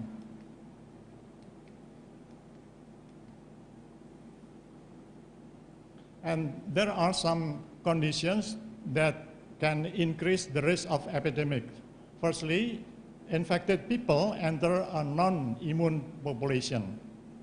Secondly, susceptible people with a substantial number move to an endemic area. For example, in the case of transmigration. Number three, the population has lost its resistance or immunity, and the pathogen is reintroduced. And lastly, the environment has changed and has become more favorable to transmission. We have to understand some concepts in epidemics.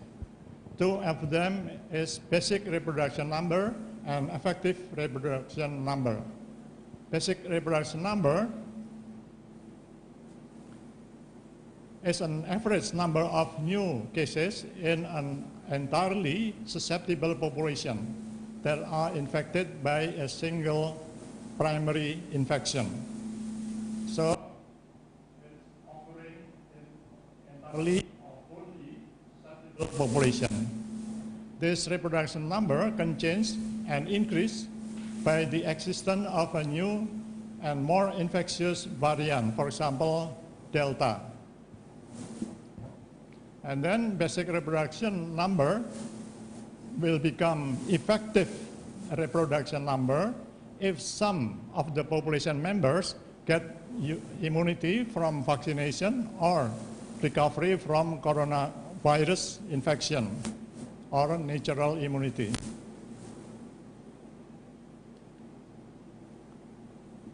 This graph shows the epidemic curve, endemic situation, and reproduction number. For an epidemic to occur, the reproduction number must be more than 1, meaning that the cases are increasing. If reproduction number equals 1, that means stagnant, or the increase is constant. No increase, in other words, is constant. When R is less than 1, that means that cases are decreasing. And as you can see, endemic situation occurs when transmission remains, but the number of cases is constant over time. And the number, reproduction number equals 1.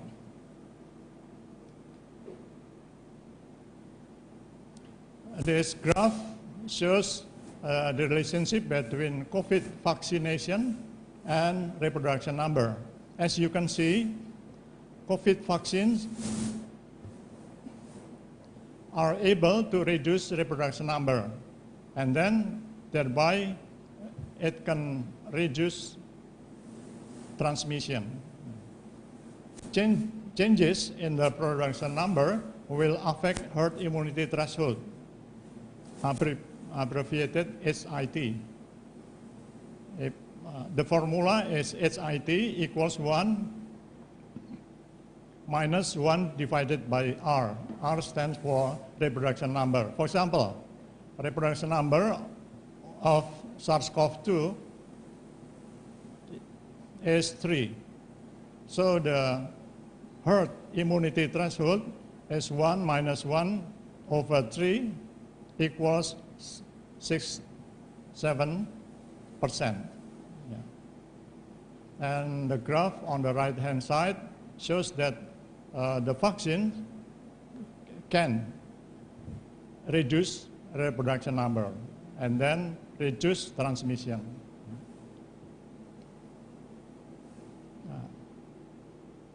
The next graph shows about how far away countries from the peak of their infection curve.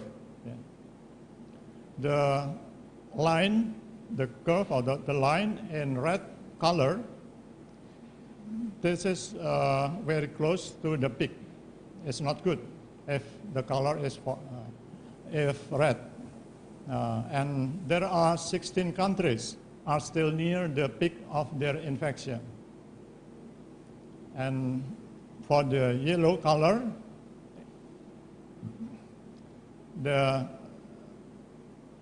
situation is between 75 to 90%, close to the peak curve. Yeah. And the best one is if white color. White color meaning that the current situation is 75% or less than the peak infection curve. So where is the location of Indonesia? Indonesia, as you can see on the bottom of the right side, is far away from the highest or the peak curve. Only 1% of the peak curve. That's good. That's a good achievement of Indonesia. You can compare that with Singapore. Singapore is 71% near the peak. Indonesia only 1% away from the peak. That's good. Yeah. And this graph shows the current situation in Indonesia. Now, or precisely in November 14, 3 days ago, the number of new cases is about 500 new infections. And the peak curve was in July 15, and at that time, the number of new cases is more than 50,000 new infections. So if you divide 480 by 50,000 new infections, that will be less than 1%. Once again, that's good news. And how about the endemic? Yeah? Some countries, some authorities have declared about endemic situation of COVID-19. For example, Spain and Portugal. The authorities have declared that COVID-19 will become endemic in Spain and Portugal. This picture describes the various potential effects of COVID-19 vaccine. So the COVID-19 vaccines have the potential to affect infectivity, meaning to prevent infection case, but it has the potential to affect pathogenicity, that is to prevent clinical disease. It even can prevent mortality or severe condition, which we call virulence. And then finally, which is difficult to measure, as mentioned before, is transmission, meaning that the COVID vaccine has potential to prevent transmission. Transmission means that the prevention or the spread, the prevention of spread from people to people. Yeah. But this is difficult to measure.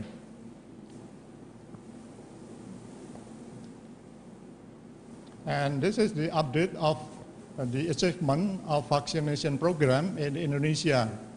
So 2 days ago, the coverage of vaccination, the second dose coverage of vaccination in Indonesia reached 40%.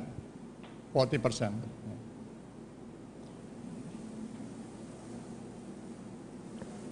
During the last week, it was reported Indonesia average of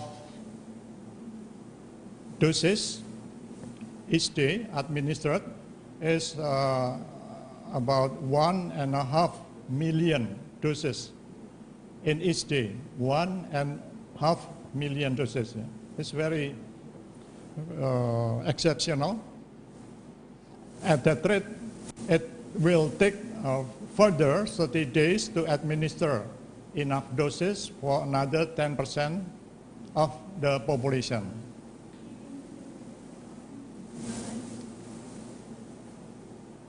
This graph shows the effectiveness or the efficacy of COVID vaccine in prevention of clinical disease, and also in the prevention of hospitalization.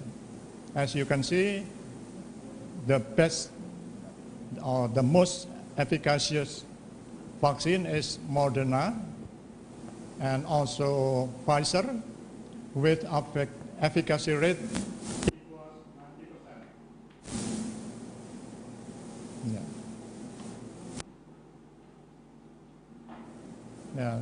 This graph shows about the effect of COVID-19 on mortality. As you can see, COVID vaccination also able to decrease COVID-19 related death. And finally, the effectiveness of COVID-19 in preventing infection. You have to distinguish between prevention of infection and prevention of transmission. Prevention of infection refers to the same person, whereas prevention of transmission refers to spread from person to person.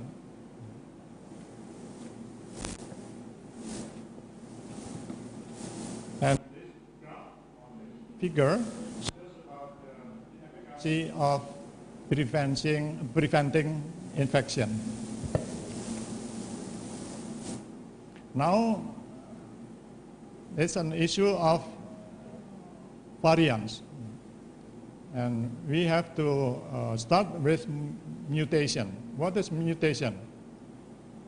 Researchers have shown that when coronavirus replicates for the purpose of survival, so coronavirus, as other viruses, must replicate in order to survive.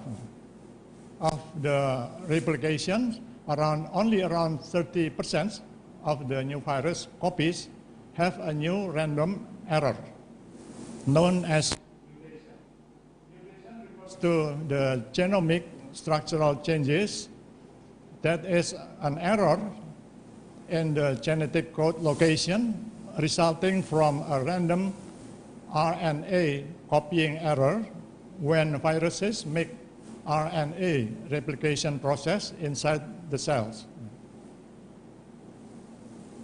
So very few number of replications becoming mutation. Mutation and the new SARS-CoV-2 variants. SARS-CoV-2 mutation is a genetic sequential change as compared with the original sequence of the original variant or wild-type variant Wuhan SU1. Mutation causes genetic variation of the virus. SARS-CoV-2 variants can have one or more mutation and characteristics that are different from the original strain. Most of the new variants do not cause of concern. Only a small fraction of the new variants become more infectious, causing more severe disease, and may be more able to avoid the protection vaccine gives to people. And this graph tells about the effectiveness of COVID-19 vaccine and the duration, the protection duration against Delta variant. As you can see, two doses vaccination of Pfizer vaccine provide 88% protection against Delta variant. This is larger than AstraZeneca.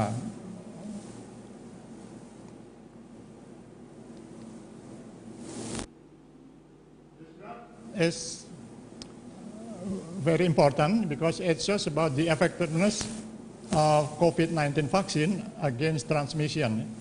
Yeah, as you can see, there are two sides or two parties involved in this transmission.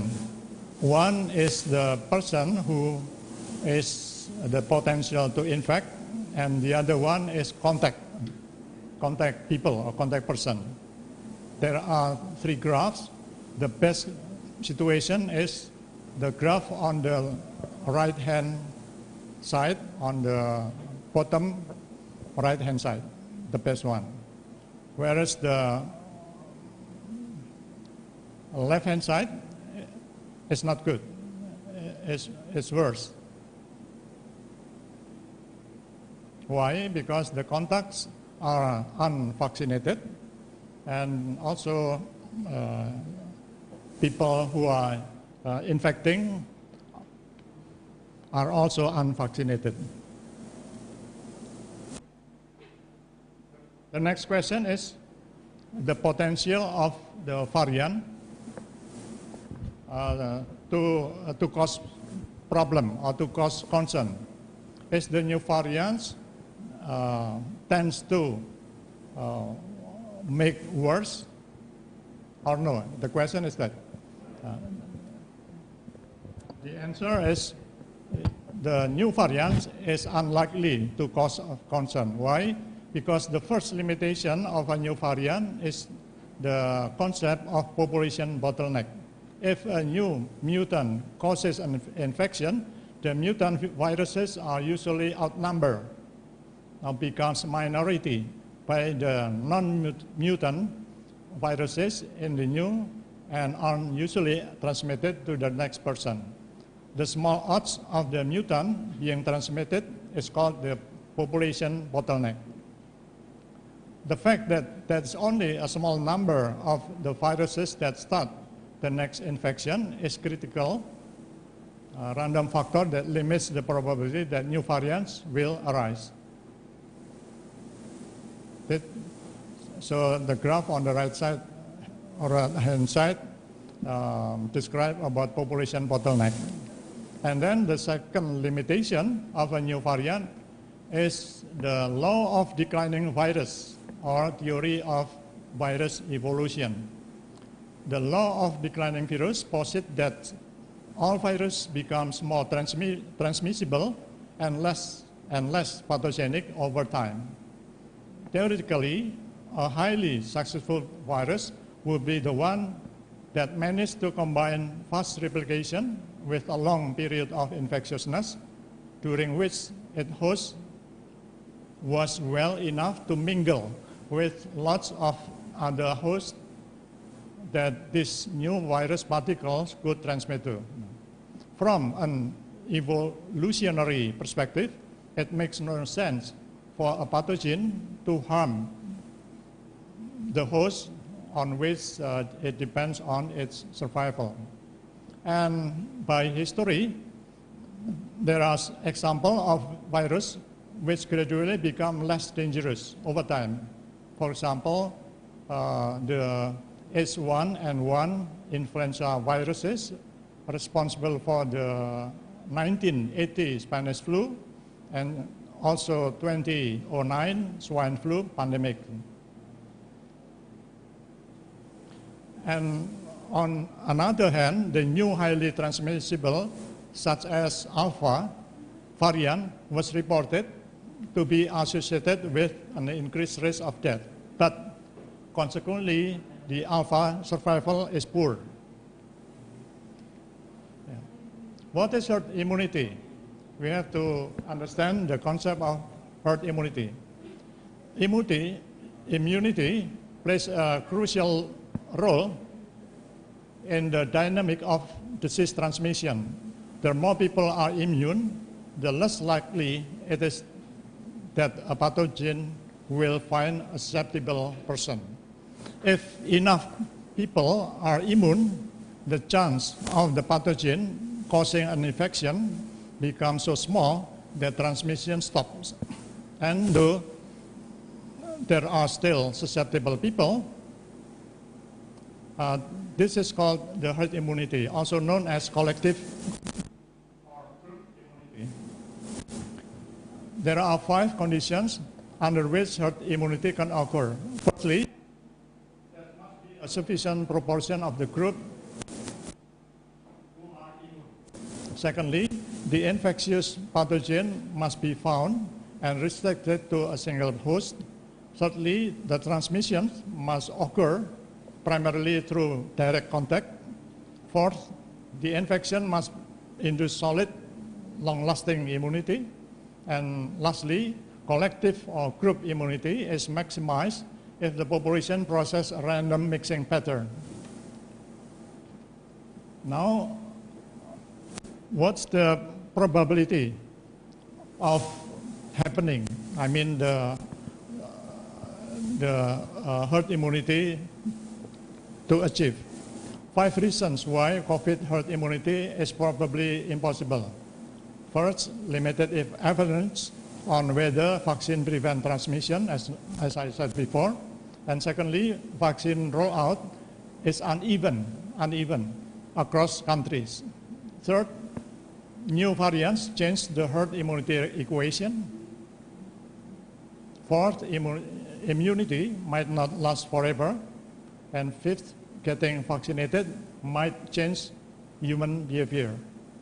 And the more likely situation that will happen is endemic COVID-19. Endemic COVID-19 may be a more realistic endpoint than herd immunity. And this graph shows that most of the infection of SARS-CoV-2, most are asymptomatic, without symptoms. Is that good or bad? The answer is good. Asymptomatic, the higher the asymptomatic proportion, the better. Why? Because it's no symptoms. Yeah. And it's about 88% based on one study in New York and another study in Italy. The proportion of asymptomatic case is 75%. Advantage and disadvantage of high proportion of asymptomatic COVID infection. The advantages, the first is it reduces the burden of the healthcare system infrastructure.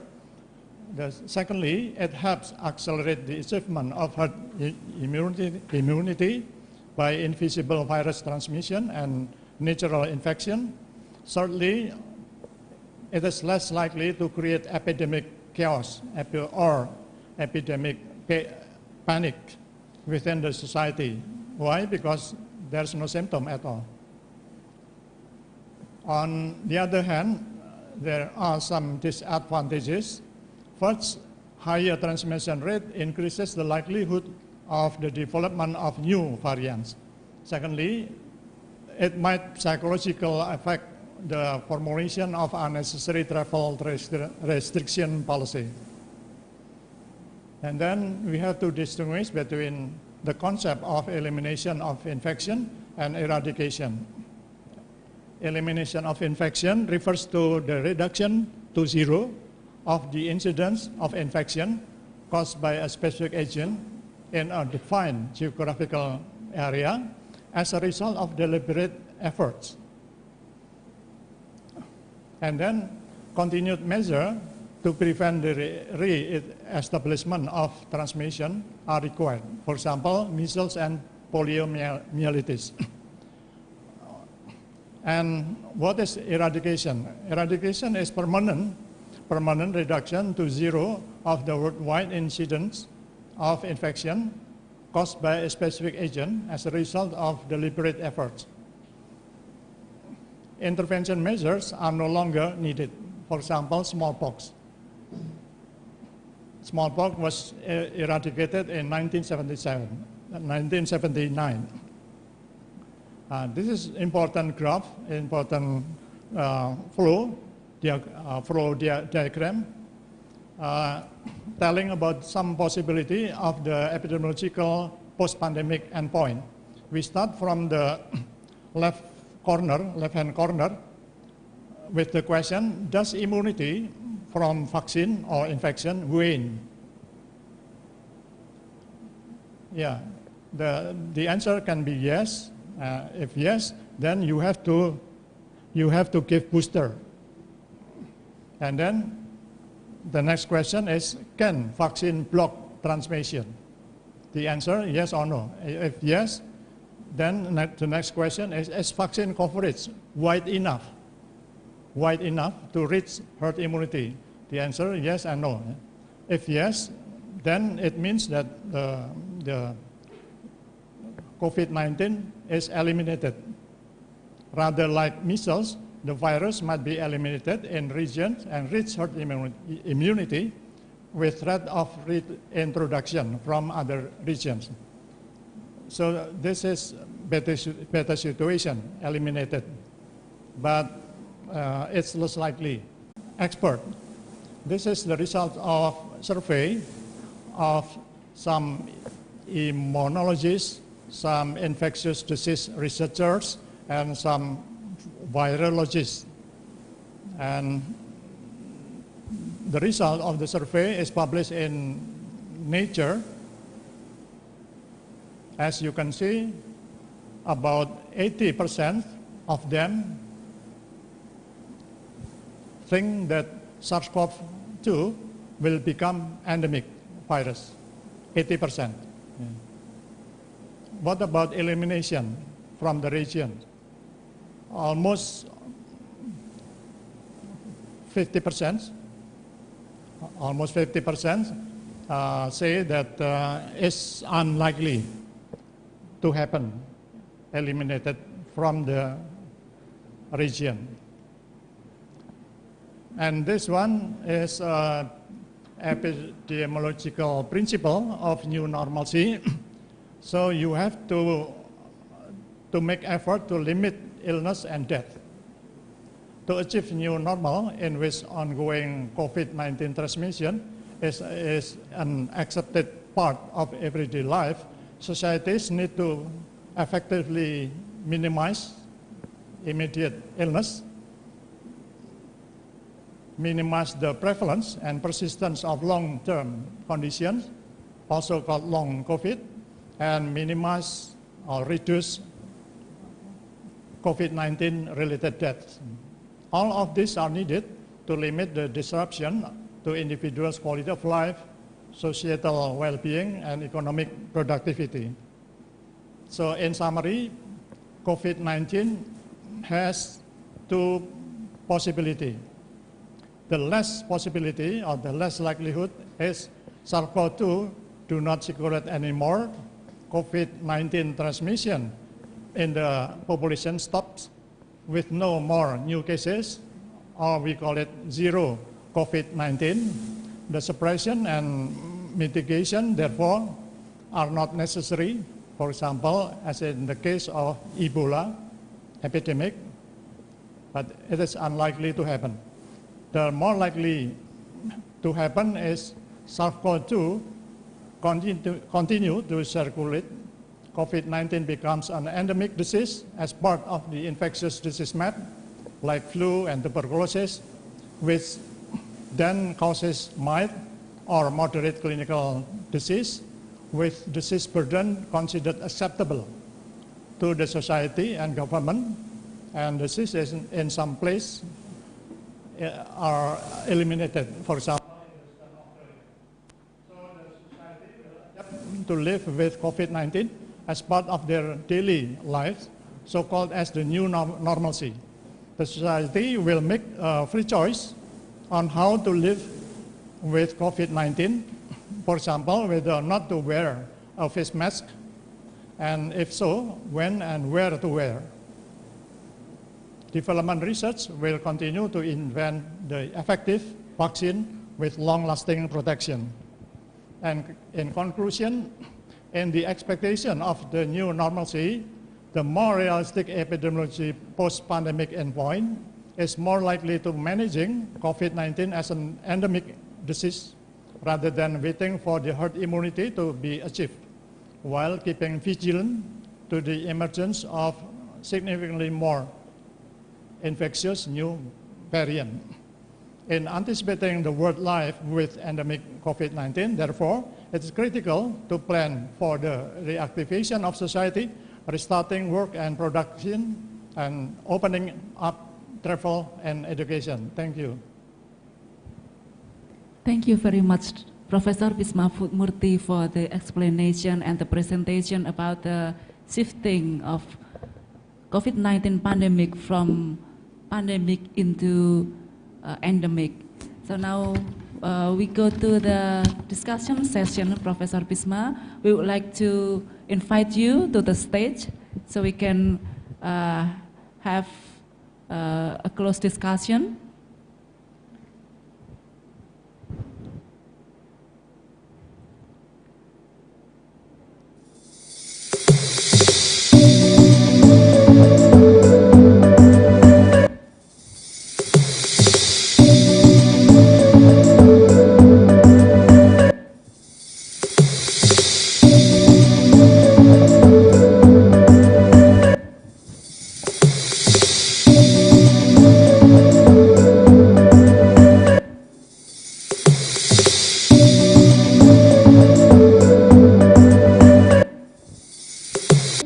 Thank you, Professor Bisma Murthy. The shifting of the pandemic from the pandemic into endemic has been interesting issue for many people, and you have explained from all the possibility that might happen in the future about the pandemic.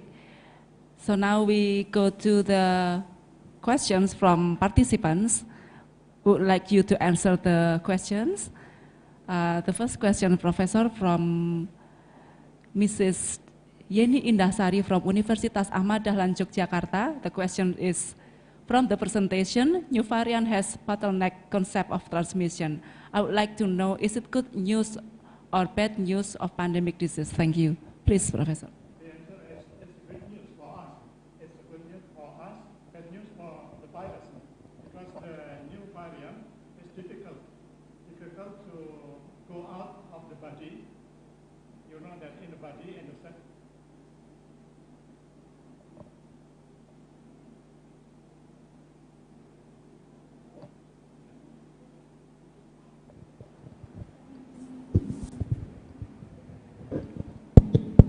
Yeah, I repeat. The answer is good news for us as humans, but a bad news for the virus. Yeah. You know that the virus, in order to transmit to other people, will have to go out from the body of the humans. Yeah. This becomes difficult. Why? Because the variants are the minority of the huge number of the virus. Yeah. So for the new variant, it's more difficult to go out of the body, the human body. Yeah. Because it was outnumbered by the normal virus. The normal virus. Okay, you so know that replication is happening in the cell, intracellularly, in the body, in the human body. Yeah. Okay, thank you, Professor, for the answer. So this is a good news about the bottleneck concept. That's why I mentioned it's for the first limitation of the new variant. Yes. Okay, thank you. Thank you, Prof. Bisma, and I hope this answers Mrs. Yeni's questions. And the second question is from Mr. Rizky Mariansyah from Universitas Islam Indonesia. The question is there any possibility COVID-19 virus reach elimination or eradication like previous viral infection stated in the slide? Thank you, Professor. Yeah, as I mentioned before, the most likely is to me and to most scientists is the more possibility is endemic COVID-19. Yeah. For the elimination, it can happen in some geographical area, but for the eradication, it's very unlikely to happen, eradication. It may happen for a century maybe. in order to be eradicated. Yeah. Yeah, I see. Okay, thank you, Prof, for the answer and explanation. I think there is still some questions. Please answer the next question, Prof. Bisma. The third question is from Mrs. Tri Widyawati from University of Sumatra Utara. Thank you for the nice presentation, Prof. Related to the new normalcy, what best behavior should be done by the community to prevent the spread of the virus and its variant, Prof? Yeah, as I mentioned before, from the only 3% of the replications becomes mutated or change on the genetic codes. We call it mutation, 3%, and only part of 3% will become a variant, and not new variants will be of concern. So the WHO has a terminology, VOC, variant of concern, variant that will have implication to make problems, public problem. For example, alpha, beta, gamma, and delta. But the majority of virus is do not harm, do not impact on, do not harm people. Yeah. Okay, thank you. You have explained. But you have to be careful, because in terms of the new variants, in terms of giving mortality, it's decreasing. It's less severe, but mostly it's more efficacious, meaning that it's more easier for the virus to infect people, but not to make people die. Yeah, I see. This is the natural of the virus. Because the theory of evolution says that if the virus make the host die, that's like a backfire.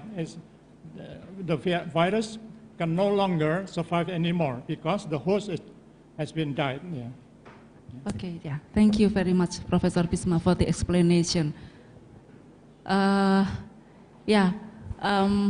Many questions from participants before, because this is very interesting topic, but now I think this is the end of the session 2.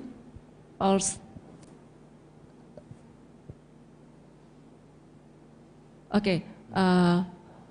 While we waiting for the next question from participants, again I inform participants, please, if you have questions, you can ask questions from feature chat from Zoom, or you can raise your hand directly, and the committee will help to facilitate you to speak in this Zoom.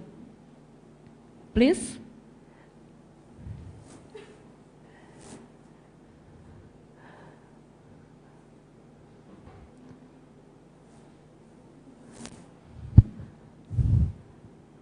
Okay, maybe as a moderator, can I also ask a question, Prof? Yes, please.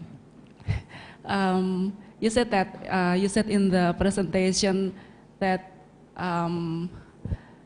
there will be a possibility that more likely a possibility that this pandemic will shift to endemic. So does it mean that in the future we will need vaccine that we should administer regularly like other disease like measles? I mean, for the new generation, I mean, the COVID-19 vaccine, should it be administered regularly to the next generation to prevent it from the disease? Yes, we still need the development of vaccine in order to combat against the new variants that cause of concern. Yeah, just like measles. Also, in order to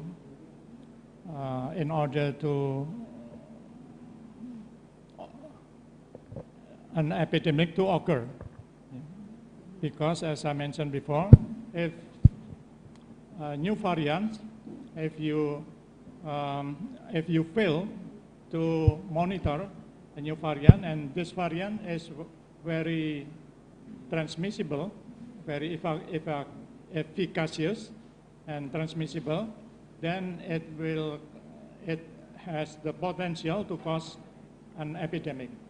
That's why measles in infants, we give vaccination for measles. For measles, reproduction number is between 10 to 15. It's more transmissible than coronavirus or SARS-CoV-2. SARS-CoV-2 is the reproduction number is between 2 and 3. Okay, thank you, Prof, for the explanation. I think we got other questions from participants. I will read the questions. This is from Mr. Hendra from Universitas Erlangga. The question is, how can we prepare health system as whole in facing new agent of infections in the future, especially pandemic, endemic, epidemic? Thank you. Yeah, as I mentioned before, the key is to suppress the illness. I mean the COVID clinical diseases, the incidence of clinical COVID diseases, and also the death, the COVID-19 related deaths. You have to suppress that number as low as possible. Okay. Whereas you almost impossible to control the transmission, just like flu. You know that flu virus is in everyday life, they transmit from people to people. But that flu virus do not cause of concern. Okay, that's thank you. What we mean by endemic COVID-19. Okay, thank you. So the transmission is in constant rate. Okay, thank you. The next question is from Mariana Kartikasari. Mariana Kartikasari from UNS ask questions in Indonesia. Terima kasih atas presentasinya Prof. Bisma. Indonesia telah melampaui target WHO terkait cakupan vaksinasi setidaknya 40% dari total populasi di Indonesia. Selain itu juga berdasarkan CDC Amerika Serikat, Indonesia ditetapkan sebagai risiko rendah COVID-19. Dengan adanya fakta-fakta tersebut, apakah kebijakan yang dapat dilakukan pemerintah untuk mempertahankan status Indonesia sebagai negara dengan risiko rendah COVID-19 di tengah masyarakat yang mulai lengah menerapkan protokol kesehatan? Yeah, as mentioned before, you have to be vigilant. You have to be careful. You have to monitor carefully the variants of COVID-19 virus.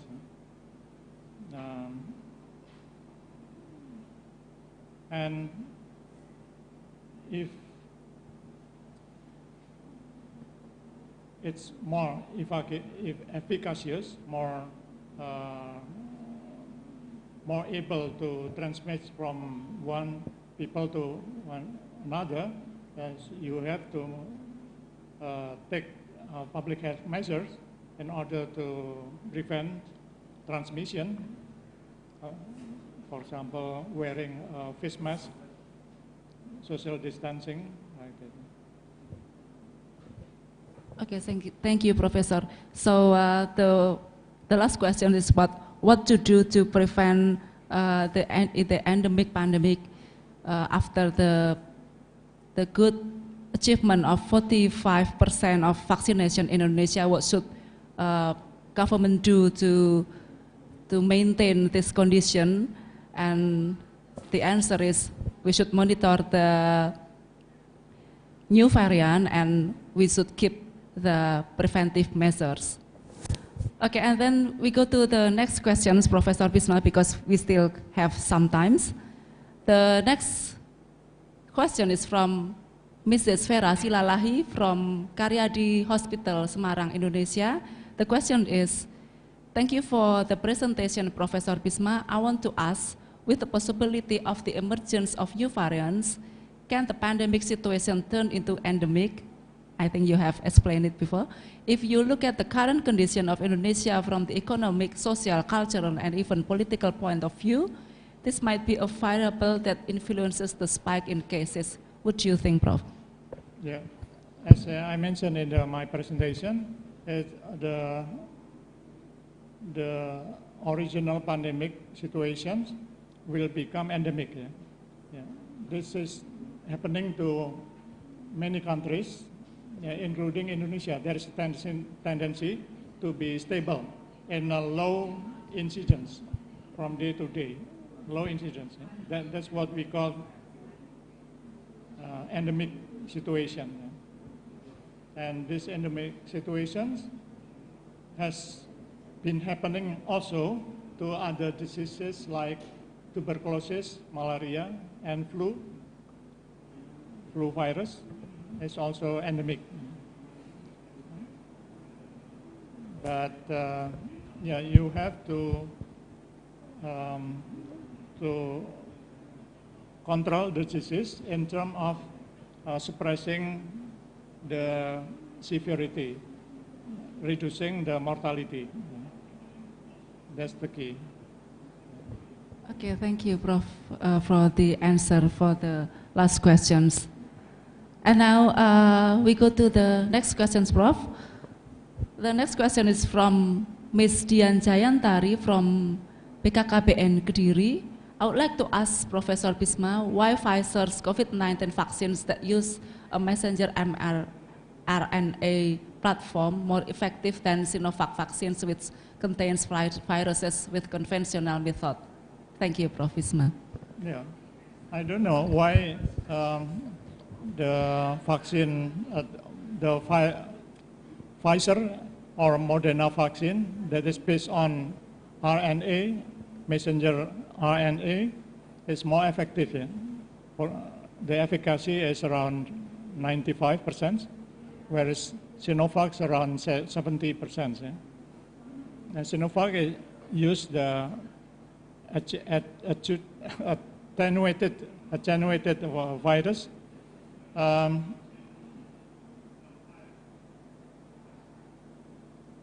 Yeah, I don't know why it's more effective for the RNA.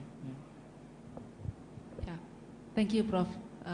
But you explained the efficacy is far away from the conventional method. Okay, thank you.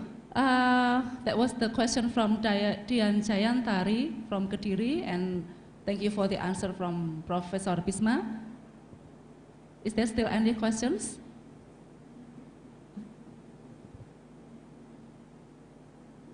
Okay, I think we got so many questions for the session, and I think this is the end of the session 2. Yeah. Again, thank you very much, Prof. Bisma, for all the explanation and the answer for the question from the participants. We hope to see you again in the next event and in the future as the chair and also speaker. Okay, thank you, Professor Bisma, for attending and all the participants. Yeah, see you. See you. Okay, so now we go to the next session. This is the session 3, but before that, let's take some break. Please, I will go to the Master of Ceremony for the next agenda. Thank you.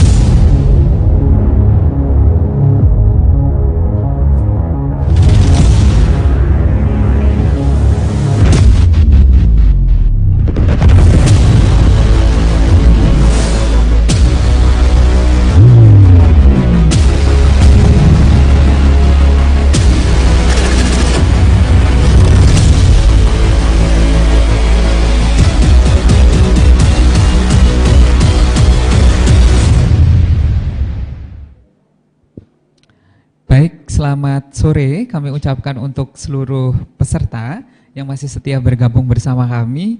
Ini kebetulan sedang azan sholat asar di waktu Indonesia Barat wilayah Surakarta. Kami memberikan kesempatan kepada Bapak Ibu, tadi ada yang kontak ke kami, ke kontak person, Mbak izin untuk sholat apakah diizinkan? Tentu sangat kami izinkan. Silahkan digunakan waktu sekitar 15 menit, Bapak Ibu bisa menggunakan untuk pelaksanaan sholat asar. Komunikasi saya sampaikan dalam bahasa Indonesia untuk mempermudah dalam rangka istirahat. Kami menyapa, apresiasi kembali kami sampaikan untuk Universitas Borneo Tarakan. Terima kasih sudah turut serta berpartisipasi aktif.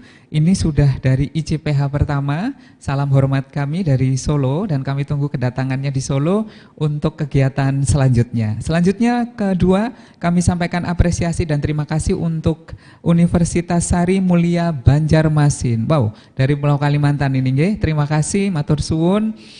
Sudah mengirimkan peserta untuk mengikuti kegiatan ICPH di hari pertama ataupun hari kedua esok. Lalu yang ketiga, kami mengucapkan terima kasih apresiasi kepada Universitas Syah Kuala Aceh. Wah, ini judulnya dari Sabang sampai Merauke begitu ya. Terima kasih dan terima kasih tak lelah kami sampaikan kepada seluruh peserta yang telah bergabung dalam kegiatan International Conference on Public Health 2021. Kembali Bapak dan Ibu yang ingin melaksanakan sholat asar khususnya yang beragama Islam, kami persilahkan 15 menit kita gunakan untuk beribadah. Sembari Bapak Ibu yang melaksanakan sholat asar, saya akan memantau atau memonitor Zoom.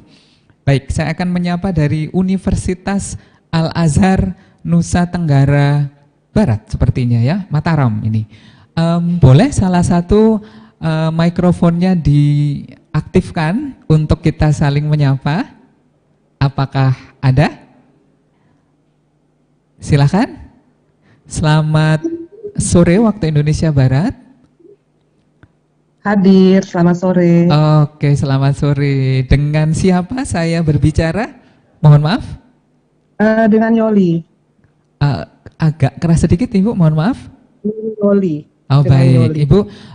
Sebelumnya kami mengucapkan terima kasih. Salam kami untuk Pak Dekan, salam kami untuk Pak Rektor dan seluruh pimpinan dari Universitas Al-Azhar begitu. Ibu kami mohon izin untuk kita menyampaikan kesan dan pesan setelah mungkin mengikuti kegiatan ICPH baru di hari pertama ya Bu, atau mungkin sebelumnya pernah mengikuti kegiatan-kegiatan serupa. Kami persilahkan Ibu untuk memberikan kesan dan pesan terhadap kegiatan kami.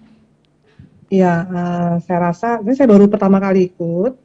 Ya. Kebetulan ditugaskan oleh Pak Dekan. Saya rasa buat saya sih sangat bermanfaat ya. Banyak wawasan baru buat saya gitu. Dari segala bidang. Dari psikologi juga saya dapat ya. Yang lain juga dapat. Mungkin itu aja. Baik, Dokter Yoli Dahlia ya, SPKJ. Terima kasih. Ya. Ibu atau dokter, saya kembali menanyakan begitu Bu. Untuk tahun depan bersedia untuk ikut kembali nih sepertinya ya Bu ya di kegiatan kami di tahun Insya Allah. Kalau ditugaskan sangat berterima kasih. Baik, dengan senang hati. Nanti kalau pas ke Solo begitu Pinara mampir di Prodi S2 IKM UNS. Terima kasih Bu Yoli. Insya Allah. Selamat melanjutkan untuk mengikuti kegiatan kami selanjutnya. Kembali saya akan menyapa peserta lainnya. Kita mungkin akan monitor Zoom. Ya, kita akan lihat. Oh, saya menyapa, coba kita lihat di sana ada dari, itu sepertinya ada yang sedang on, nggih. Mohon izin saya menyapa dari Ibu Ida Nursanti. Ya, Ibu Ida Nursanti, kami persilahkan untuk mengaktifkan mode suara. Ibu Ida, selamat sore waktu Indonesia Barat, Bu Ida.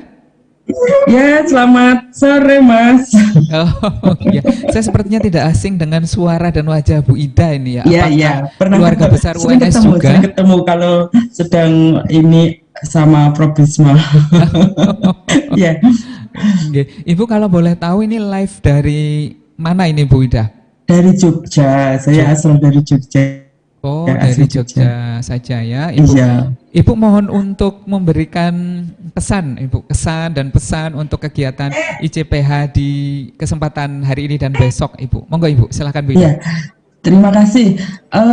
Untuk kesannya, alhamdulillah banyak ilmu yang kami dapatkan karena ternyata untuk menangani COVID ini kan banyak intervensi yang bisa diterapkan baik untuk masyarakat maupun untuk tenaga kesehatan ya tadi kita.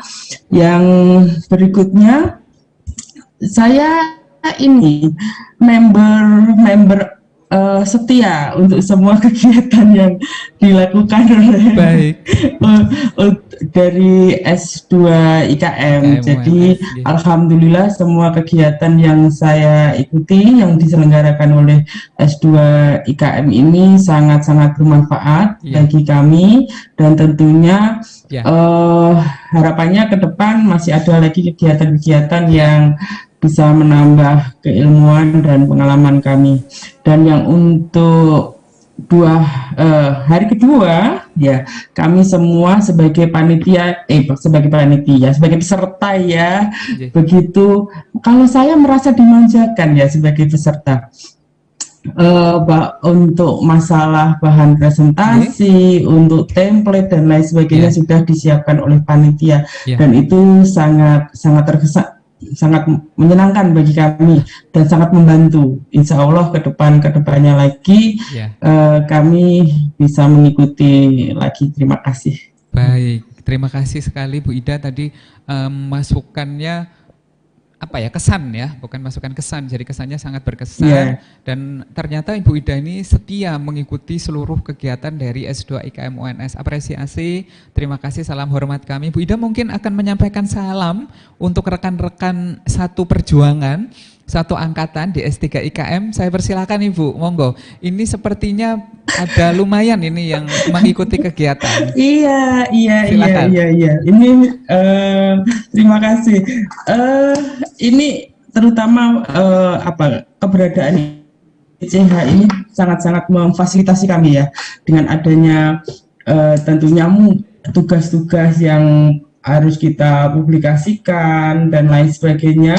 Dengan adanya ICPH ini, kami bersama teman-teman itu sangat terbantu dan sangat merasa senang. Akhirnya kami selalu mendukung keberadaan dan keberlangsungan acara-acara untuk yang diselenggarakan oleh ICPH berikutnya. Baik, terima kasih Bu Ida. Kita masih di rangkaian acara, namun 15 menit ini kita gunakan untuk beramah tamah sembari menunggu peserta lain yang sedang melaksanakan ibadah sholat asar. Saya akan menyapa, di situ tampak ada Dr. Morita SPOG dari S3 Promkes.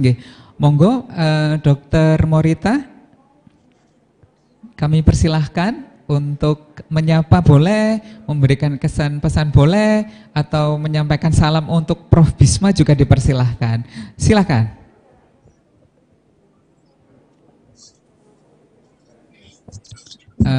Kami bantu untuk mengaktifkan mode suara, dokter, sebentar. Ya, Dr. Morita SPOG, panitia bisa dibantu untuk di-unmute?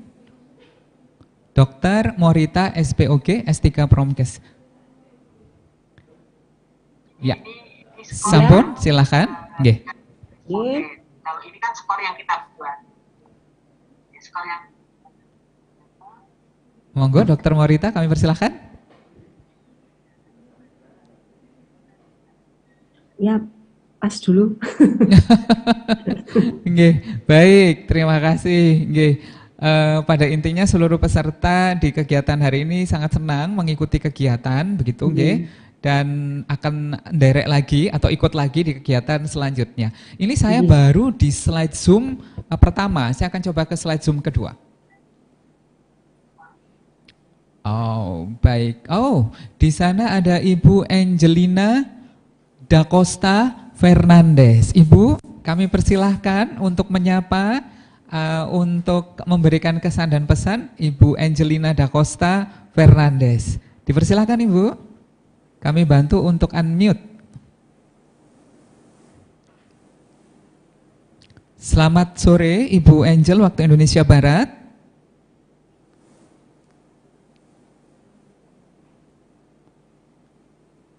Oke, baik. Sepertinya terkendala jaringan, tidak apa-apa. Ibu nanti ketika jaringannya sudah stabil bisa dinyalakan untuk mode suara, tidak menjadi masalah. Baik, sudah tampak di layar monitor dari Akper Dharma INS titik-titik panjang ya, ini ada Ibu Elizabeth WS. Ibu Elizabeth, selamat sore waktu Indonesia Barat. Selamat sore. Iya, Ibu kami persilahkan, barangkali akan menyapa, memberikan kesan, memberikan pesan. Silahkan Ibu Elizabeth. Terima kasih atas kesempatannya. Ini kali pertama saya ikut ICPH ini. Saya sangat terkesan sekali. Menurut saya juga sama seperti yang tadi Ibu yang pertama, bahwa kita sebagai peserta sedikit dimanjakan oleh panitia karena disediakan template untuk PowerPoint, dan abstraknya juga sudah diterjemahkan dalam bahasa Inggris. Mungkin kebanyakan saya pribadi ya, Ibu. Mungkin sedikit mengalami kekurangan untuk yang demikian, gitu, untuk mentranslate ke dalam bahasa Inggris. Ya, baik Ibu, terima kasih kembali dan salam hangat dari kami di Solo untuk Ibu Elizabeth, keluarga dan tentu saja rekan-rekan kerja. Terima kasih Ibu Elizabeth. Iya, saya dari Pontianak sore. Pak. Pontianak. Ya, kita ke slide yang ketiga sekarang. Adakah yang sedang on kamera? Oh, ini tampak ada Ibu Lydia Moji Lautan.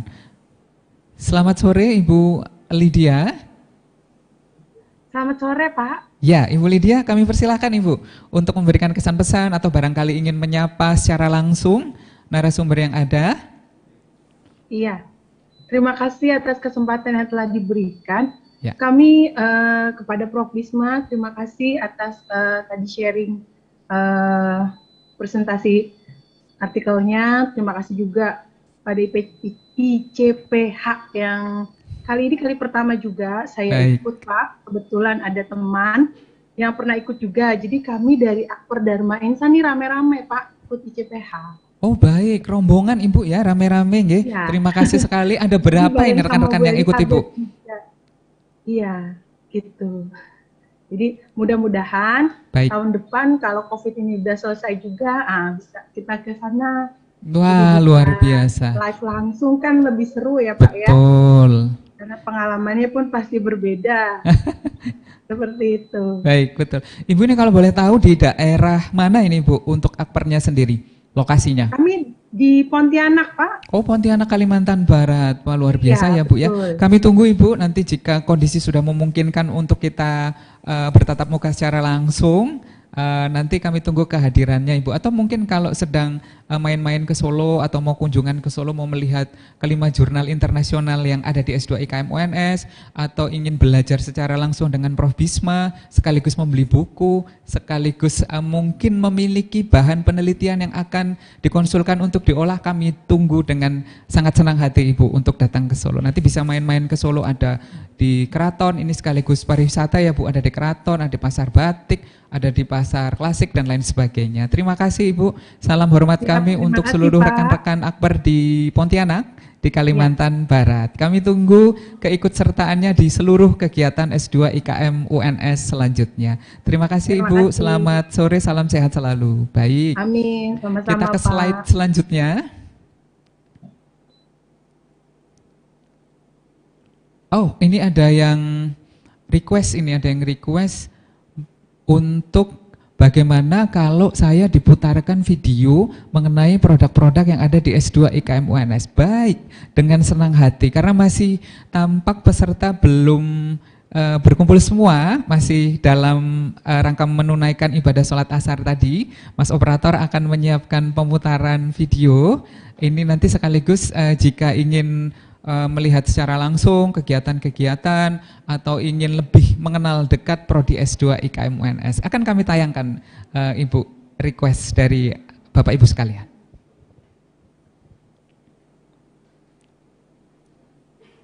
Baik, sambil menunggu video diputar, S2 IKM UNS juga menghasilkan, wah ini menghasilkan apa yang dihasilkan ya, banyak produk yang dihasilkan, salah satunya adalah buku yang langsung ditulis oleh Prof. Bisma Murti, begitu ya. Kami memiliki berbagai macam buku yang akan segera kami cetak, adalah buku epidemiologi, serinya seri berapa ya? Lain masih rahasia. Nanti ada di iklan buku. Lalu kami ini akan membuka kelas internasional. Wah, ini yang ditunggu-tunggu ya. Kami mengundang Bapak dan Ibu yang akan melanjutkan studi atau mungkin ini Bapak Ibu dosen yang mahasiswa S1-nya contohnya di Universitas Al-Azhar tadi. Mas Aris, saya mencari kelas internasional untuk public health yang tepat di mana? Yang tepat di S2 IKM UNS. Tahun ini kami membuka untuk kelas S2 IKM UNS kelas internasional. Kebetulan di samping saya ini, Mas undang Prof. Bisma dong, mau tanya tentang kelas internasional, boleh nggak? Boleh dong. Baik, saya akan mengundang secara langsung Prof. Bisma Murti yang akan bertanya langsung mengenai kelas internasional. Namun kita kasih jeda dikit deh, kita kasih jeda tayangan-tayangan sebentar sambil mengundang Prof. Bisma Murti ya. Baik, panitia kita bisa bersama untuk nanti berdiskusi kepada Prof. Bisma mengenai kelas S2 internasional, khususnya yang ada di S2 IKM UNS. Ini fresh, sekaligus di momen ICPH ini kita launching untuk kelas internasional S2 IKM UNS. Kita jeda berapa detik? 1 menit ya.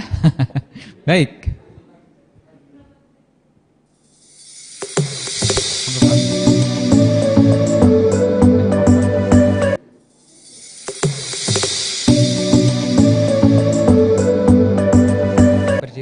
Berdiri.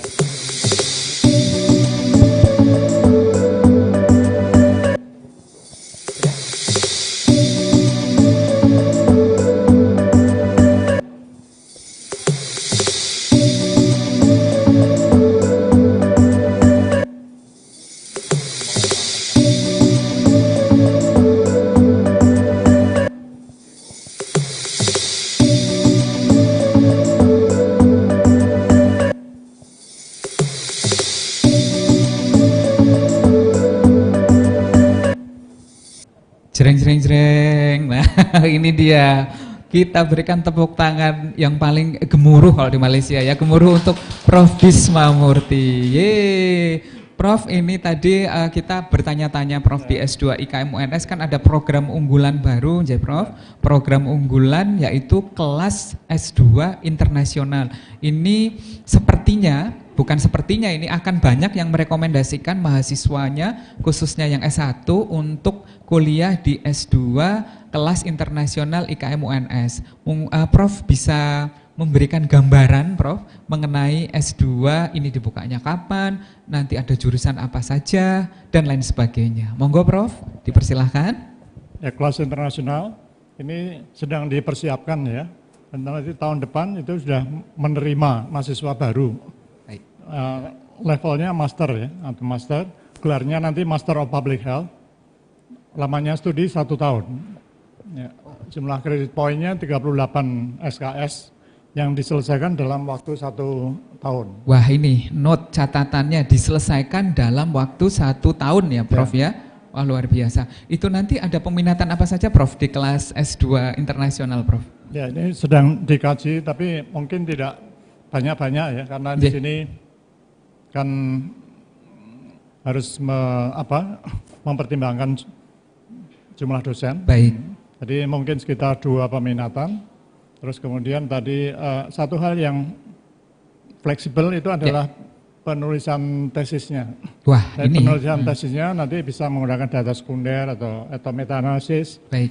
Atau dalam bentuk lain. Dan cara pengajarannya hybrid. Hybrid, ya. Sebagian online, sebagian bisa juga bertemu langsung. Bertemu langsung. Jadi kombinasi ya Prof ya, nanti bisa dengan online, khususnya bagi yang berada di luar Indonesia, begitu. Waduh, ini aksesnya kalau mau ke Indonesia masih harus kena aturan dan lain sebagainya. Apakah nanti bisa kuliah online dari sana? Jawabannya tadi sudah dijawab Prof Bisma, jawabannya adalah sangat bisa. Tadi cukup dengan 1 tahun ya Prof? 1 tahun. 1 tahun itu sangat cepat sekali. Gelarnya MPH tadi ya Prof ya? Bahasa pengantarnya bahasa Inggris. Oh, bahasa pengantarnya bahasa Inggris. Tapi ini mahasiswanya bisa dari luar maupun dalam. Oh, dari luar dan dalam. Baik, Bu Ida sudah senyum-senyum ini, sudah siap untuk mengirimkan mahasiswanya ya Bu Ida Nursanti berkuliah nanti mahasiswa Al-Azhar dikirim langsung memo nanti ke Prof Bisma untuk dapat kuliah di S2 IKM UNS. Begitu ya Bu Ida ya? Kami tunggu nanti. Baik, selanjutnya Prof yang menjadi pertanyaan adalah siapa saja nanti yang akan menjadi pengajar atau dosen Prof di kelas S2 internasional IKM UNS nanti Prof? Ya, sebagian besar pengajarnya untuk kelas internasional itu mantan speakers, mantan pembicara di International Conference on Public Health. Baik Prof. Ya, itu sebagian besar dari itu. Oh baik. Jadi termasuk ini nanti yang sebentar lagi bicara Profesor Joanners, kemudian Profesor Joanners dari Inggris, kemudian Profesor Malin Eriksson dari Swedia, kemudian ada lagi Profesor Linda Adair dari Amerika Serikat, kemudian lagi ada Syari Dorkins, ya banyak dari mantan narasumber ICPH. Prof. Baik, wah ini tentunya pengajar atau dosennya tadi sudah tidak diragukan lagi kredibilitasnya ya, kelasnya sudah level internasional sekali ya, nggak hanya sekedar internasionalan tapi the real internasional, dan dengan pengalaman jam mengajar yang tinggi, publikasinya yang bagus, maksimal, dan yang paling penting lagi sudah pernah berkunjung ke S2 IKM UNS khususnya mengisi kegiatan ICPH begitu. Baik Prof, kalau untuk tahun depan kira-kira itu mahasiswanya yang bisa diterima berapa nih? Bu Ida kayaknya mau ngirim 20 nih Bu Ida nih.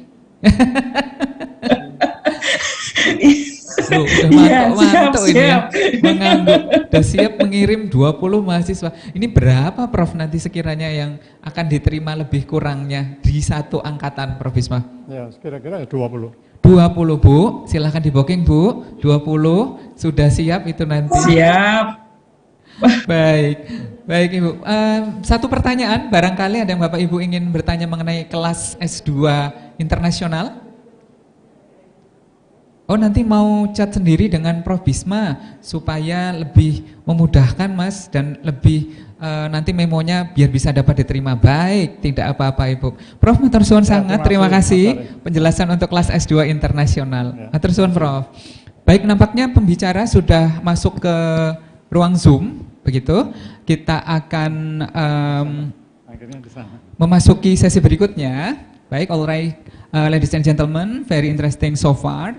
Now we come to the third session. This will be a talk Prof Joanners from the United Kingdom. Good afternoon. Good morning from side. this Good morning. Okay, good morning, Prof Joanners. It's 8 a.m. here. Oke, baik, thank you. Dan kali ini untuk sesi dari Prof Joanners akan dipandu kembali oleh Dr. Faradila Mirsanti. Ini saya judulnya tadi mencoba menyapa ini Dr. Faradila Mirsanti. Kita sambut Dr. Faradila Mirsanti. Thank you.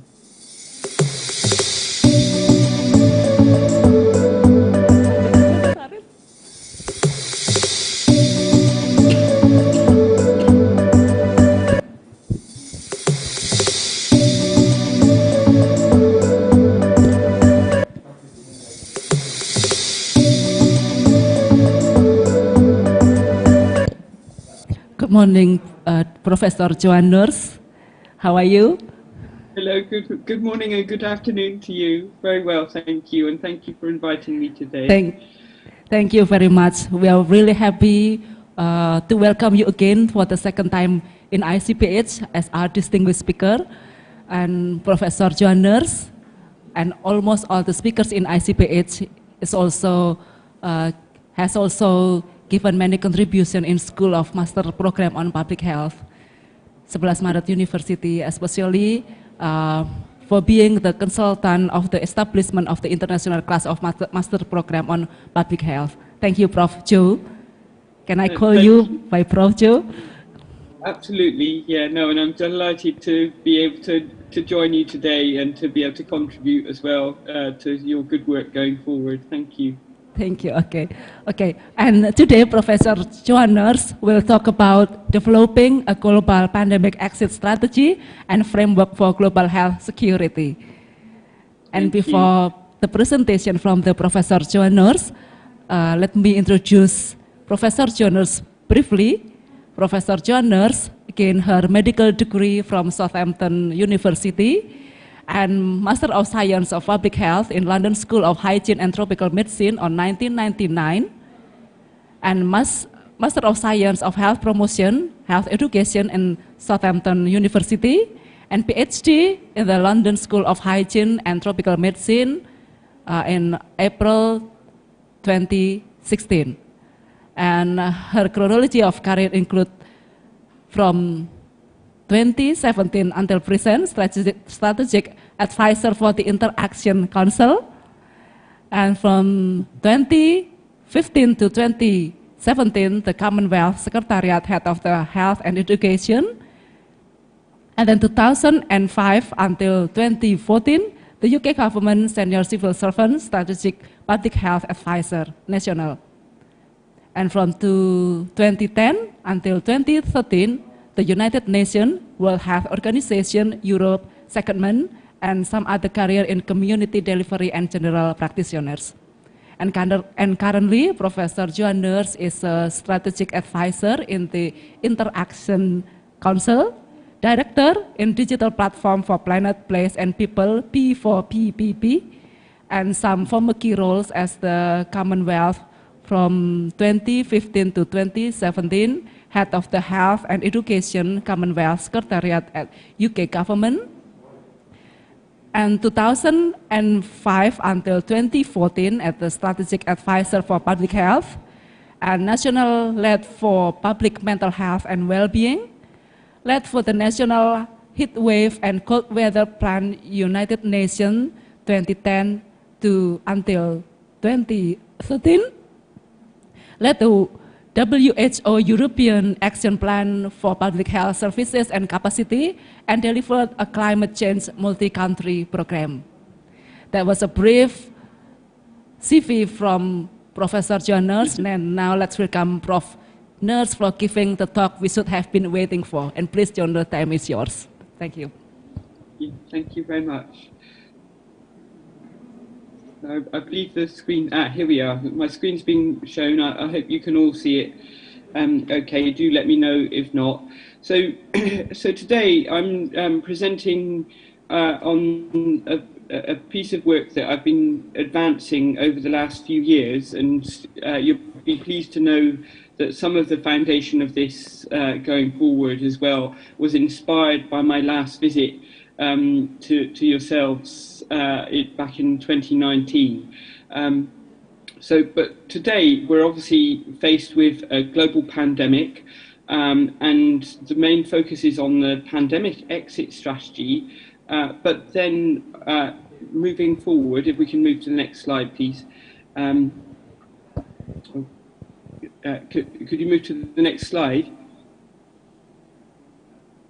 Thank you very much. So I'm presenting this on behalf of the Interaction Council, which is a group of former heads of government.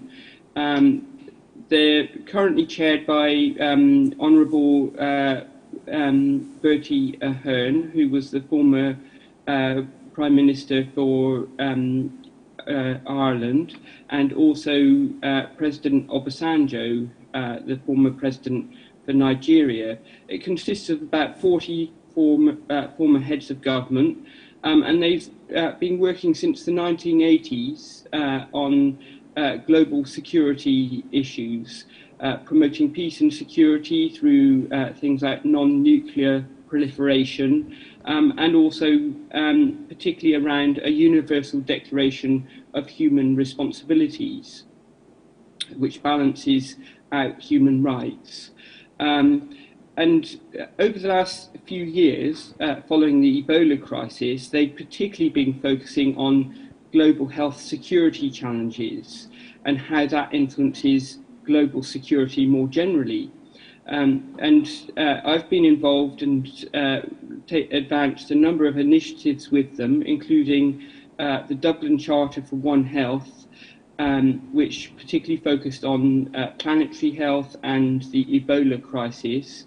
And then following that, and after my visit to Indonesia, I was particularly inspired to take further action on the climate emergency and brought together a manifesto to secure a healthy planet for all, which I'll give a bit of a presentation later on this, as it then combines to work towards a global security for people and planet.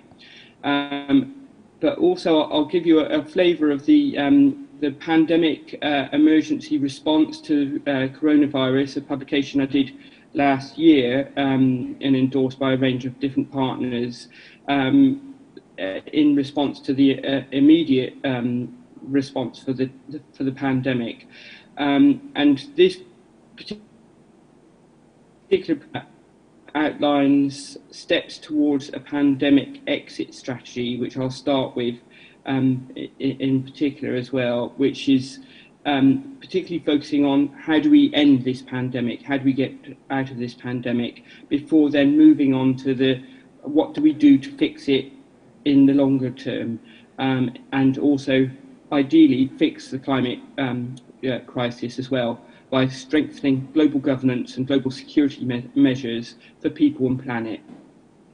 Okay, let's move on. If you could move to the next slide. So this is a slide that sort of outlines the perspective of global security issues and challenges from the perspective of heads of government and from politicians.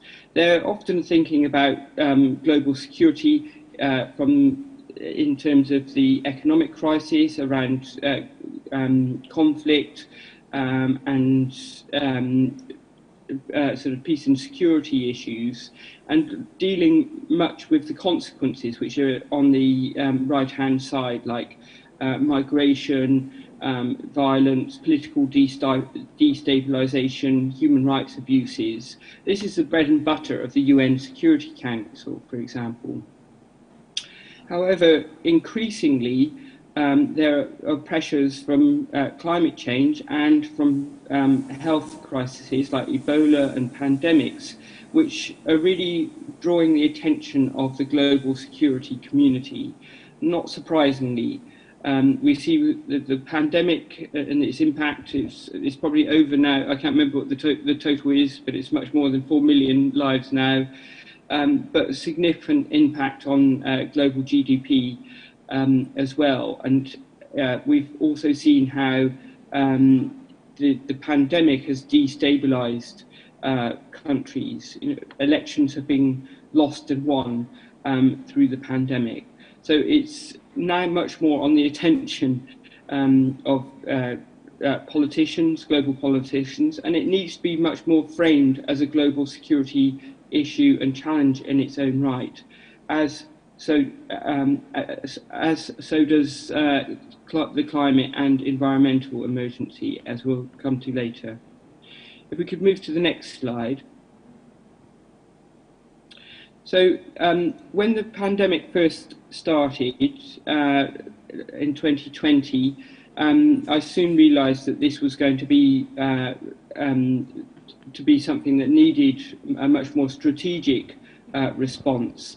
And the Interaction Council leadership actually asked if they could have some briefing from me.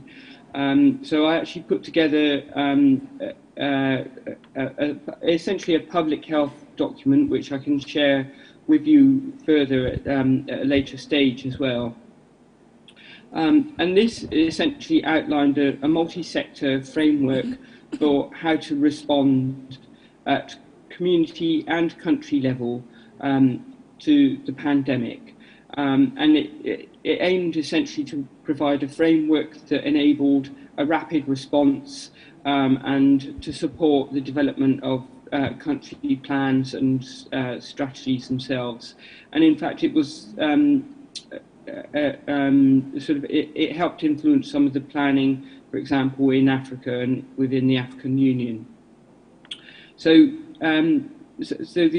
I'll just talk through the framework, but essentially it highlights the importance of good governance and leadership right from the top, from the political level, with emergency committees, the right legislation to support the plans, to develop a national plan and strategy. Many countries don't actually have much of a plan or strategy. It does help, I think. And clear goals around saving lives and ensuring security and stability.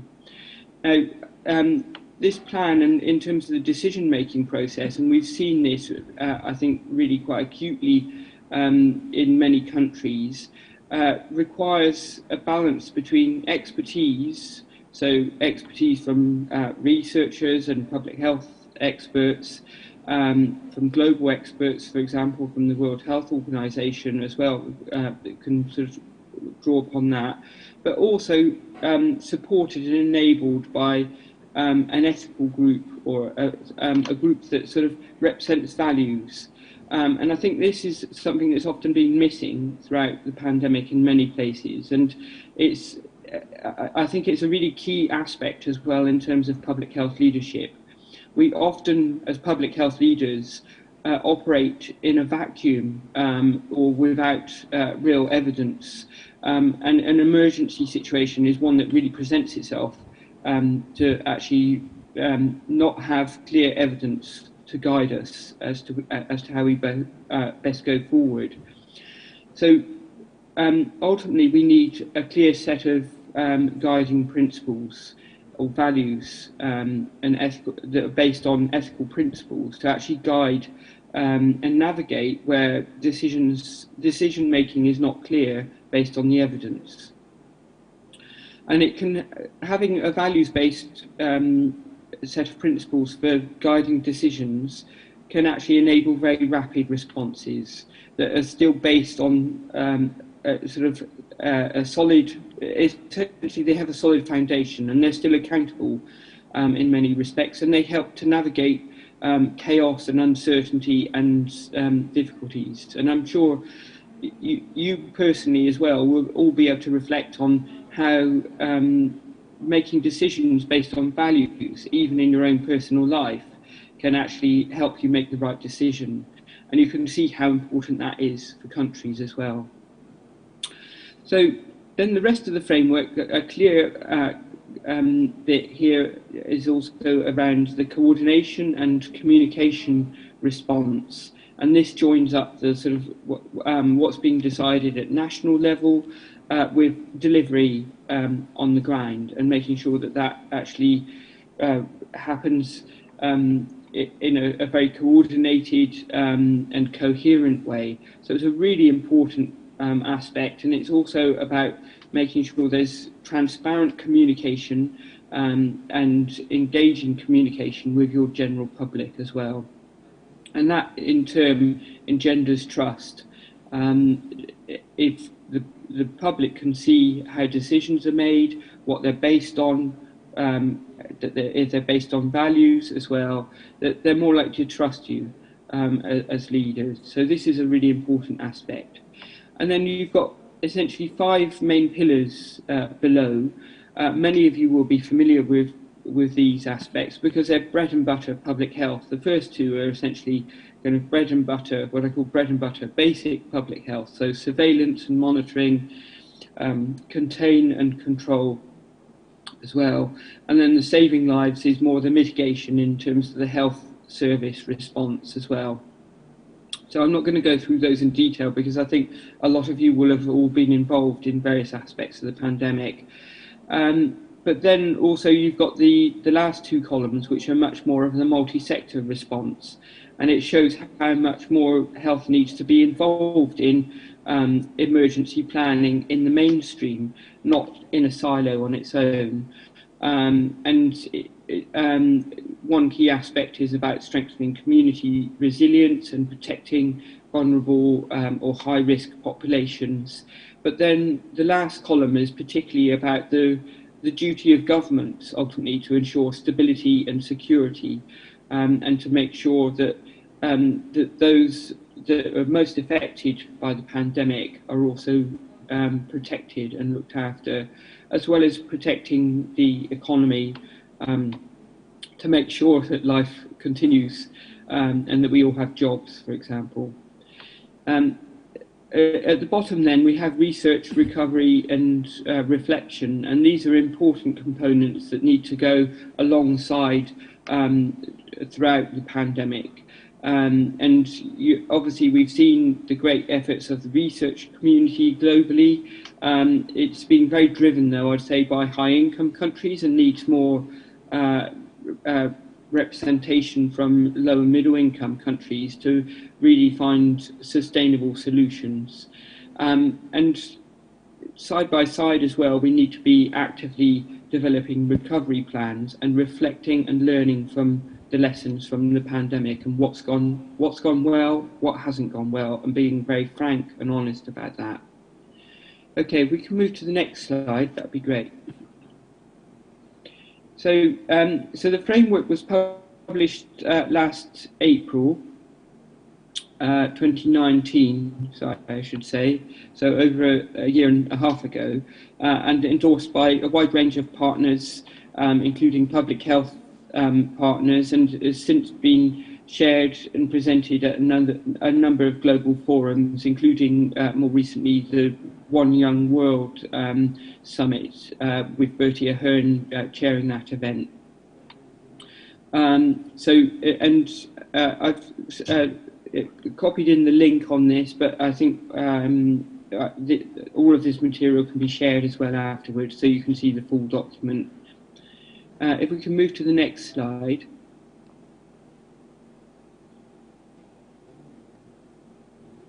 Thank you.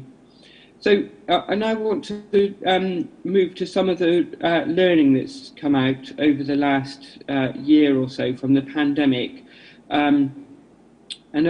Firstly, just to sort of pose the question of, was this a disaster waiting to happen?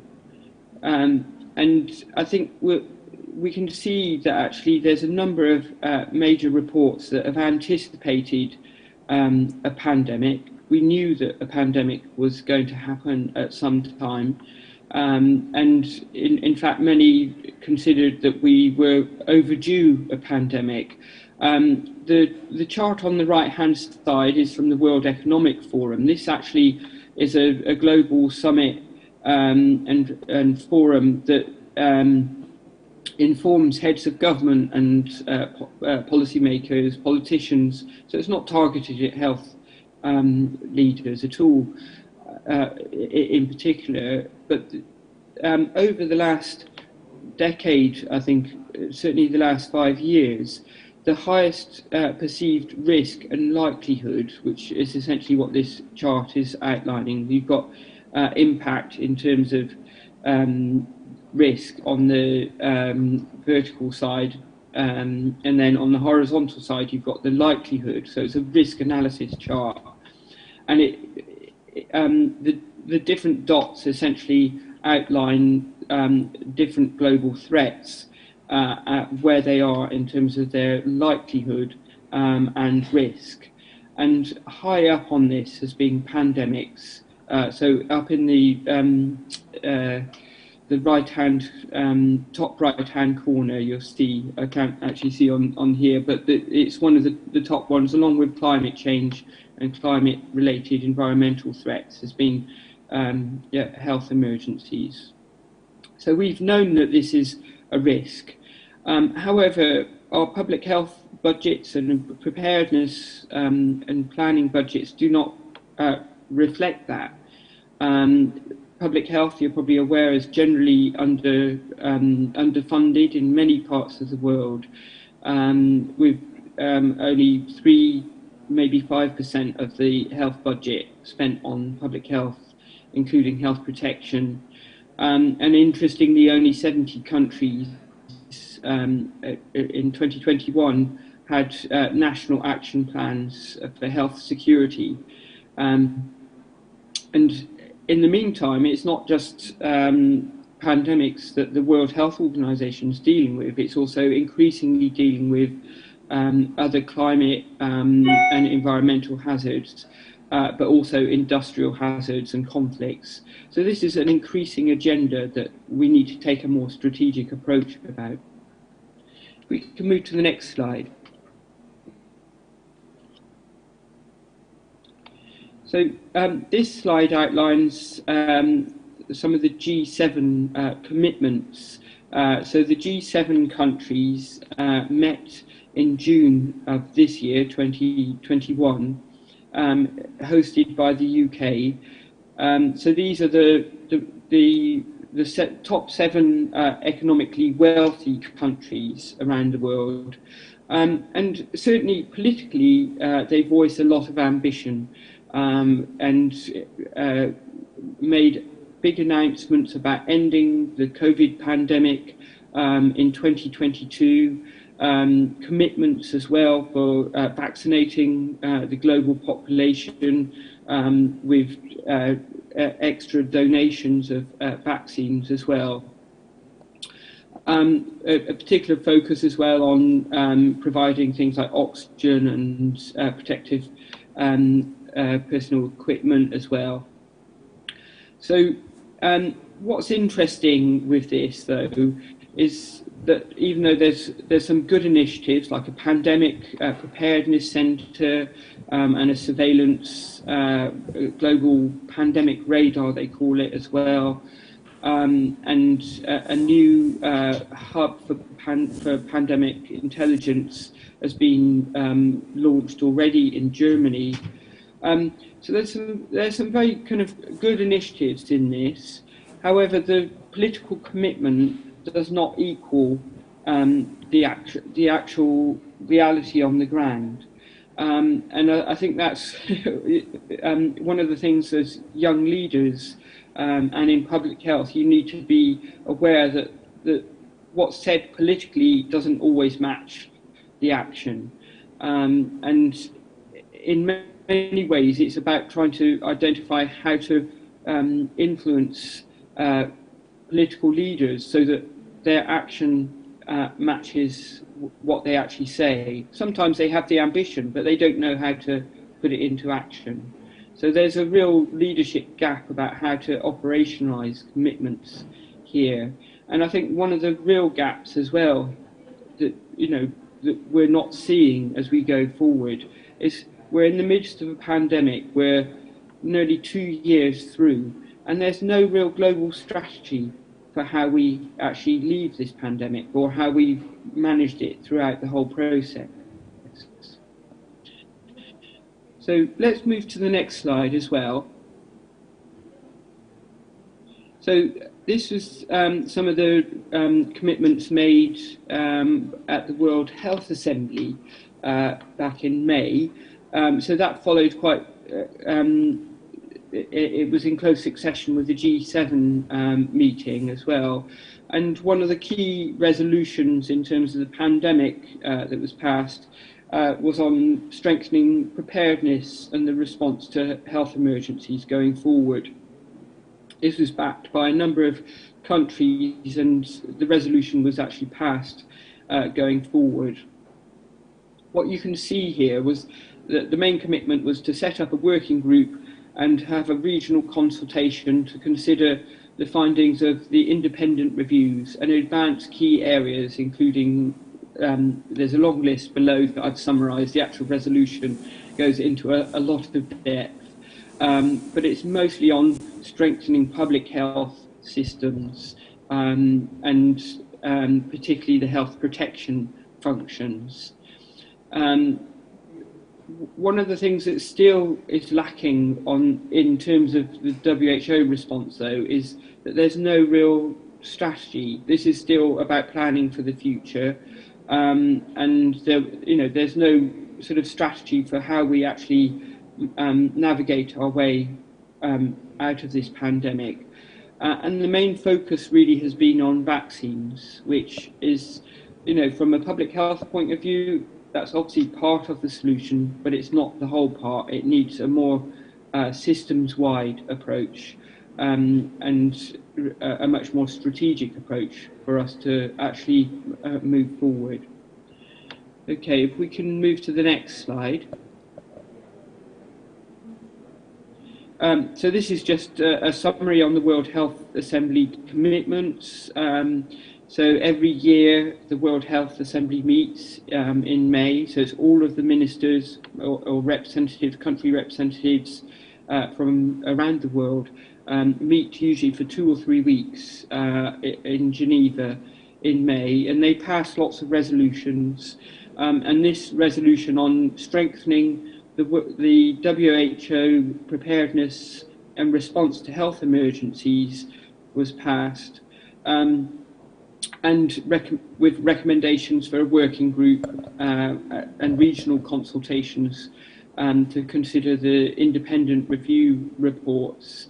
And they're also holding a meeting sometime this month to consider strengthening what they're framing as a treaty. It's probably something that's similar to the international health regulations that I imagine many of you are familiar with, which is essentially the legal requirement of countries to protect other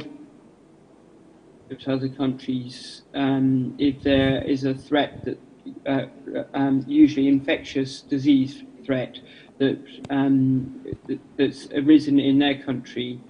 So that's under the international health regulations, and the WHO want to strengthen that legal requirement and process. So if we move to the next slide. So this is a summary of some of the main international and independent reviews of the pandemic that have happened in the last year or so. So there's an ongoing preparedness and monitoring board that was set up, I think, in 2018 by one of the former heads of the WHO, Gro Brundtland, and is also co-chaired by the former head of the International Red Cross and Red Crescent. And interestingly, if you see there, even just the names of their annual reports, it says a story in its own right. Before the pandemic, there was a world at risk, highlighting the risk of pandemics and the impacts. And then in 2020, in the midst of the pandemic, we had a world in disorder. And then very recently, they've launched their latest annual report, which is From Worlds Apart to a World Prepared. So this in itself tells quite a significant story about how we've approached this pandemic and how we've not been sufficiently prepared. A particularly influential report, though, I think, is one that's been released by Ellen Johnson-Sirleaf and Helen Clark. So Helen Clark used to be the Prime Minister of New Zealand and also for UNDP as well.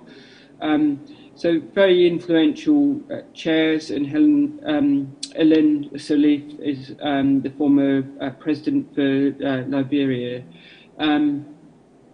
They released a report on making COVID the last pandemic, and I think that's particularly, I would signpost you to look particularly at this report and the ones by Gro Brundtland and El Haj, because they provide most insight, I think, in terms of the critique of what's gone wrong, but also to help give some guidance about what we need to do going forward.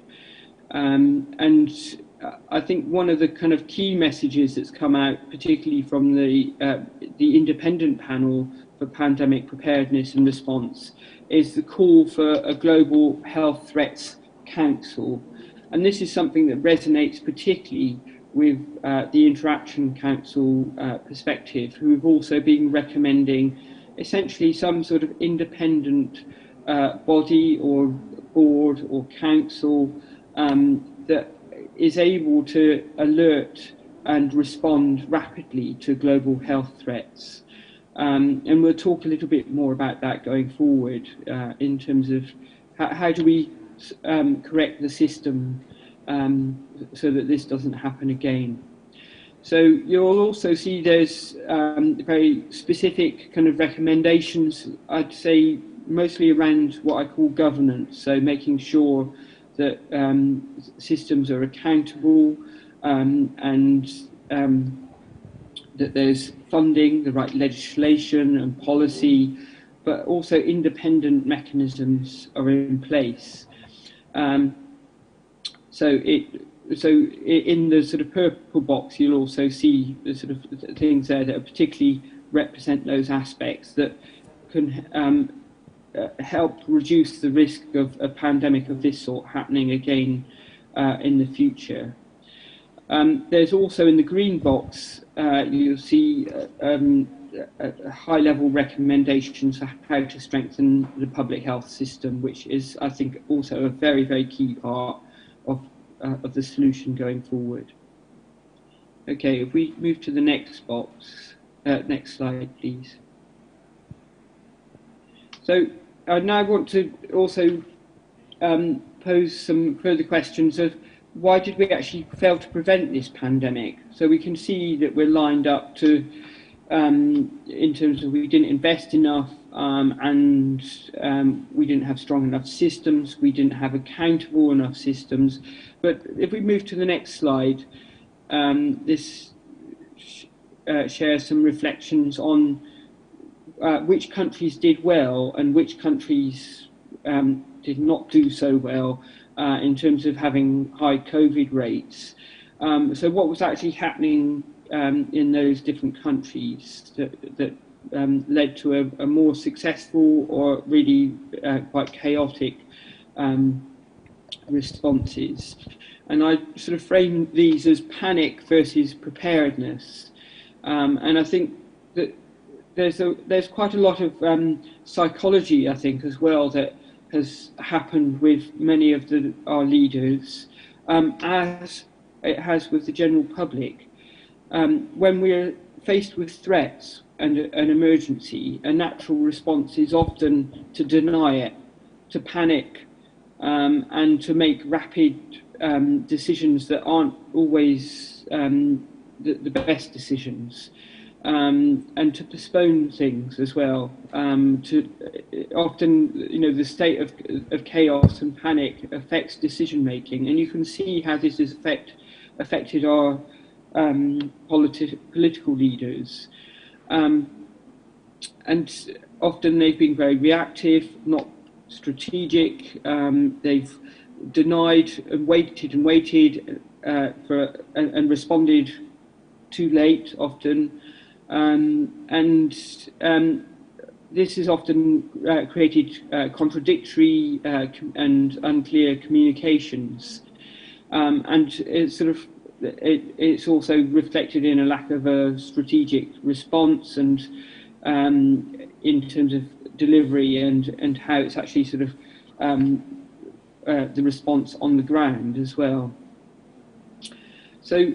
And this has been something that you can see that's been played out in many, many countries and to different extents. And the extent of denial has been, in many respects, shocking. That's in turn sort of led to quite sort of a lot of political tensions and civil unrest in many countries as well. And say, for example, in the US, one of the reasons why Trump is likely to have lost that election was because of the pandemic. So in contrast, we've got a range of other countries that have relatively done well throughout the pandemic. and this can be very easily reflected in the number of COVID deaths and rates. And these countries tended to be very well prepared. Many of them had experienced SARS in the last decade and had actually strengthened their public health systems as a response. And they were ready for this. They knew what to do, and they brought in their public health measures straight away. They had good plans and systems. They had strong political leadership. Other countries that didn't have that also did well, where they had very calm and decisive, principle-based leadership, political leaders right from the top, who put people first rather than the economy. They protected people, and that influenced and guided their decision-making. And essentially, they did better, not just for their people, but also for their economy. So we can see that there's a wide spectrum of how successful countries have fared with this. But unfortunately, those countries that have not done so well have probably overly influenced the global agenda and overly influenced that we don't have a global strategy. And that in itself is causing problems for those countries that were prepared. So if we can move to the next slide. So this is outlining a slide that outlines from the perspective of the Interaction Council the balance of rights and responsibilities. So we've got rights on the left-hand side and responsibility on the right-hand side. And in terms of the sort of political perspective, you've got human rights driving the narrative and the sort of policies of some countries, whilst other countries have particularly been predominated by the narrative of personal responsibility, and people need to take responsibility. And that's shaped a lot of the political decision making. So I've just put it together here because I think it's useful to be quite explicit about what's driving some of the decision making. It's not just on public health measures and what works, what's the evidence. And it's often about political narratives and political agendas. So, for example, in the UK, there's a very strong emphasis on responsibility, that people have to take responsibility for themselves, to protect themselves, and to protect others as well, but it's mostly about personal responsibility. Whilst other countries are protecting human rights and the rights to health, and particularly those that are higher risk or more vulnerable in their populations. And that's, brought about a different set of emphasis and measures in terms of how they've responded. They've probably done better, I'd say. The UK, I have to say, has not done at all well in the pandemic. And that's mainly been because of some of the reasons that I outlined in the previous slide, along with a number of other countries. But going forward, you can see that it's actually, as a public health leader, it's useful to be aware of these different narratives and of what are the political agendas of your own country or of wherever you happen to be working. Because the more you're aware of that, the more you can shape and influence to the betterment of public health. Nothing's, neither one is right or good necessarily. It's worth knowing each has its own strengths. And we need a balance ultimately going forward. And it's something that the Interaction Council have done a lot of work on, about making sure that the rights agenda is also balanced by responsibilities. And you can see going forward, you need a mix of both. And in terms of narrative and communications, you need a mix of, this is good for you as an individual, but it's also good for everyone else. And if you emphasize only one or the other, then it often distorts the outcomes and distorts the behavior. So you need to emphasize both and reach a balance between both. I've just sort of really framed in that dynamic as well how this works for individual and also sort of transnational level, and ultimately how we, going forward, we do need a stronger emphasis on a sense of global goods and global responsibilities, not about individual responsibilities. And I think one of the key messages here as well going forward is about that no one on the planet is safe until we are all safe. So we need to all collectively be responsible to enhance health as a global good for everyone. Should we move to the next slide? Next slide. Thank you. So, and then this is just a sort of, again, another way of framing the sort of global spectrum on this, how different countries are addressing the pandemic. And there's essentially, a lot of countries, as I have said, have not really got a strategy as such. Or it's a very loose plan, and it's often aligned with sort of the political narrative. But nonetheless, it sort of ranges from a spectrum of, say, for example, in the UK, the mantra is very much about learning to live with it, having a steady state, an endemic. We're going to learn to live with it as an endemic infection. And now, at the other end of the spectrum, you have countries like New Zealand or Singapore, Australia, that have actively sought an elimination strategy. So they've been much more ambitious and very much managed to maintain very low rates generally, and have only struggled more recently with the Delta variant coming into place. But nonetheless, the number of deaths and the impact on their country has been substantially less than what I'd say is the riskier strategy, which is the endemic learning to live with it, often making parallels with flu, for example. We've learned to live with flu, so we'll learn to live with this. But that's a very risky approach. It's very costly. It engenders what I call rolling pandemics and a high risk of new variants as well emerging. And those risks are not just for that country. Excuse me, Professor John. Excuse me. You have about 5 minutes left. Thank you. Okay, thank you. Okay, what I'll do is end on the actual global exit strategy, which I think is the next slide, and maybe save the climate side for a future follow-up, if that's okay.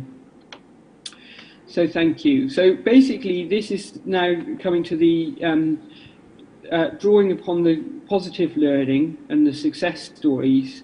I've outlined in a draft report, which I'll be seeking endorsement shortly, and aim to launch early next year. So that will be something I will be able to circulate to yourselves as well. But the key aspects here are outlines an exit strategy, how we can actually exit. We actually need a strategy, and we need to have a balance of different measures, different public health measures, ranging from mitigation, suppression, protection, prevention, to elimination. And each of those need to be emphasised in different settings, and targeted to address risks as well. Overall, the goal is about strengthening global security for people and planet, and moving towards a sustainable recovery that also takes on board the green recovery that's needed in terms of climate change. If we move to the next slide, I can just expand on this. Oh, sorry. Is there one missed out? Oh, yeah, that's it there. Sorry, thank you. So this one just gives a bit more detail. The actual report itself describes each of these steps in further detail. But so, for example, mitigation is tends to be used when we have when it's gone out of control and we need lockdowns and we need to mitigate with healthcare services. Well, suppression is what I like to call is dilution. So this is more about reducing the risk, by diluting the virus with cleaning, ventilation, creating space, and also by reducing the risk from having masks as well, face coverings. And then protection can be seen as shielding those at a high risk and increasingly now to vaccinate as well. And prevention, this is where you start to then gain traction, where you can actually aim more towards an elimination strategy, includes the test and trace and sort of active, what I like to frame as detection. It's old-fashioned public health as detectives, and to actually track down the outbreaks and clusters and actually really kind of contain the virus from spreading. And it's only with those sort of combined approaches that we can really achieve elimination. But globally as well, we need to be very coordinated in targeting in high-risk populations and scenarios, especially now that we have tools like vaccines, to actually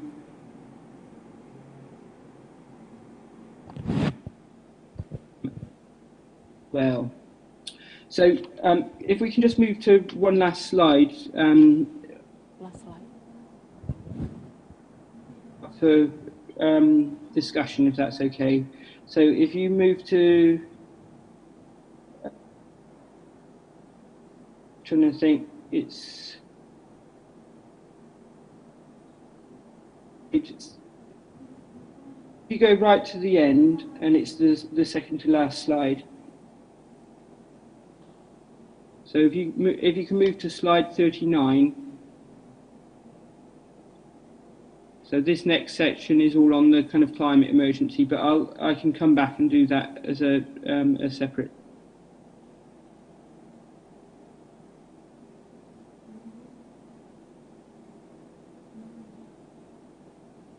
So, and whilst we're moving forward, I just want to, that's it, here we are. So this is, in essence as well, this is the latter part of the report that I'm working on and circulating for endorsements, and it's basically the sort of presenting a potential solution or way of preventing future pandemics, but also to reduce the risks from the climate emergency as well.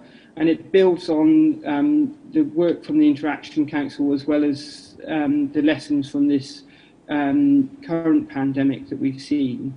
And it outlines essentially the need for an independent and sort of global governance structure that's particularly dedicated to global security for people, as in terms of the health of people, for example, but also for the health of the planet. And it fills a real gap in terms of what's happening, the current focus from the UN Security Council, which has tended to focus on preventing wars, for example, that we actually need a parallel or maybe something that's actually part of the UN Security Council, a committee, for example, on global security for people and planet. So that's the sort of the top bit, and also the red bit would essentially be about the global architecture, what we need to do to fix the global architecture for strengthening global security to prevent future pandemics, but also it could be adapted to address the climate emergency. Now you see then the pillars are essentially about the sort of public health response, and that's about strengthening public health. And ideally this needs to be done in a multi-sector way as well that incorporates animal and environmental health, which is I frame as one planet health systems. going forward. So we need substantial investment and strengthening of our public health systems at community, national and regional and global levels, at every single level. And then the key things that can really help to transform this going forward are about the application of digital transformation and digital innovation to help scale many of these responses and enhance and enable coordination and communication as well. And then at the bottom you'll see, and this is particularly where I think that you as young leaders yourself will be playing an increasing role going forward, is that we need to strengthen leadership for addressing pandemics, but for strengthening public health, and also increasingly making strong links with the health of the planet. And that's something that, if we move to the next slide, it's a good time, I think, to open up for discussion and any questions. I'd really appreciate a continued discussion as well as we go forward as to what do young leaders need, what skills do you need for the future to address the multiple challenges that we face. It's a great honour for me to be able to share some of my experience with you, and I look forward to working with you as well going forward with the new Global Health Masters Programme. Thank you very much.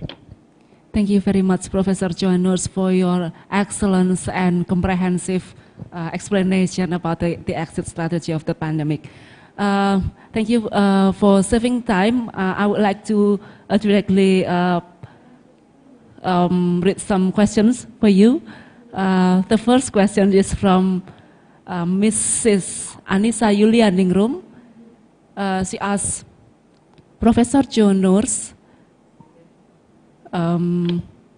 based on your experience, what are the basic problems for the developing countries in dealing with pandemics when compared to developed countries, and what policies should be applied to developing countries to overcome this from the developing countries' perspective? Please, Professor Joan. Thank you. So, well, firstly, I think some of the developing countries have actually done very well in terms of the pandemic response, and that's because they've had to rely on basic public health measures, and still many countries have had strong environmental health bodies and services that they've been able to draw upon, and so those are the kind of key measures, and those are the main measures that have helped us overcome pandemics in the past before we had vaccines, for example. And to be honest, the over-reliance on vaccines in high-income countries has actually allowed a tolerance of very high death rates, whilst we've waited for vaccines as the golden solution. And actually, you know, what I would emphasise for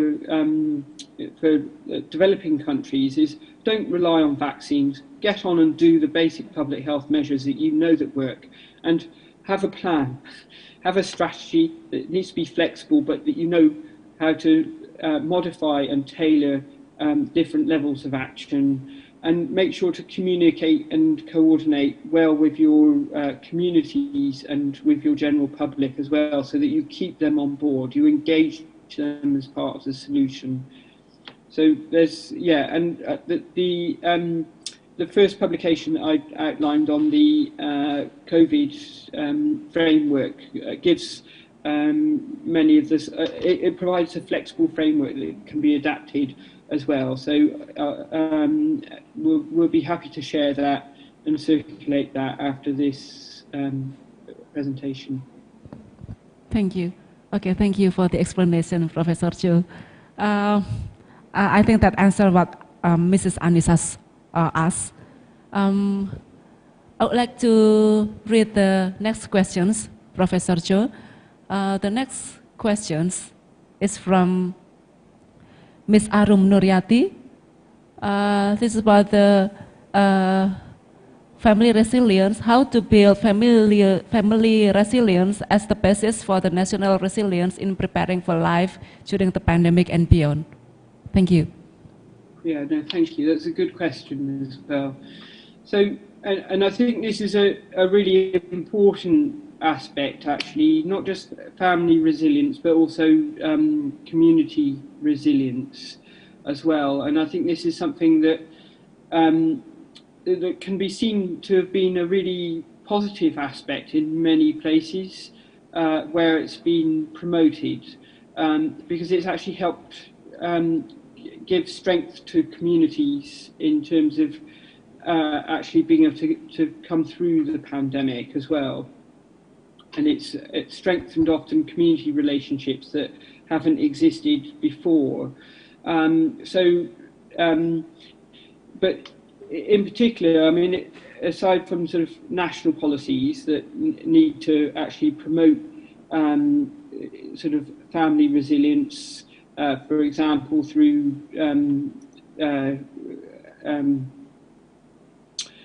the sort of measures with midwives and antenatal care, right, the very basics and the early kind of support for mothers, I think, are really critical on this, but then also through from some of the schooling measures as well, that actually enable families to work together, to be strong together. But we also need to be aware that there's challenges that many countries and families have faced, for example, with high rates of violence and domestic violence in the home, because we're seeing many families suffering from stress. So ultimately, going forward, it needs a multi-pronged approach that it needs to be supported by national policy with potentially income relief and sort of targeted measures, but it can be enabled by community responses and from a public health response as well, making sure that there are community-based services and support for those families that are struggling, and even if there's not national supplies in terms of support, to engender a community spirit to donate, say, food banks, for example, or food supplies, and to support mothers, like through different networks and so on. So some communities have, had used social media to help provide a sense of community support and community action as well. So I think there's lots of things that can be done at different levels, and from a public health perspective, you can act as a catalyst to actually enable that. Sometimes it's just setting up a social media group, for example, or a local community initiative that can actually help promote these actions, or going and talking to existing services to find out how you can work well to help join up messages. Thank you. Okay, thank you, Professor Joe, for the answer and explanation. We got the last questions. The last question is from, could you share, from Mr. Ahmad Mubarak.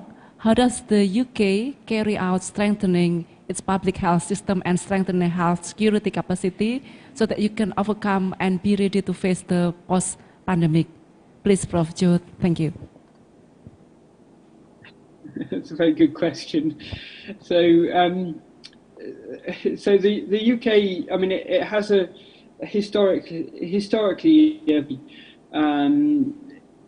and a lot of expertise, but unfortunately it's been very subject to political agendas,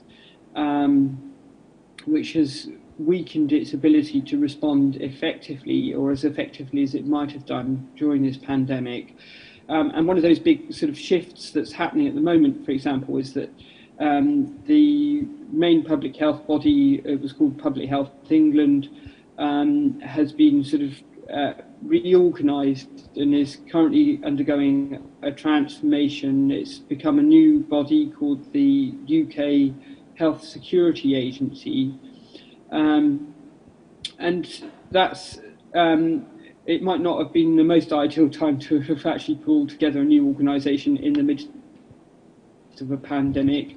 However, there's always good opportunities in whenever there's change in public health, and I think that's something that we all need to be mindful that there's lots of change and transformation that happens in pandemics and in any emergency situation, and public health leaders seize opportunities where there's a lot of change and transformation to move that change, influence that change for the better.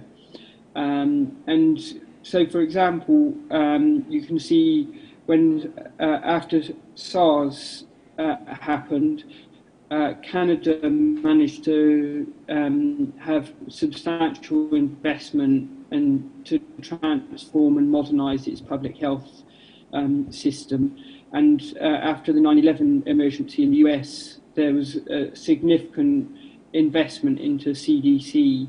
So there's often, I think now is a really key opportunity, not just in the UK, but in many parts of the world, to actually strengthen very weakened public health systems. And if you look at the countries that have done well with this pandemic, they are the ones that had more modern public health systems as a consequence of SARS. So that's something we need to kind of collectively be bolstering and making the case to invest and strengthen our workforce and capacity for public health and for public health leadership going forward. Okay, thank you very much, Professor John, for your answer and explanation, very comprehensive. And we only got limited time, so we hope to see you again in the future, maybe hopefully in person. And now again, thank you very much for participating and sharing your knowledge in this session. Thank you very much, Professor John. Goodbye. Thank you, everyone. Thank you. I really appreciated it, and I hope I can come and visit again in the future. Thank you. And do I'll email some of the resources, and happy to follow up later with individual questions as well. Thank you.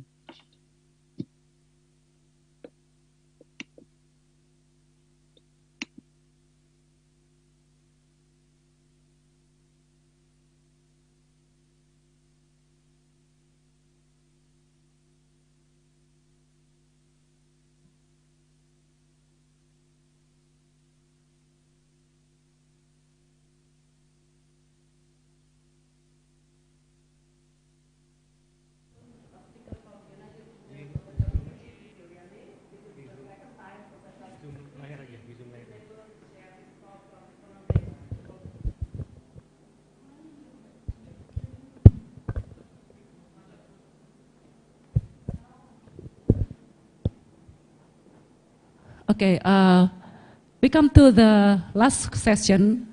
Sorry for the inconvenience. In this session, we have one of the best speakers also who present in today's symposium. We will welcome soon a distinguished professor from the United Kingdom, Professor Luigi Siciliani. This is the second time Professor Luigi is able to share his thought from health economic perspective on health in ICPH. He is also our consultant for the establishment of international class of master program on public health in 11 Maret University. Good morning, Professor Siciliani. Nice. How are you? We are very happy and appreciate you for attending today for the second time in ICPH. Could you hear me? Okay, sure.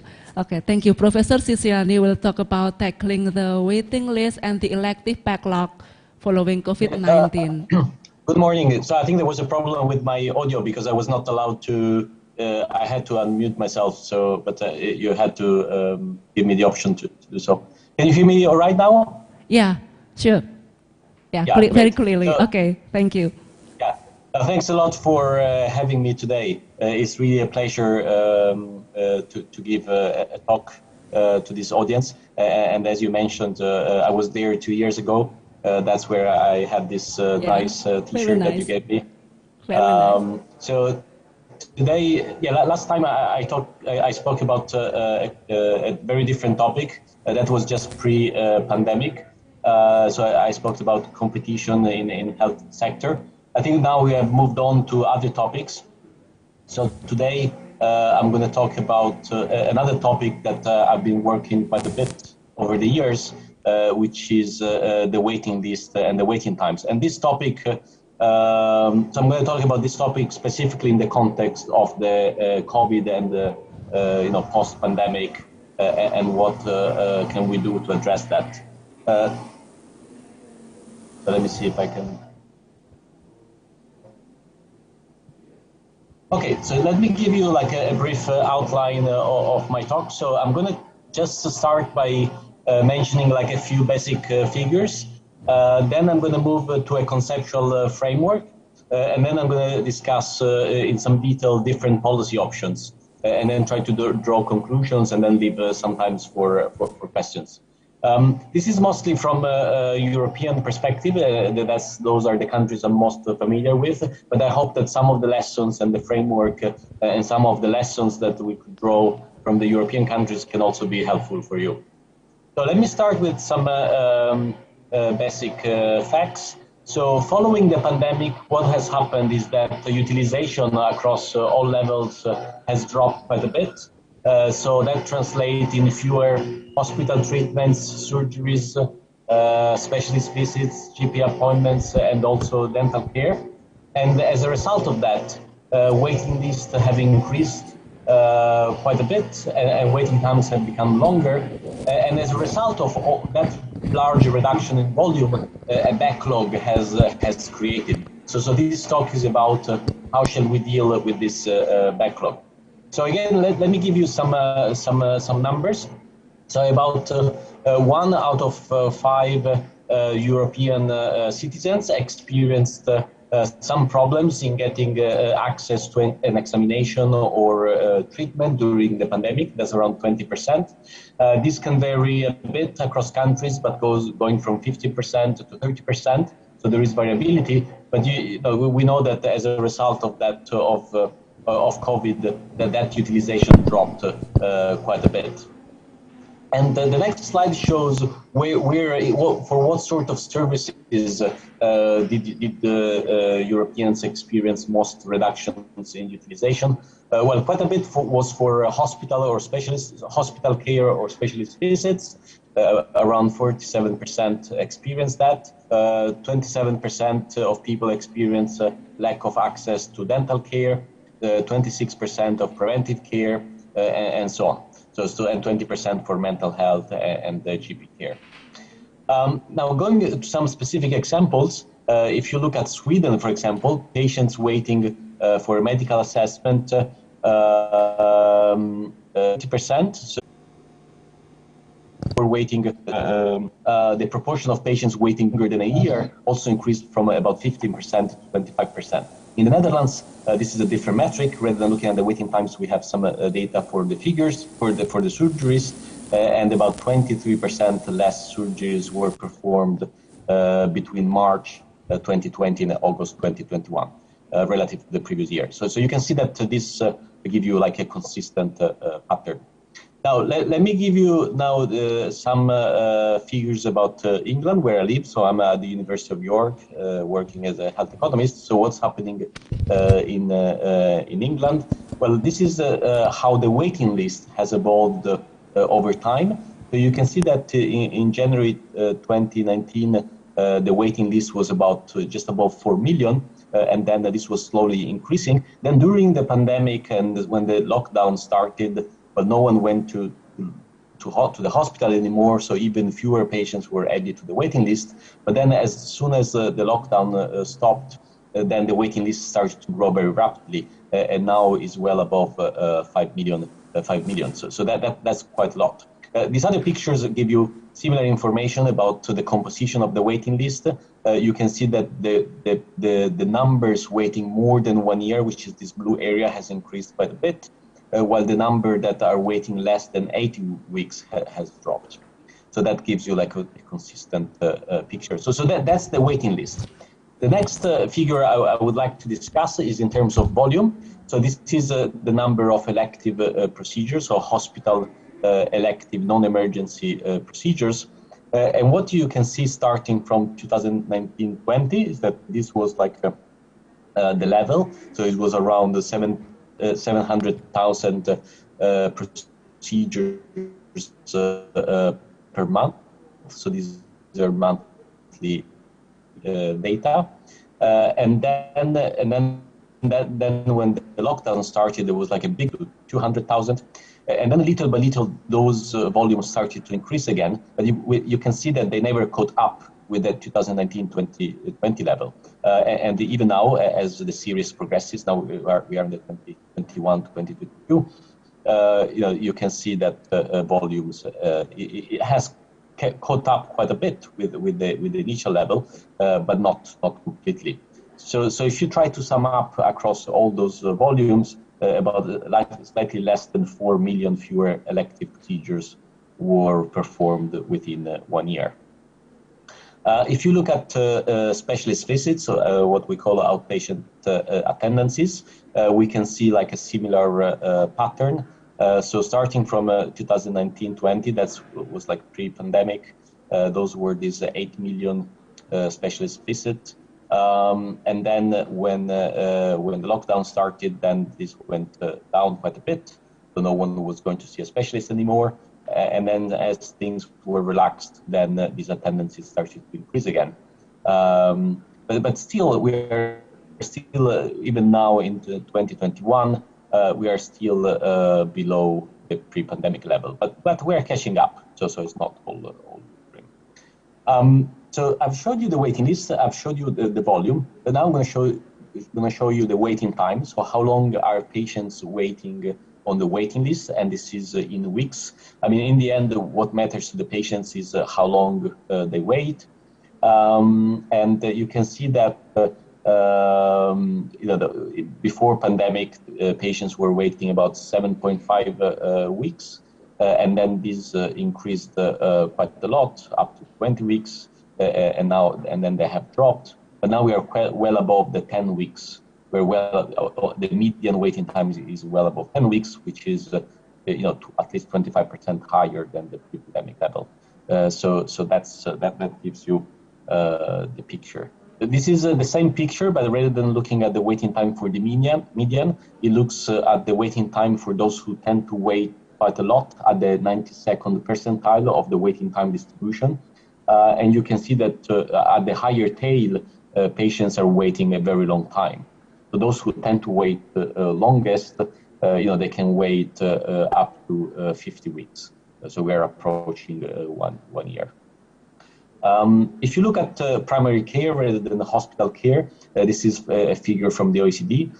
We can see that there was like a large reduction in primary care consultations. This is as a percentage. And you can see that there was like large reductions in the US, like 50% reductions, in Belgium as well, in Norway a little bit less, more like 10%, or France 25%, and England 30%. So we have observed these large reductions in volumes across the board. So to summarize so far, I've tried to highlight some 4 key dimensions. So I've showed you some figures for volume. I've showed you the waiting list. I've showed you the waiting time. What I haven't showed you yet is the backlog. So although this was like a little bit implied in the narrative, so I'm now going to try to bring all these 4 concepts together through a conceptual framework. Now, let me just pause a second, because I've noticed that there are some comments in the chat, just to check that nothing is going wrong. Okay, no, that's just a message about how to ask questions, so that's fine. Okay, so I've given you some key figures. Let me now try to bring them together with a conceptual framework. So this is what we try to do as academics. Try to bring some frameworks that hopefully maybe the policymakers can use. So this is my contribution. So I'm just going to show you one equation today. So this is that slide. and everything else is going to be through some diagrams. So the first thing I want to say about the waiting list, on which is a topic I've worked quite a lot, is that this is like a dynamic phenomenon. So you can only really understand how the waiting list works if you think over time. So the waiting list, the way I often describe it, is like a stock variable that moves over time.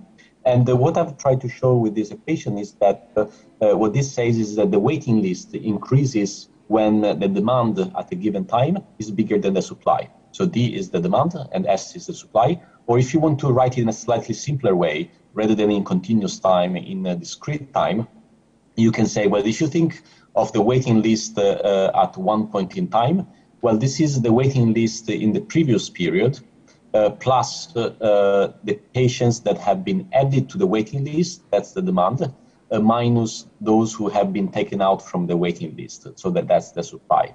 So again, you can see that this three dimension, which is the waiting list, the supply, and the waiting time, are interconnected. And maybe one thing I haven't said is that W here is the waiting time, and the longer waiting times are likely to reduce the demand. If patients wait a lot, they might either give up the treatment, or because they get exasperated, or maybe they will go private. So for a publicly funded system, the waiting list will depend on that demand, which in turn will depend on the waiting time. And you can write like a similar equation for the waiting time, so how that varies over time. And that again, that will be driven by the excess demand, whether the demand is bigger than the supply. But this is scaled up by the supply. So it's really the ratio, the waiting times is the ratio of the demand and the supply, whether that's bigger or smaller than one. That's what in the long term will drive whether the waiting times will go up or will be stable or they will go down. So let me use some just simple figures and numerical simulations to maybe convey a couple of points about this more complex dynamic modeling. So suppose that demand and supply grow all the time. So you can think that every year, for example, because of aging or new treatments, that the growth rate of demand is around 3%. And suppose that the supply also grows because you have productivity improvements, so that's between 3% and 4%. Then what's going to happen to the waiting times? Well, if the demand and the supply, they're both growing at exactly the same rate, which is 3%, then the waiting time will be stable. So that's what you get. Instead, if you have the supply growing at a higher rate than the demand, then you will see that the waiting time will grow. Will reduce because you are providing more treatments compared to the demand. So that will reduce the waiting list or the backlog, if you want to call it that way. Now, the waiting list dynamics is a little bit different and maybe more convoluted. So what I've shown in one paper is that you could have a situation where the waiting times are decreasing because the supply is bigger, the growth rate for the supply is bigger than the growth rate of the demand. But you could have that the waiting list is still growing, at least for a certain period. And that's because volumes is growing all the time. There are more patients in the system. And even though the supply is growing at a higher rate, the waiting list can keep growing despite the waiting time decreasing. So that tends to generate a bit of confusion in the policy world. If policymakers are trying to assess whether some policy initiatives are working or not, sometimes looking at the waiting list gives you the wrong result, because you may be reducing the waiting time, but if you only look at the waiting list, it could appear that things are not working because the waiting list keeps growing, while instead they are working because the waiting time is reducing. So there are some methodological issues around the waiting list and the waiting time concept. Okay, so now let's move. How can we use this in the context of COVID? So that scenario I showed you before was showing maybe an optimistic scenario where the supply was growing at a higher rate than demand. In the context of COVID, the exact opposite has happened. So what happened is that for at least 1 year, the supply went down. It crashed, and so suddenly if you're dropping the waiting list over time, this is what I've drawn here, then suddenly you see that the waiting list is growing quite a lot. Then at some point things calm down, and that's where the supply is resumed. And then that's the challenge that policymakers are facing, is how do we catch up? How do we go back to these pre-COVID levels? So that's what I want to discuss next. So I've drawn different graphs with different scenarios. So the first scenario is a pessimistic one. So is a case where there was a country like England that there was like a large reduction in supply. If you remember my initial figures, supply went down quite a bit. But then you can see also that now they are catching up. But the supply is still below the pre-pandemic level. So that scenario could be this one, because as supply increases, then the waiting list slowly starts to reduce. But you will see that it will stabilize across at a level which is still well above the level that would have been without COVID. And on top of that, if the supply is below the pre-pandemic level, then actually the waiting list will start to grow at a higher rate. So if you see the slope of this line, this is steeper than this line. So the waiting list will grow at a faster rate. Not very high in this case, but still you will see that this will grow at a more rapid pace. So that's the worst case scenario. What about one that is a little bit more positive? So suppose again that we have COVID, so that there is like a big reduction in supply, and then the supply goes back at the pre-pandemic level.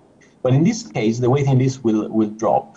But if the supply goes back to the same levels that they had before COVID, you still have the backlog. So that supply will be just enough to treat the new patients that are continuously added to the waiting list, but the waiting list will stay at a higher level. So that's what I've showed here. So even if temporarily supply is reduced and then goes back to the previous level, then the waiting list will stabilize. They will have the same trend, but then it will still remain at a higher level. So that will make a lot of patients unhappy. What about, again, a slightly more optimistic situation? So this is a different scenario where the long-term level of supply goes back to the pre-pandemic level, but on top of that, the health service tries to introduce like an injection of supply that is exactly equal to the lack, to the reduction of the supply that you had during the pandemic. So in that case, so the health system who have suspended supply for a certain period, they have to resume the same levels of the supply that they had before. But on top of that, they have to increase it temporarily, maybe for 1 year. They have to provide, let's say, 20% more. So that's the next more optimistic scenario. And then you have maybe one scenario that is even more optimistic, that says, well, as a result of all these transformations that health systems are going through, we have lots of digital consultations, but there are many changes being made, trying to make the health system more efficient. And who knows, maybe in the long run, the supply will grow at a much higher rate compared to the demand, so that the waiting list, rather than going to what would have been the level without COVID, the supply will grow so quickly that the waiting list will reduce. So that they will reduce even more. So that's the most optimistic scenario. Okay, so that's my conceptual framework in terms of what is the backlog. So the backlog is this area here, is the bump that we have accumulated, and I've discussed quite a bit the supply. What I want to discuss now before going to the policy is to go a little bit more in detail about what is that then drives the supply, but also what is that drives the demand. So because I've laid out all these possible scenarios, you may say, which of these ones are more plausible? So I've tried to think quite a bit about this and say, what's going to happen to the supply over the next years within the health systems? Is the supply going to be lower compared to the pre-pandemic level? Is it going to be the same? Is it going to be higher? Well, there are different considerations here. But the first consideration, which maybe is a negative one, is that the cost of providing a treatment in a safe environment now has increased. So because there is COVID, and if you are doing a surgery, if you have to do this in a safe environment, you have to introduce protocols. So the cost of doing the same identical surgery, let's say coronary bypass, that cost has increased. At least you can argue that it has increased. Then the other factors on the supply side is that is the health workers. If you think about in terms of economics, we need the labor and capital to make the health system work. So in terms of health workers, we have countries differ quite a bit in terms of how many doctors they have, how many nurses they have, and the overall hospital staff. And what we see across Europe is that countries can differ quite a bit. So if you think about Germany, Germany is a country with very high capacity. So you would think that intuitively countries who had lots of supply and lots of spare beds, they will have a higher ability to bounce back and increase the supply to the pre-pandemic level, or maybe even at higher level. If you have, if your bed occupancy rate is below 80%, then maybe you have capacity to treat more patients and quite quickly reduce and eliminate the backlog. Other countries, maybe like England, they had very high bed occupancy rates, so their ability to bounce back possibly is more limited. The other factors that is that during the pandemic,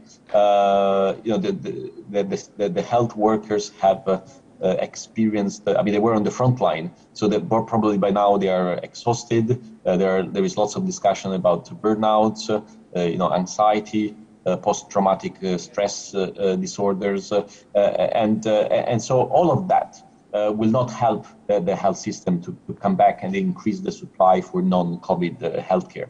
So that's something that policymakers maybe that need to address and think how they could approach that. So we'll come back to that point. Another point is about the payment system. During COVID, the payment system changed. The typical payment system for providers was an activity-based kind of payment system where more volume meant more revenues for the hospitals. Then quite quickly, during the pandemic, these were changed to fixed budgets, which during the pandemic was the right thing to do. Because I think hospitals had to be reassured that they had enough resources to treat COVID patients and to have the personnel. For some system that was a problem, like in the US, which was all based fee-for-service. In the private sector, that they could have, some providers may have experienced like a big reduction in revenues, and that was a big problem. But that in most countries was fixed by guaranteeing some revenues to the provider. Now that health system tried to resume and increase activity again, those fixed budget payment rule will not help to increase the supply. Again, maybe going forward, we need to rethink what do we want to do next.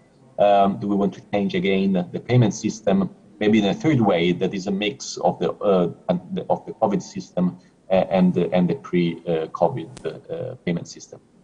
So that's the supply. So you can see that on the supply side, there are many factors that will affect the ability of health system to deal with the backlog. While I was writing these slides, I received an email from my dental practice, and that email I just pasted here is very much consistent with the slides I was writing. So this is dental care, so it's only one part of the segment system, and basically what they say in this email is that because of precisely of these COVID safety procedures, dental care practices in England, they are less able to see. They are not able to see as many patients as they could see before. And so there are fewer appointments, and there is like a very long waiting list for the patients to be seen. So you can see that what I'm describing is also consistent with my own individual experience. The next slide is about the demand. So I've spoken quite a bit about supply and what happens under different scenarios on how many treatments that the providers are able to provide. But what about the demand?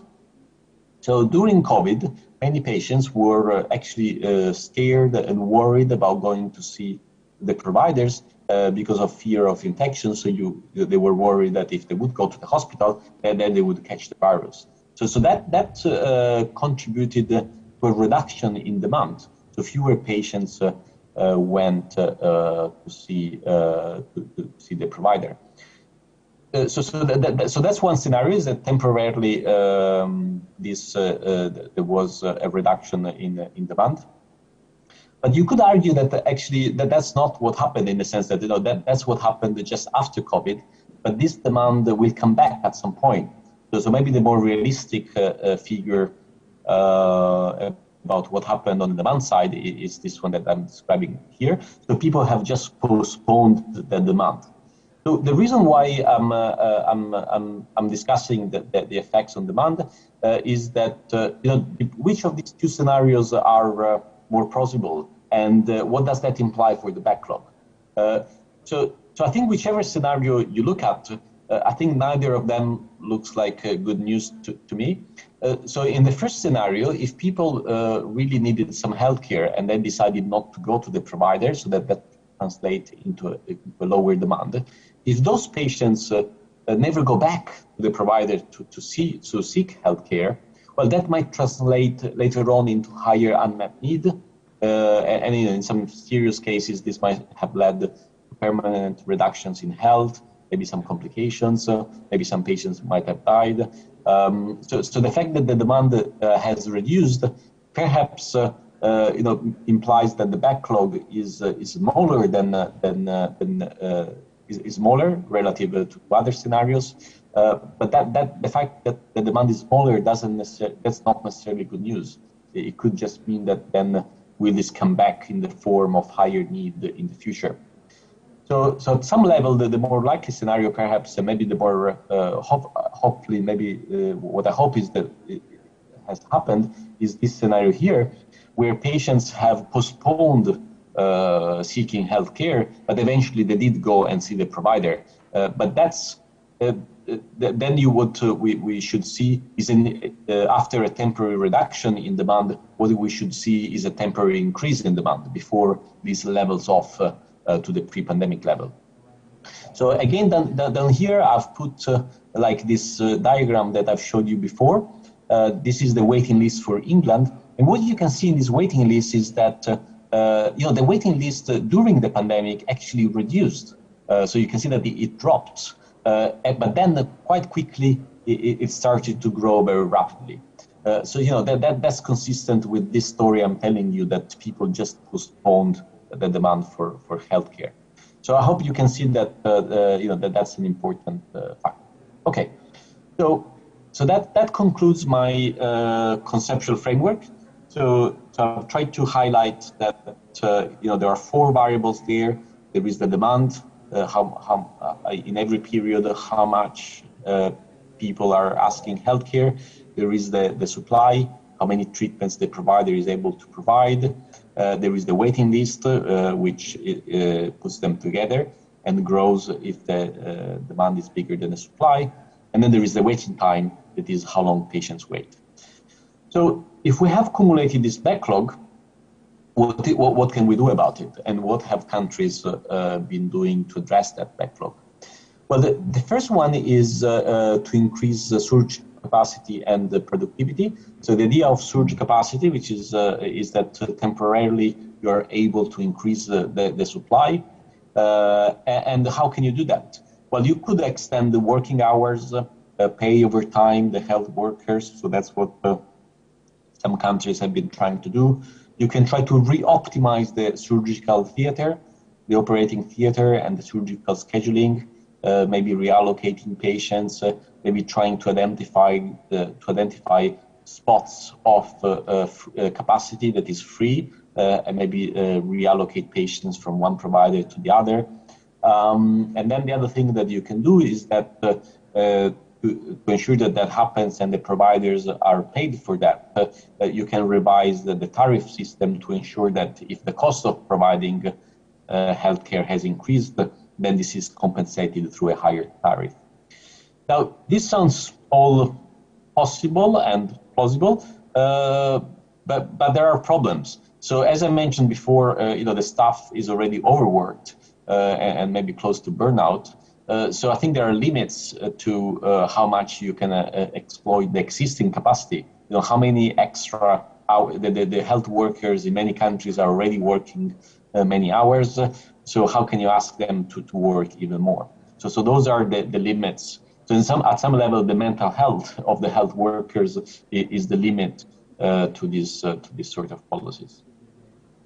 Another option, which is more expensive, is to invest in capacity, new capacity, and the new supply, both on the infrastructure and the health workforce.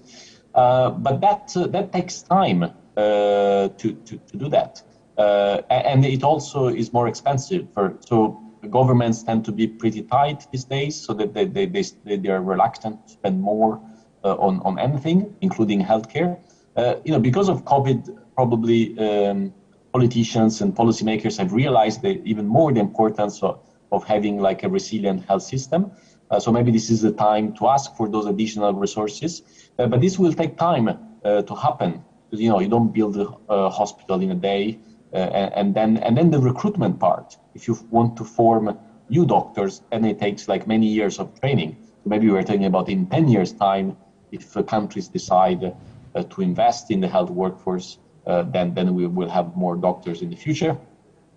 The other option is to try to attract doctors from other countries, but that generates other problems because if one country is successful in attracting doctors from other countries, it means that those originating countries will be left without doctors. So we are just shifting the problem from one country to the other.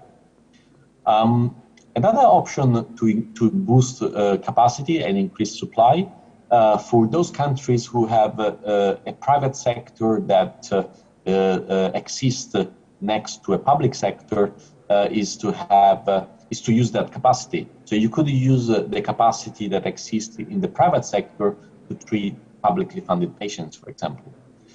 Even this problem is not even this approach is not immune to problems or to limitations. The health workforce again is quite limited and is quite hard to become a doctor, and is restrictive and is quite selective. So, and in many countries who have like a fringe of a private sector, it is often the same doctor who work in the public sector who work also in the private sector. So that generates problem because if you're trying to increase, if you remember the first policy, which said let's increase the working hours and let's pay the doctors over time. But if you're already doing that in the public sector and then you try to do it in the private sector, well, it's the same doctor, so it's either one or the other. So they can be crowding out from one to the other. So if you make more effort in the private sector, you may reduce efforts in the public sector. So that's an interesting idea, but it only works if the private sector has their own health capacity and their own workers. Another option on the supply that we have seen quite a bit across a range of countries is to use more digital services or digital solutions.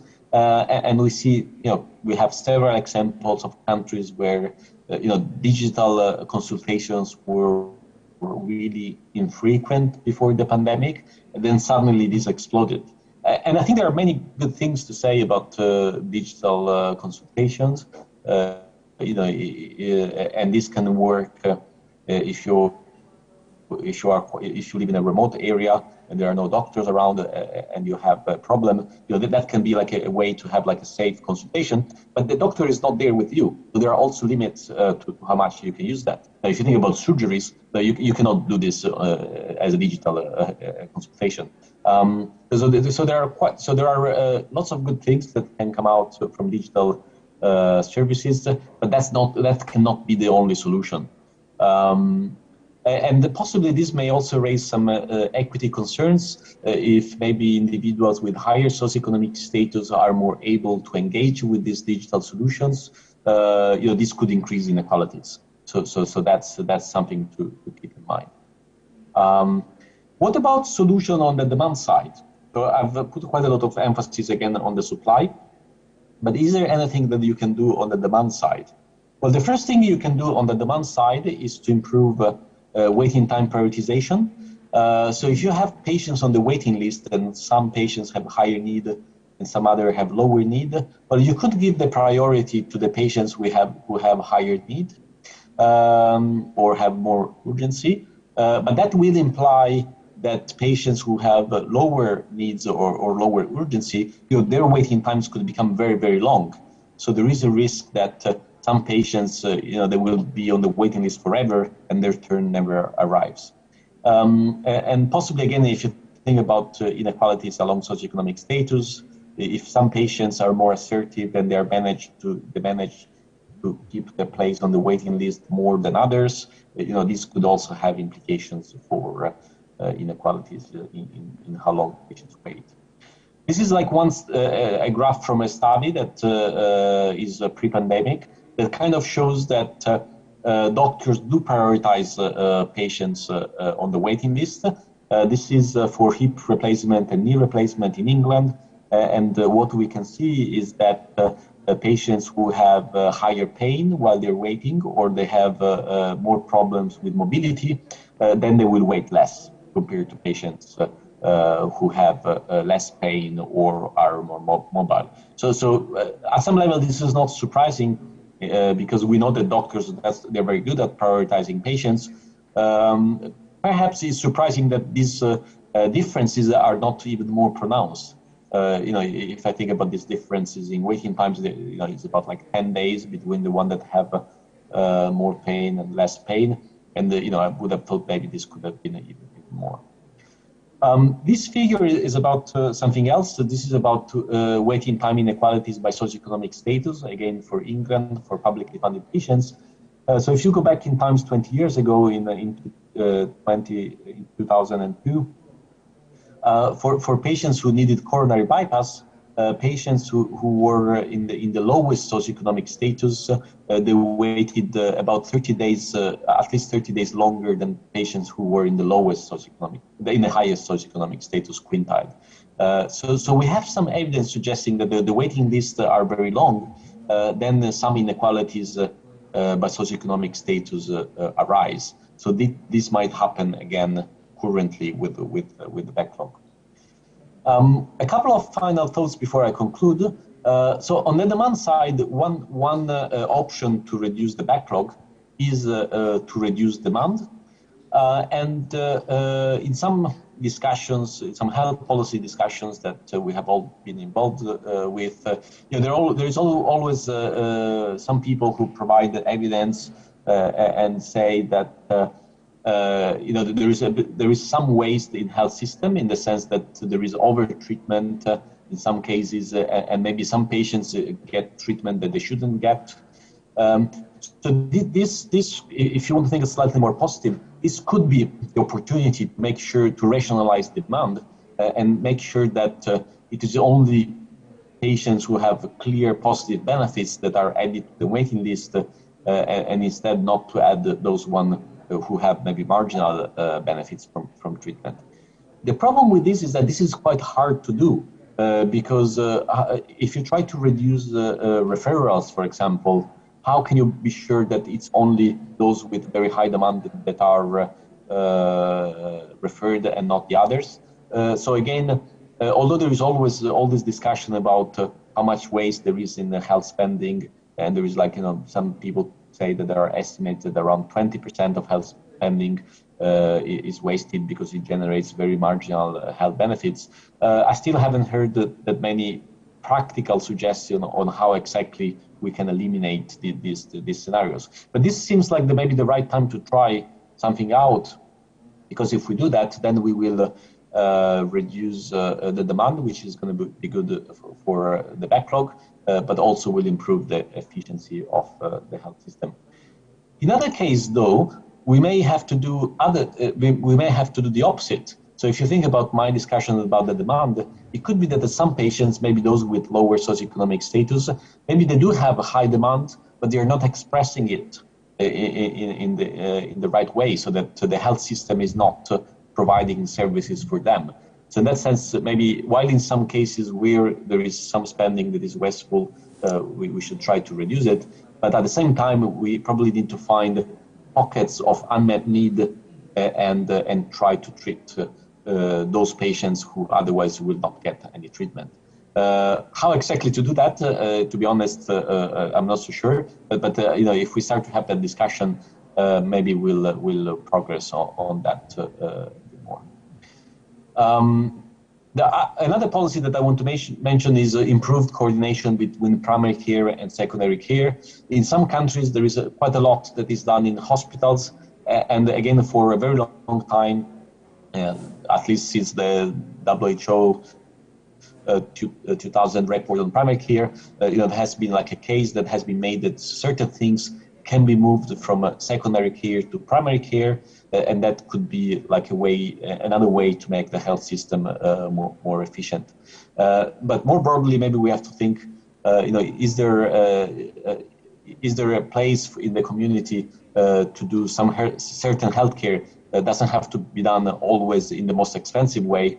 Maybe there are other providers there that could take this up. If you think about mental health care, you know, maybe community services could help quite a bit. Okay, so let me conclude very briefly. So there are 3 points I want to make. Well, the first one is that the backlog and the waiting list is a dynamic phenomenon. So I hope that through my framework, I've tried to convince you that you have to think dynamically, not just think like, okay, you have a problem that you're going to fix quite quickly. You have to think really long term and think how these imbalances between demand and supply, how are they going to evolve. So for doing that, we need long-term solutions, and that's where you know, as policymakers, we have different approaches that are either on the supply side and some on the demand side, which I've tried to outline. And the right answer will be specific to each country, depending on your starting point, how much capacity you have, you know, what is the bottleneck that you're experiencing. Is it more on the health workforce? Is it more like on the operating theaters and the capacity? But hopefully, you know, I've tried to outline some of the options that are out there. And maybe, again, to conclude on a more positive note, you know, even though at the moment things are still dramatic, you know, we can take, as health services resume, we can take this as an opportunity to make the health systems more efficient, maybe more sustainable, while still addressing the population health needs. And that's all for me. So thanks again for inviting me to give this talk. And I'm really sorry that I cannot be with you as I was like 2 years ago.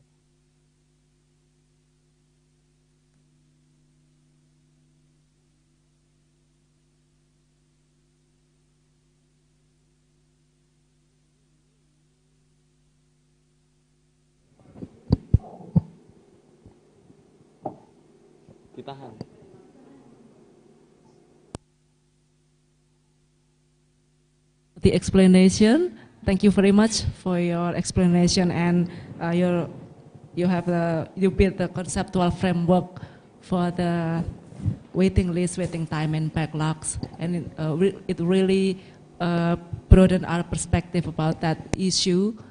And also, we got some questions. I would like to read it, and please answer the questions. The first question is from Mrs. Dama. According to Professor Luigi, what scenario demand determinant is suitable for the developing countries like Indonesia?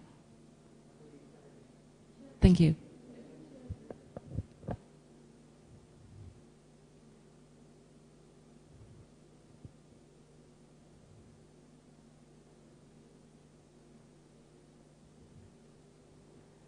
Could you explain or repeat what kind of scenario which is suitable for developing countries like Indonesia? Thanks.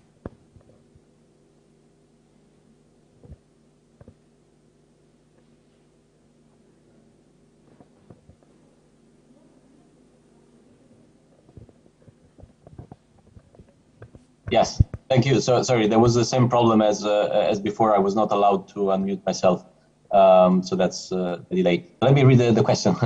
What's our demand determination for developing countries? Yeah. So on the demand side for developing countries, I think that the key issue on the demand side is the unmet need.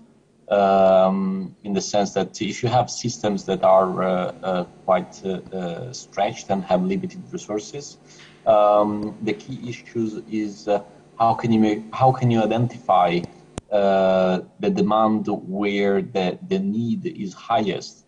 So if you have limited resources, what you would like to focus on is to make sure that those who really have high need, that they get healthcare, and possibly instead try to when the demand is for marginal things, maybe try to find solutions in other settings.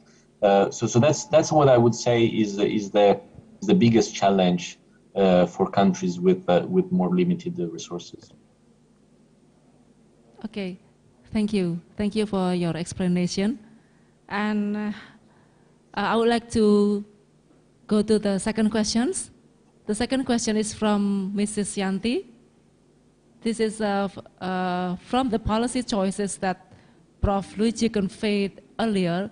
Which policies are suitable for developing countries like Indonesia to overcome the supply backlog? Thank you. Yeah, no, that's a very good question. So again, I think in terms of the framework, I think this still works fine for any country to think about the supply and the demand, in the sense that I think every country is experiencing a backlog, and so you have to think which one is your binding constraint. Is it the doctors? How many doctors you have? Is it the space, the hospitals you have? Is it the primary care doctors? So anything that can be done at the moment so if you can I think this could be like a good moment to make a case for investing more resources into the health system, but then you would like those additional resources to be spent in a very efficient way. So that requires to identify which one is the setting that is less developed, and that could have the highest impact. Is it primary care, or is it secondary care, or is it community services? So I think that's the process I would recommend for any country to identify the highest need. This is the moment to ask to politicians for more resources, and then make sure that those resources are invested. Not maybe in the sectors that historically had more funding. You could say maybe hospitals always get quite a lot, but maybe primary care could be very important, or maybe community services.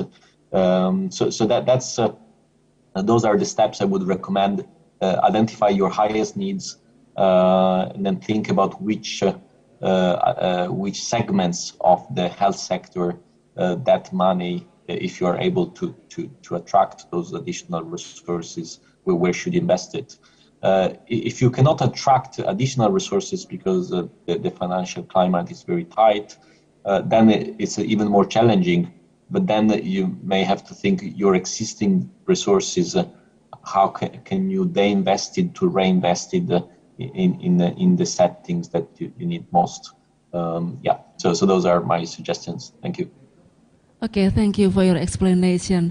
And I think that I want to inform the participants. You can always ask the questions from the chat feature, or raise your hand in Zoom.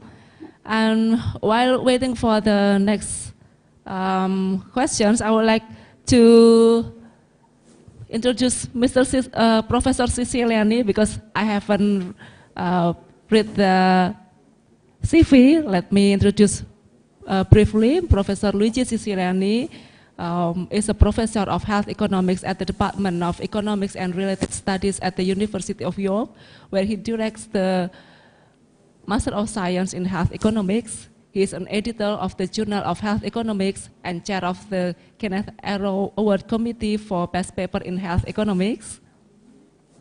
He is affiliated with the Center for Health Economics and Economics of Health and Social Care Research Unit. Prior to joining the University of York in 2003, he worked at the OECD in Paris for 2 years to conduct an international project on policies to reduce waiting time in healthcare.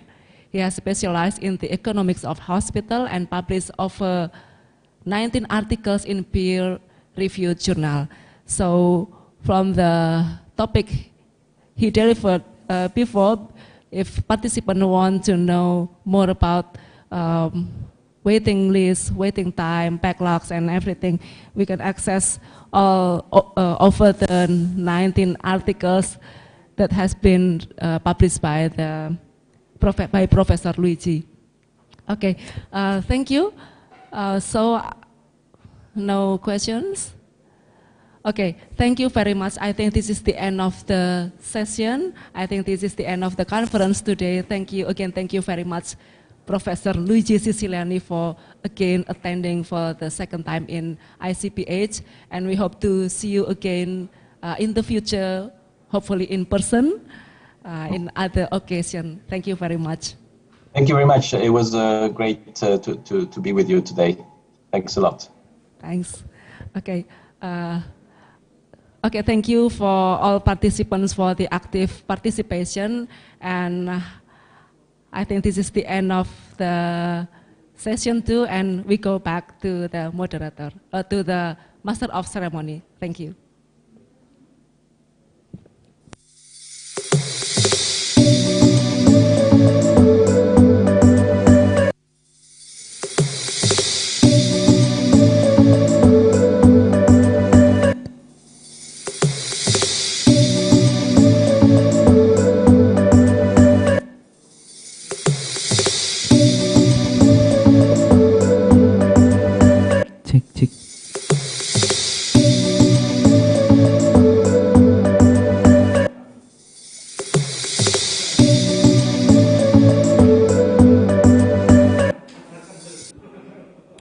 Baik, terima kasih kepada Dr. Faradila Mirsanti yang telah memandu diskusi di sore hari ini hingga berakhirnya acara simposium pada hari pertama untuk ICPH 2021. Perlu kami sampaikan untuk seluruh peserta bahwasanya jadwal sudah dibagikan di grup WhatsApp masing-masing. Besok kita akan memulai pelaksanaan oral presentation di jam 8.00 waktu Indonesia Barat. Sekali lagi akan dimulai pada pukul 08.00 waktu Indonesia Barat. Baik, demikian akhir dari simposium hari pertama International Conference. Untuk selanjutnya oral presentasi sekali lagi saya sampaikan akan dilaksanakan pada pukul 08.00 waktu Indonesia Barat. Saya Aris Widianto dan rekan saya Asruria Sani Fajria. Tadi ada Ibu Dr. Faradila Mirsanti, Profesor Bisma Murti, seluruh rekan-rekan pengisi acara. Kami mengucapkan terima kasih dan kita akan bertemu kembali pada esok.